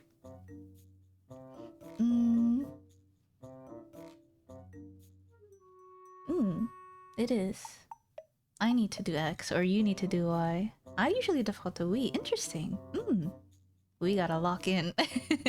It's a collaborative effort and we gotta lock in. Ouch. We should tell parents to get a pitch training app for their iPads. We need to wire the new generation to be all perfectly pitched.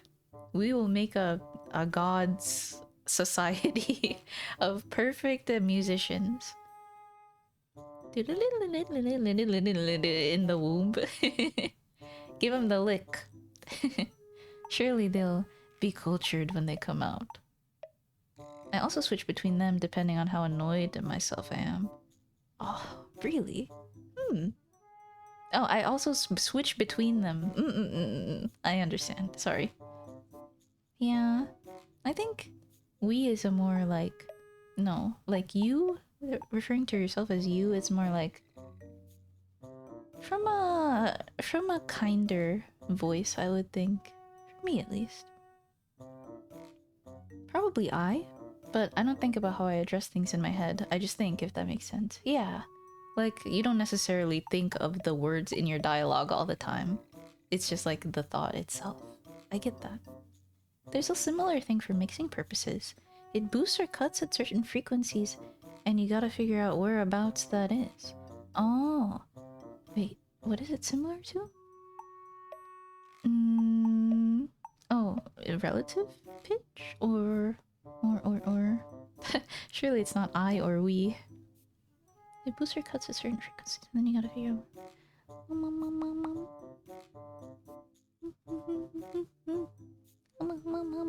I've got depressal, so that the we might have stemmed from mind talking to body type situations. Oh yeah, that makes sense. I was thinking of myself like, why? What is the reason you would say you like, oh, you need to get up now, or you're okay? Maybe it's because, like, that's what you would want to hear. Or, like, this other voice is, like, the more sensible, caring one. And it's the one that gets you to get up. It's kind of perfect pitch because you're placing the raw number on the raw number on the frequency spectrum.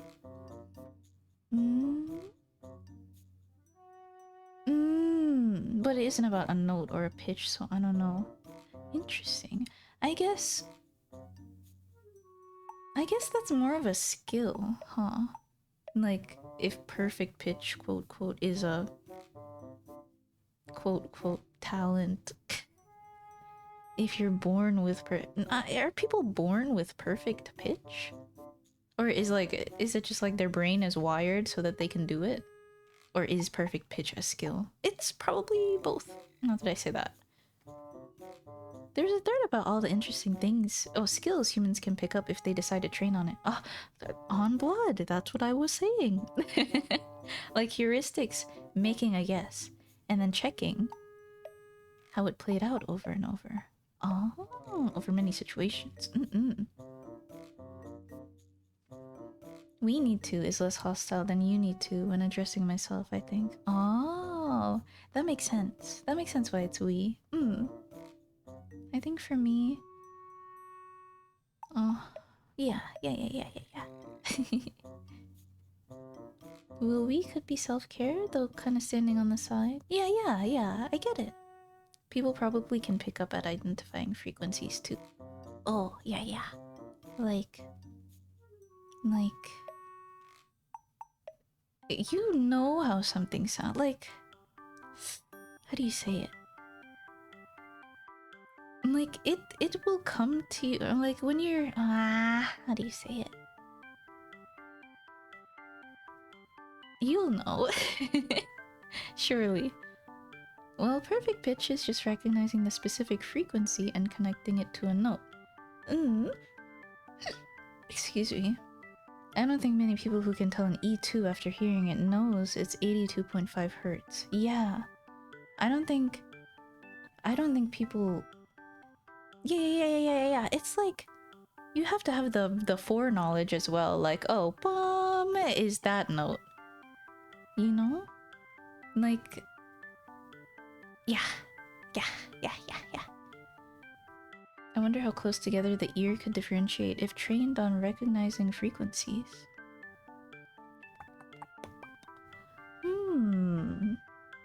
How close together the ear could differentiate if trained on recognizing frequencies. I mean... It's quite... You can tell... Especially if you're trained at it, you can tell when a sound is a little different than the previous sound you just heard, right? Especially if you make it go like... You can tell the little... It's kind of like looking at colors. Like, you can see... Have you seen that meme that's like professional racist? Sorry. And it's like 4 colors on a grid, and then one is picking the one different color really fast. They're like all the same shade of blue except for one that's like slightly different. And the professional racist is going really fast. And then the other guy, who is like a professional graphic designer, is like, oh, okay, this one's kind of hard. I think it's this one. We were correct. All right. Next question. Oh, lime green. I don't know. Meanwhile, pew pew pew pew pew pew pew pew. I've seen people land the frequency within a 1% margin of error. Oh, based. I can tell too, but pretty roughly. I'd say 5 to 10. Oh, based. I wonder. I probably am not good at it, like, considering that I have no knowledge on, like, actual notes and frequencies. But I bet if I learned what notes sound like and which notes are which, then maybe I could be goated. But that's a whole different field of knowledge. Yeah. They call me Articuno because I can barely articulate one word before needing to pause. Oh, I relate. No, I can articulate, it's just not good at all. Hearing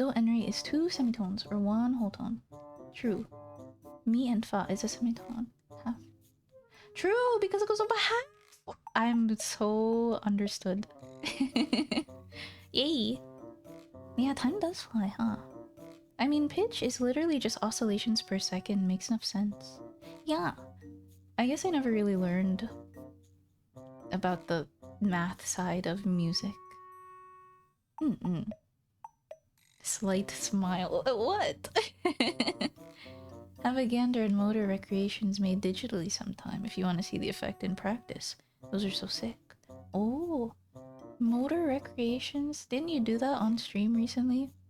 You were like, doesn't it sound like a motor? Brrrr. Not with your voice, but with, with something you're messing with. And it did. It did sound like a motor. But maybe you don't mean that. Do, re, mi, fa, sol, la. See? Do, re, mi, fa, sol, la. See? Do. Yeah.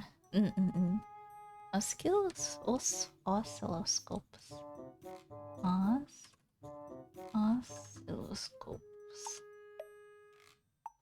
Oh, I saw a video on these. Or rather, I saw a video of someone making their own synth. Oh, it was crazy to learn about. The electrical wave went in, and then it made a frequency. And then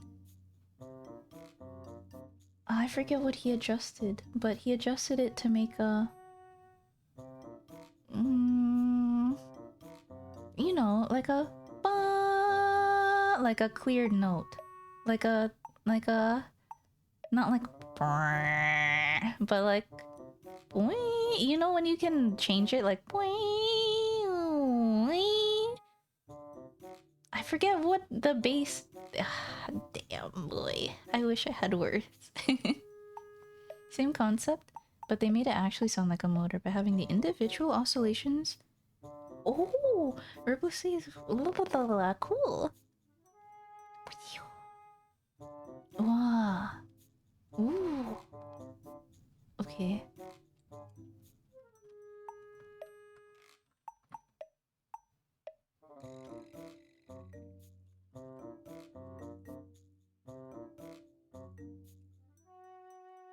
No.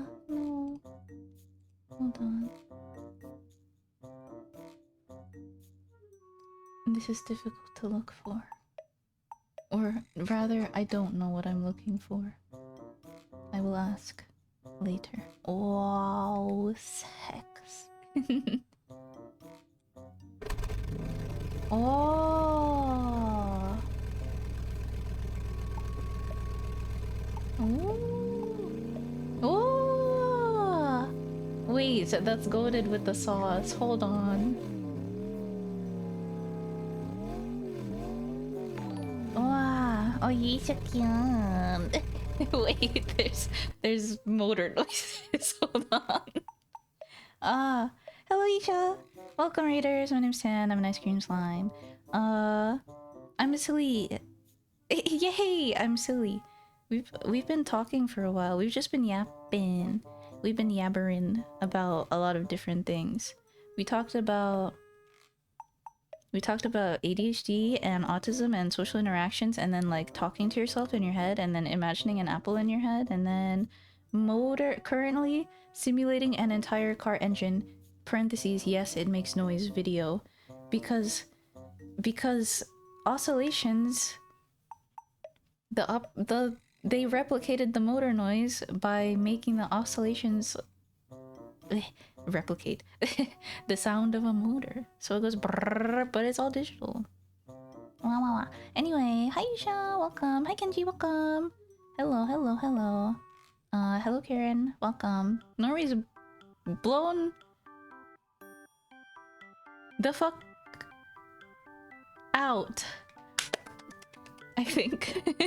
I always forget. I think it's blown the fuck out. I'll learn. I've learned. No, I've learned.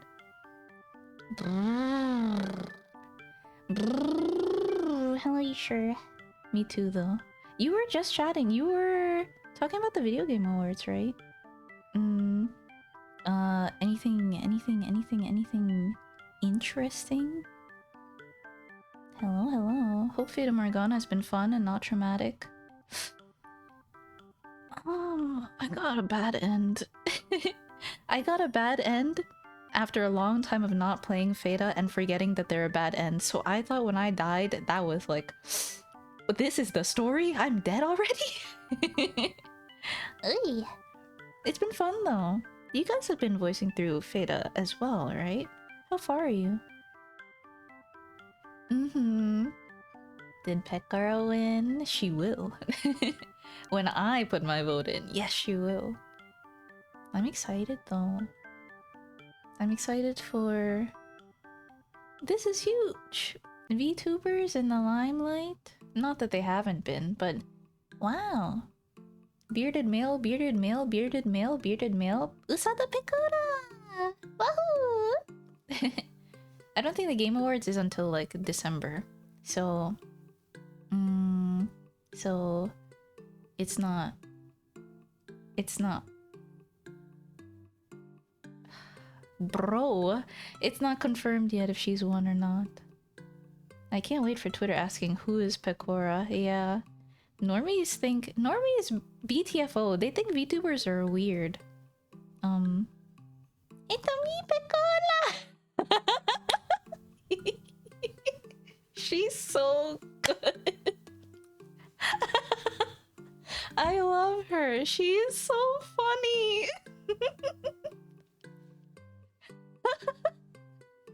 Oh. Speaking of. Yusha. If you need to go, so true. If you need to go get some food and water, yeah. It's quite late, isn't it? Go get your rest. No.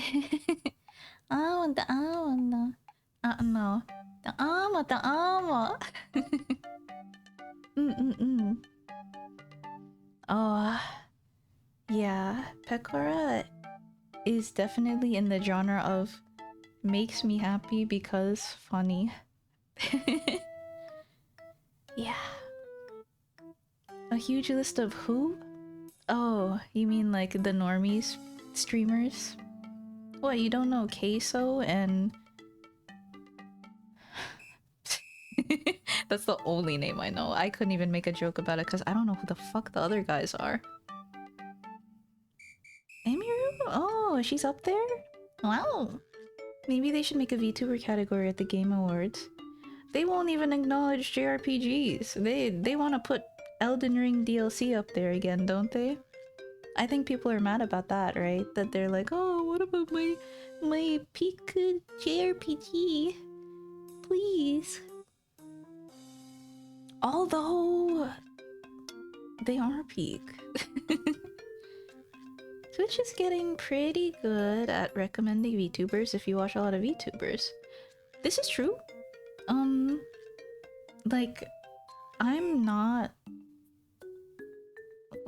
how do you say it? It's actually pretty peak. I don't know if it's just like... because they're good at streaming or what, but there have been multiple times that I just like scroll down Twitch and it's someone with like an actual... Like my ass is sitting and watching, you know? It's a good recommendation. People have been complaining that they stiffed Black Myth Wukong, it seems. Stiffed means...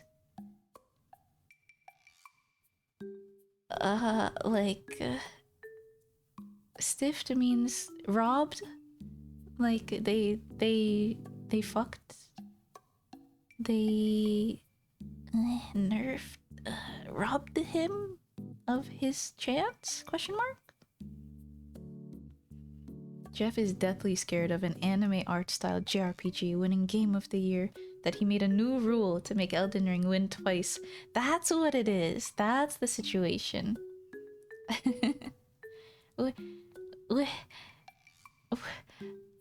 we gotta... Oh, also didn't take over... Not take over. Didn't... What's the Persona song? Didn't that win a fucking Grammy recently because of Big Band? 8-bit band? I don't remember. But it was surprising to see. It's a good recommendation, sir. Oh, Wukong, you mean? Oh no, the Twitch streamers, right. It is, actually.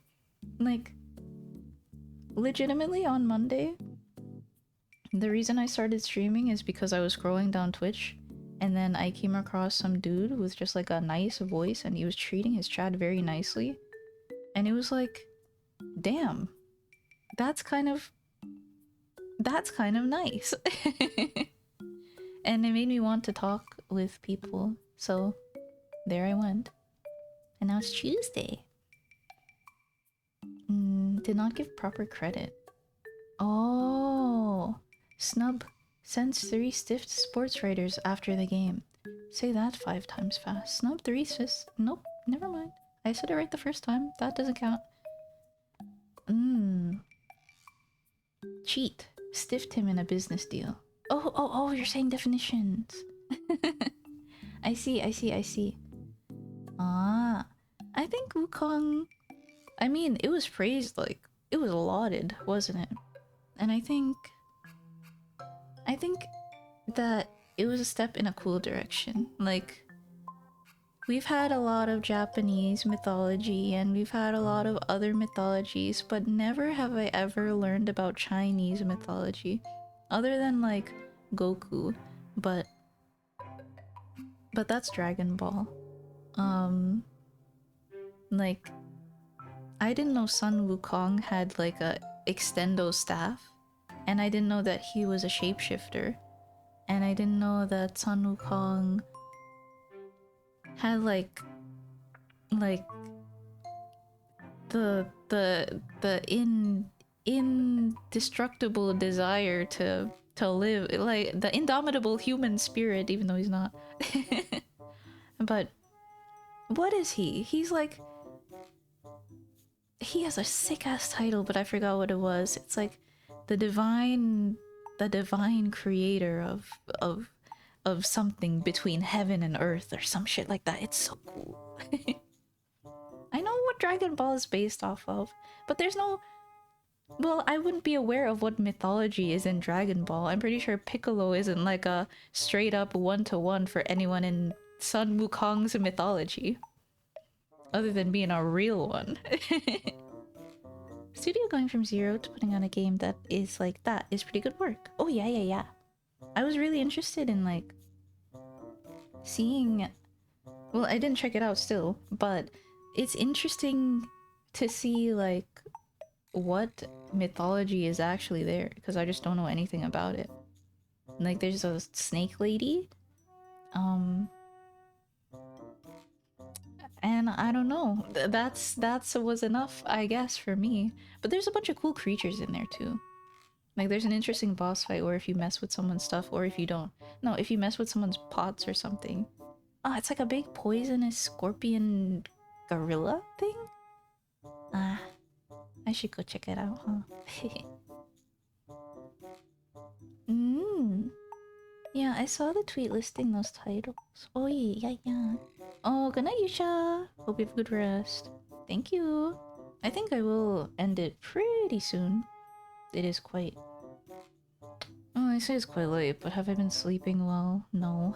Well, sleeping at a normal time? No. But I have been going for 5 hours, so that's quite good. Great Sage Heaven's Equal. Yeah, stuff like that. The Great Sage of Divine Creation, Heaven and Hell's Equal. Or some shit like that, I don't know. Hi. Ranma being based on China being popular in Japan at the time. Like Dragon Ball was pretty neat too. Unfortunately, I don't know anything about Ranma other than like you get her... Hold on. If water touches them, they change their gender? Sleep schedule, have mercy. Just stay up. Just be goated. I would never fall asleep and doze off. Grandma has China on their denim pants. Oh, I see. You know, I once saw some Filipino, like, I was in a Jeep and I was on the way to the mall and I, like, glanced by someone wearing capri shorts and they had the Philippines on their pants, but I legitimately thought it was like a shit stain or something because it was brown. They embroidered the Philippines on their pants, but it was embroidered in brown. So, like, when I looked over, I was like, did he shit himself? No, it's just It's just Pinoy pride. Cold water curse inflicted. Hot water reversed. Oh, wait, that's kind of cool. Oh. Embroidered on the leg? Yeah, the pant leg. The capri leg. Nemo. Yeah. I don't think I have anything else in my brain. We talked a good bit. Good stuff. I am kind of like backlogged. I think Thursday I will actually play video game. I don't know what video game, but I got a lot on my plate. I think that we should finish some stuff. But I don't know which. Maybe Crow Country. Today I was considering like, I kind of want to be on Edge. But I was in more of a chill mood than a let's be on Edge mood. Oh yeah. A lot of old anime is like that, isn't it? Is that a bit much? No. Those are my thoughts. You played video game today. It's true. I voiced the shit out of the video game. 6 weeks until the end of the year. That's a good goal. To do what? Finish all the video games? 6 weeks until the end of the year. My. 6 weeks until the end of the year. Well, I'm looking forward to the end of the year. But I'm not ready for the year. Fata Morgana is pretty cozy. I'm glad. It's a lot of like tense, like sometimes it can get heart-wrenching, which is pretty good. Hello corgis, welcome. The sweet, frosty, adorable, funny ice cream slime. Okay. Okay. Why is everyone calling me like sweet today? You're not the first person. No, it's not just today, it's been recently. People have just been like, oh, the sweet.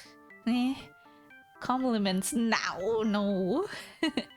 Though I guess year breaks are more for pacing. Well, I'm not gonna take a whole year break, but I mostly need to lock in. And finish a lot of things before the new year starts, so that I can be ready to start new things. Wahoo! Oh, finishing Fata Morgana by the end of the year. Given it was supposed to end 2 years. Shush. I mean, I've been locking in a lot recently, so I mean, all we have to do is get Jacopo on our side and then save Morgana, and then there's the epilogue probably, and that's probably like I can't just say like 4 streams though. That shit gonna be long. I know his ass is fucking tormented inside. I don't know what's going on with Jacopo, but there's something. Oh, hello Asgard. Welcome in too. More news at 11. I guess scientifically speaking, you see the C and the H and the O, and then it's the combination of course sucrose, and I guess like scientifically I am sweet, but that's only because like your perception of it. Eat the streamer. Eat the streamer is funny though. 2024 is now over. It's ending soon. Eat the server owner. Aye. Yeah, it does. Fata Morgana seems doable. Yeah. 6 more weeks? That's what? 1, 2, 3, 4. 6 times 2 is 12. That's 12 streams? I can't do all Fata for all of them. I want to play other things. We'll see if it's finished before the end of the year, I guess. Until the next door, Morgana's hatred incarnate the boss fight. Oh, it would be kind of peak if it turned into something wacky though. But I think it'll end quite nicely. Oh, I forgot that Kenji said they were on like the end of door 6. I think I'm also on door 6, but we're at the part where we're convincing Jacopo. But we haven't met him yet. He'll tell us about his long time in the Crusades or something and the sins he committed, and then he'll be redeemable and all. But you know, Fata Morgana has surprised me because maybe he won't be redeemable. I thought that Swordsman was not going to be redeemable, and yet he is. Or he redeemed himself, at least. And it's interesting because it's not like he's completely like a good boy now and he's absolved of all his sins. He's still despicable and he still does not like believe in himself, or he does not believe that he's going to get better. He just has to like suppress that urge, and there's no getting better from it. Like the most he has is like, how do you say it? Trying, you know? But he's still bad. And it's not like saying sorry is going to absolve him of his sins. He's aware of that. Or you could lock in and do a Fata week. Oh yeah. But if I strain my voice for too long, it's like bad for the voice. Oh, in the past, they just put a pistol on someone's desk and gave them the chance if they did something wrong. You know, funny enough, that would be something that happens in Jacopo's era. He would be like, hey, you're either gonna fix this or you're not. So what'll it be? But I don't think Fata Morgana knows that arc of Western punishments. Yeah, we'll just see what happens. But that's for next... No, it's not for next stream. Next stream... It's either we're going grim with Crow Country or we're going happy with Slime. Rocket Slime. Because Rocket Slime's always a good time. But for now, for this stream, it's over. I have to close the Yushakun tab.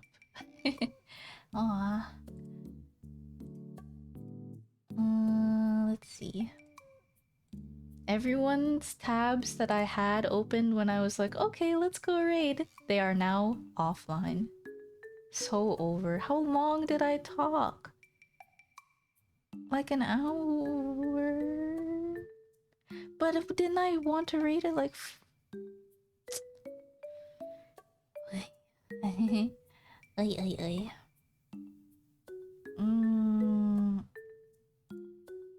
Any recommendations? I haven't really browsed in a long time. Oops, I typed in VTuber. And it doesn't even work when you put it in. Okay. VTuber. Miss Jor. That's a good enough length of stream. I think Fata did pretty well with its historical stuff, to be honest. Iron Mouse.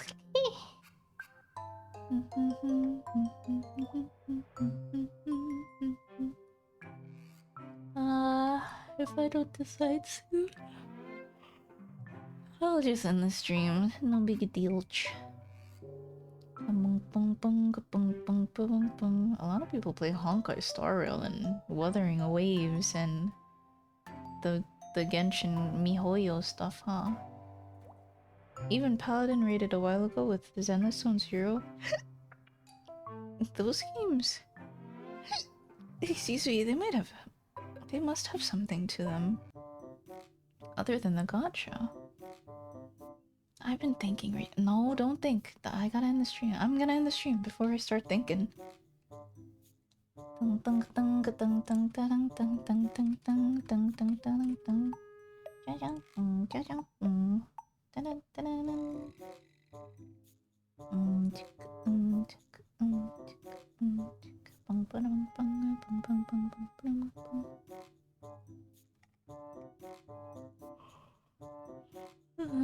One second.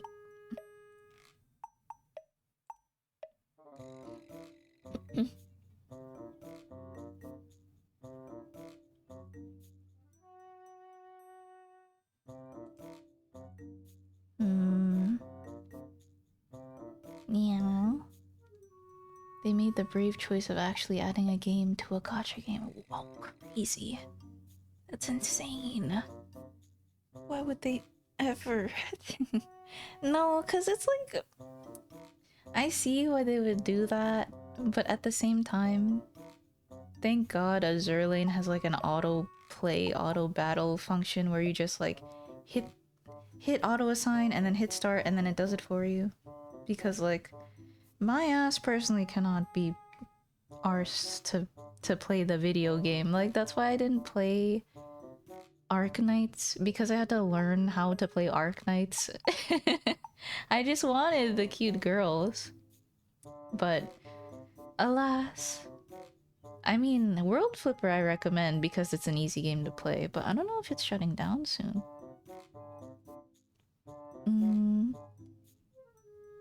I did, by the way. Auto Battle is kind of for the PNGs. Yeah, yeah, yeah. No, I mean, genuinely, they have a game you play. They have a game I play? Yeah, like... Oh, like a video game. Like Genshin, ZZZ, etc. The thing is, I tried Genshin, but...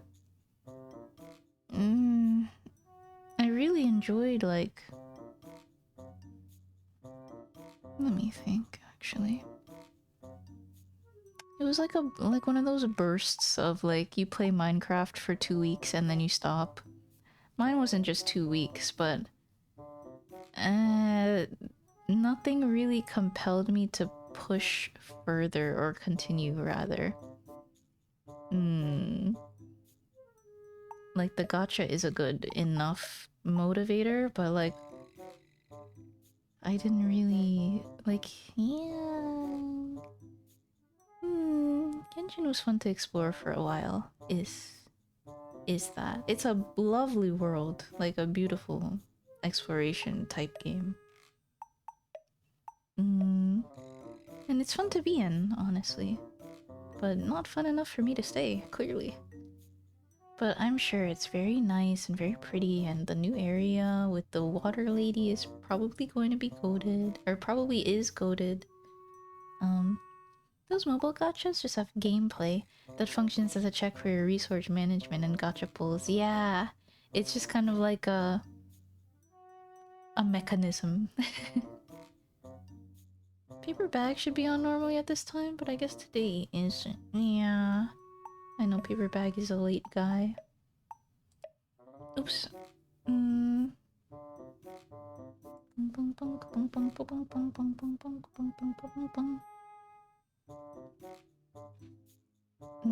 Okay. Oh.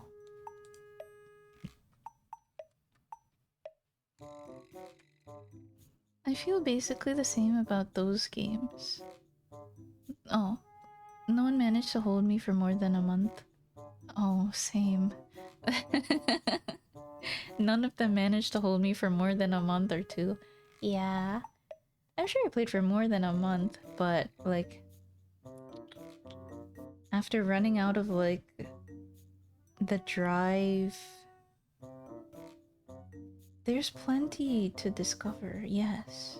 But like after running out of that drive, I kind of like fell off.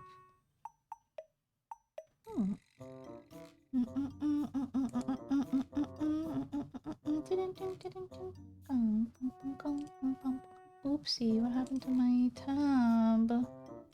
Hold on. Ah! Sorry, jump scare. Shouldn't have been scared by that. I was holding down, click to hold back, hold to see history, and I accidentally released on the wrong tab. That should not have scared me. But anyway, I flattened a big island in Minecraft so I could build things. Looked pretty aesthetic in the end. That's the thing. Oh, you got me yapping. Like, that too. You set goals for yourself, and then you finish that goal, and then you stop. I feel like if I don't get goals in between my main goal, then I don't have like a combo going, you know? I don't have something to go off of after I finish the main thing. Maybe that's why I like the side quest cycle so much, because like, you finish the one thing, you have another thing to do. In doing that thing, you unlock another thing, you have another thing to do. Bada bing, bada boom. True. We will drop by Ishand's channel. Why do you recommend them before I go in? I guess you have to make your own side quests. Yeah, that's the thing.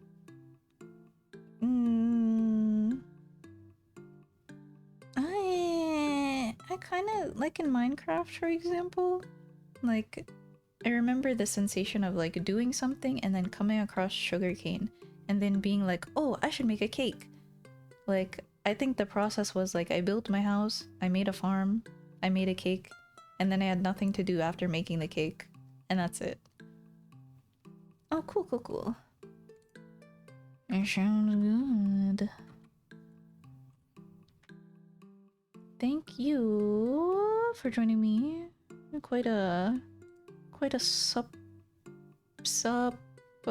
not the word. Quite a hearty stream. Hope you enjoyed. No. Don't. Get out of my head. I didn't want to say it. I ramble about that game again, but Terraria is great for me. It has a clear goal and you feel like there's no need to do anything past it. It's just done. I guess some games are like cut and dry, you know? That is respectable. And there's plenty to do along the way, I know. Yahoo! Well, yeah, I checked it out. It was cute bunnies. Cute bunny cam. Similar to the chicken one. And similar to the Chinese cat streams, I did check out the Mr. Fresh, Mr. Bob, like the actual Chinese cat stream website. It was pretty good. Like it purports what it intends to purport. Oh yeah, you've seen the memes of them like the camera. I think it is on its own website, but you've seen the memes of the cats close-up camera and they're in front of a food bowl. They're pretty enjoyable. It's just like no audio. Oh, there is audio, but it's just cats. No nothing. I hope you have a nice night too. Good night, everyone. Thank you for joining me. I am grateful, you know. I am. Oh, thank you. Oh, you haven't. This is my new BRB ending starting, showcasing people's fan art because you are based, and I'm grateful again. Okay, bye for real.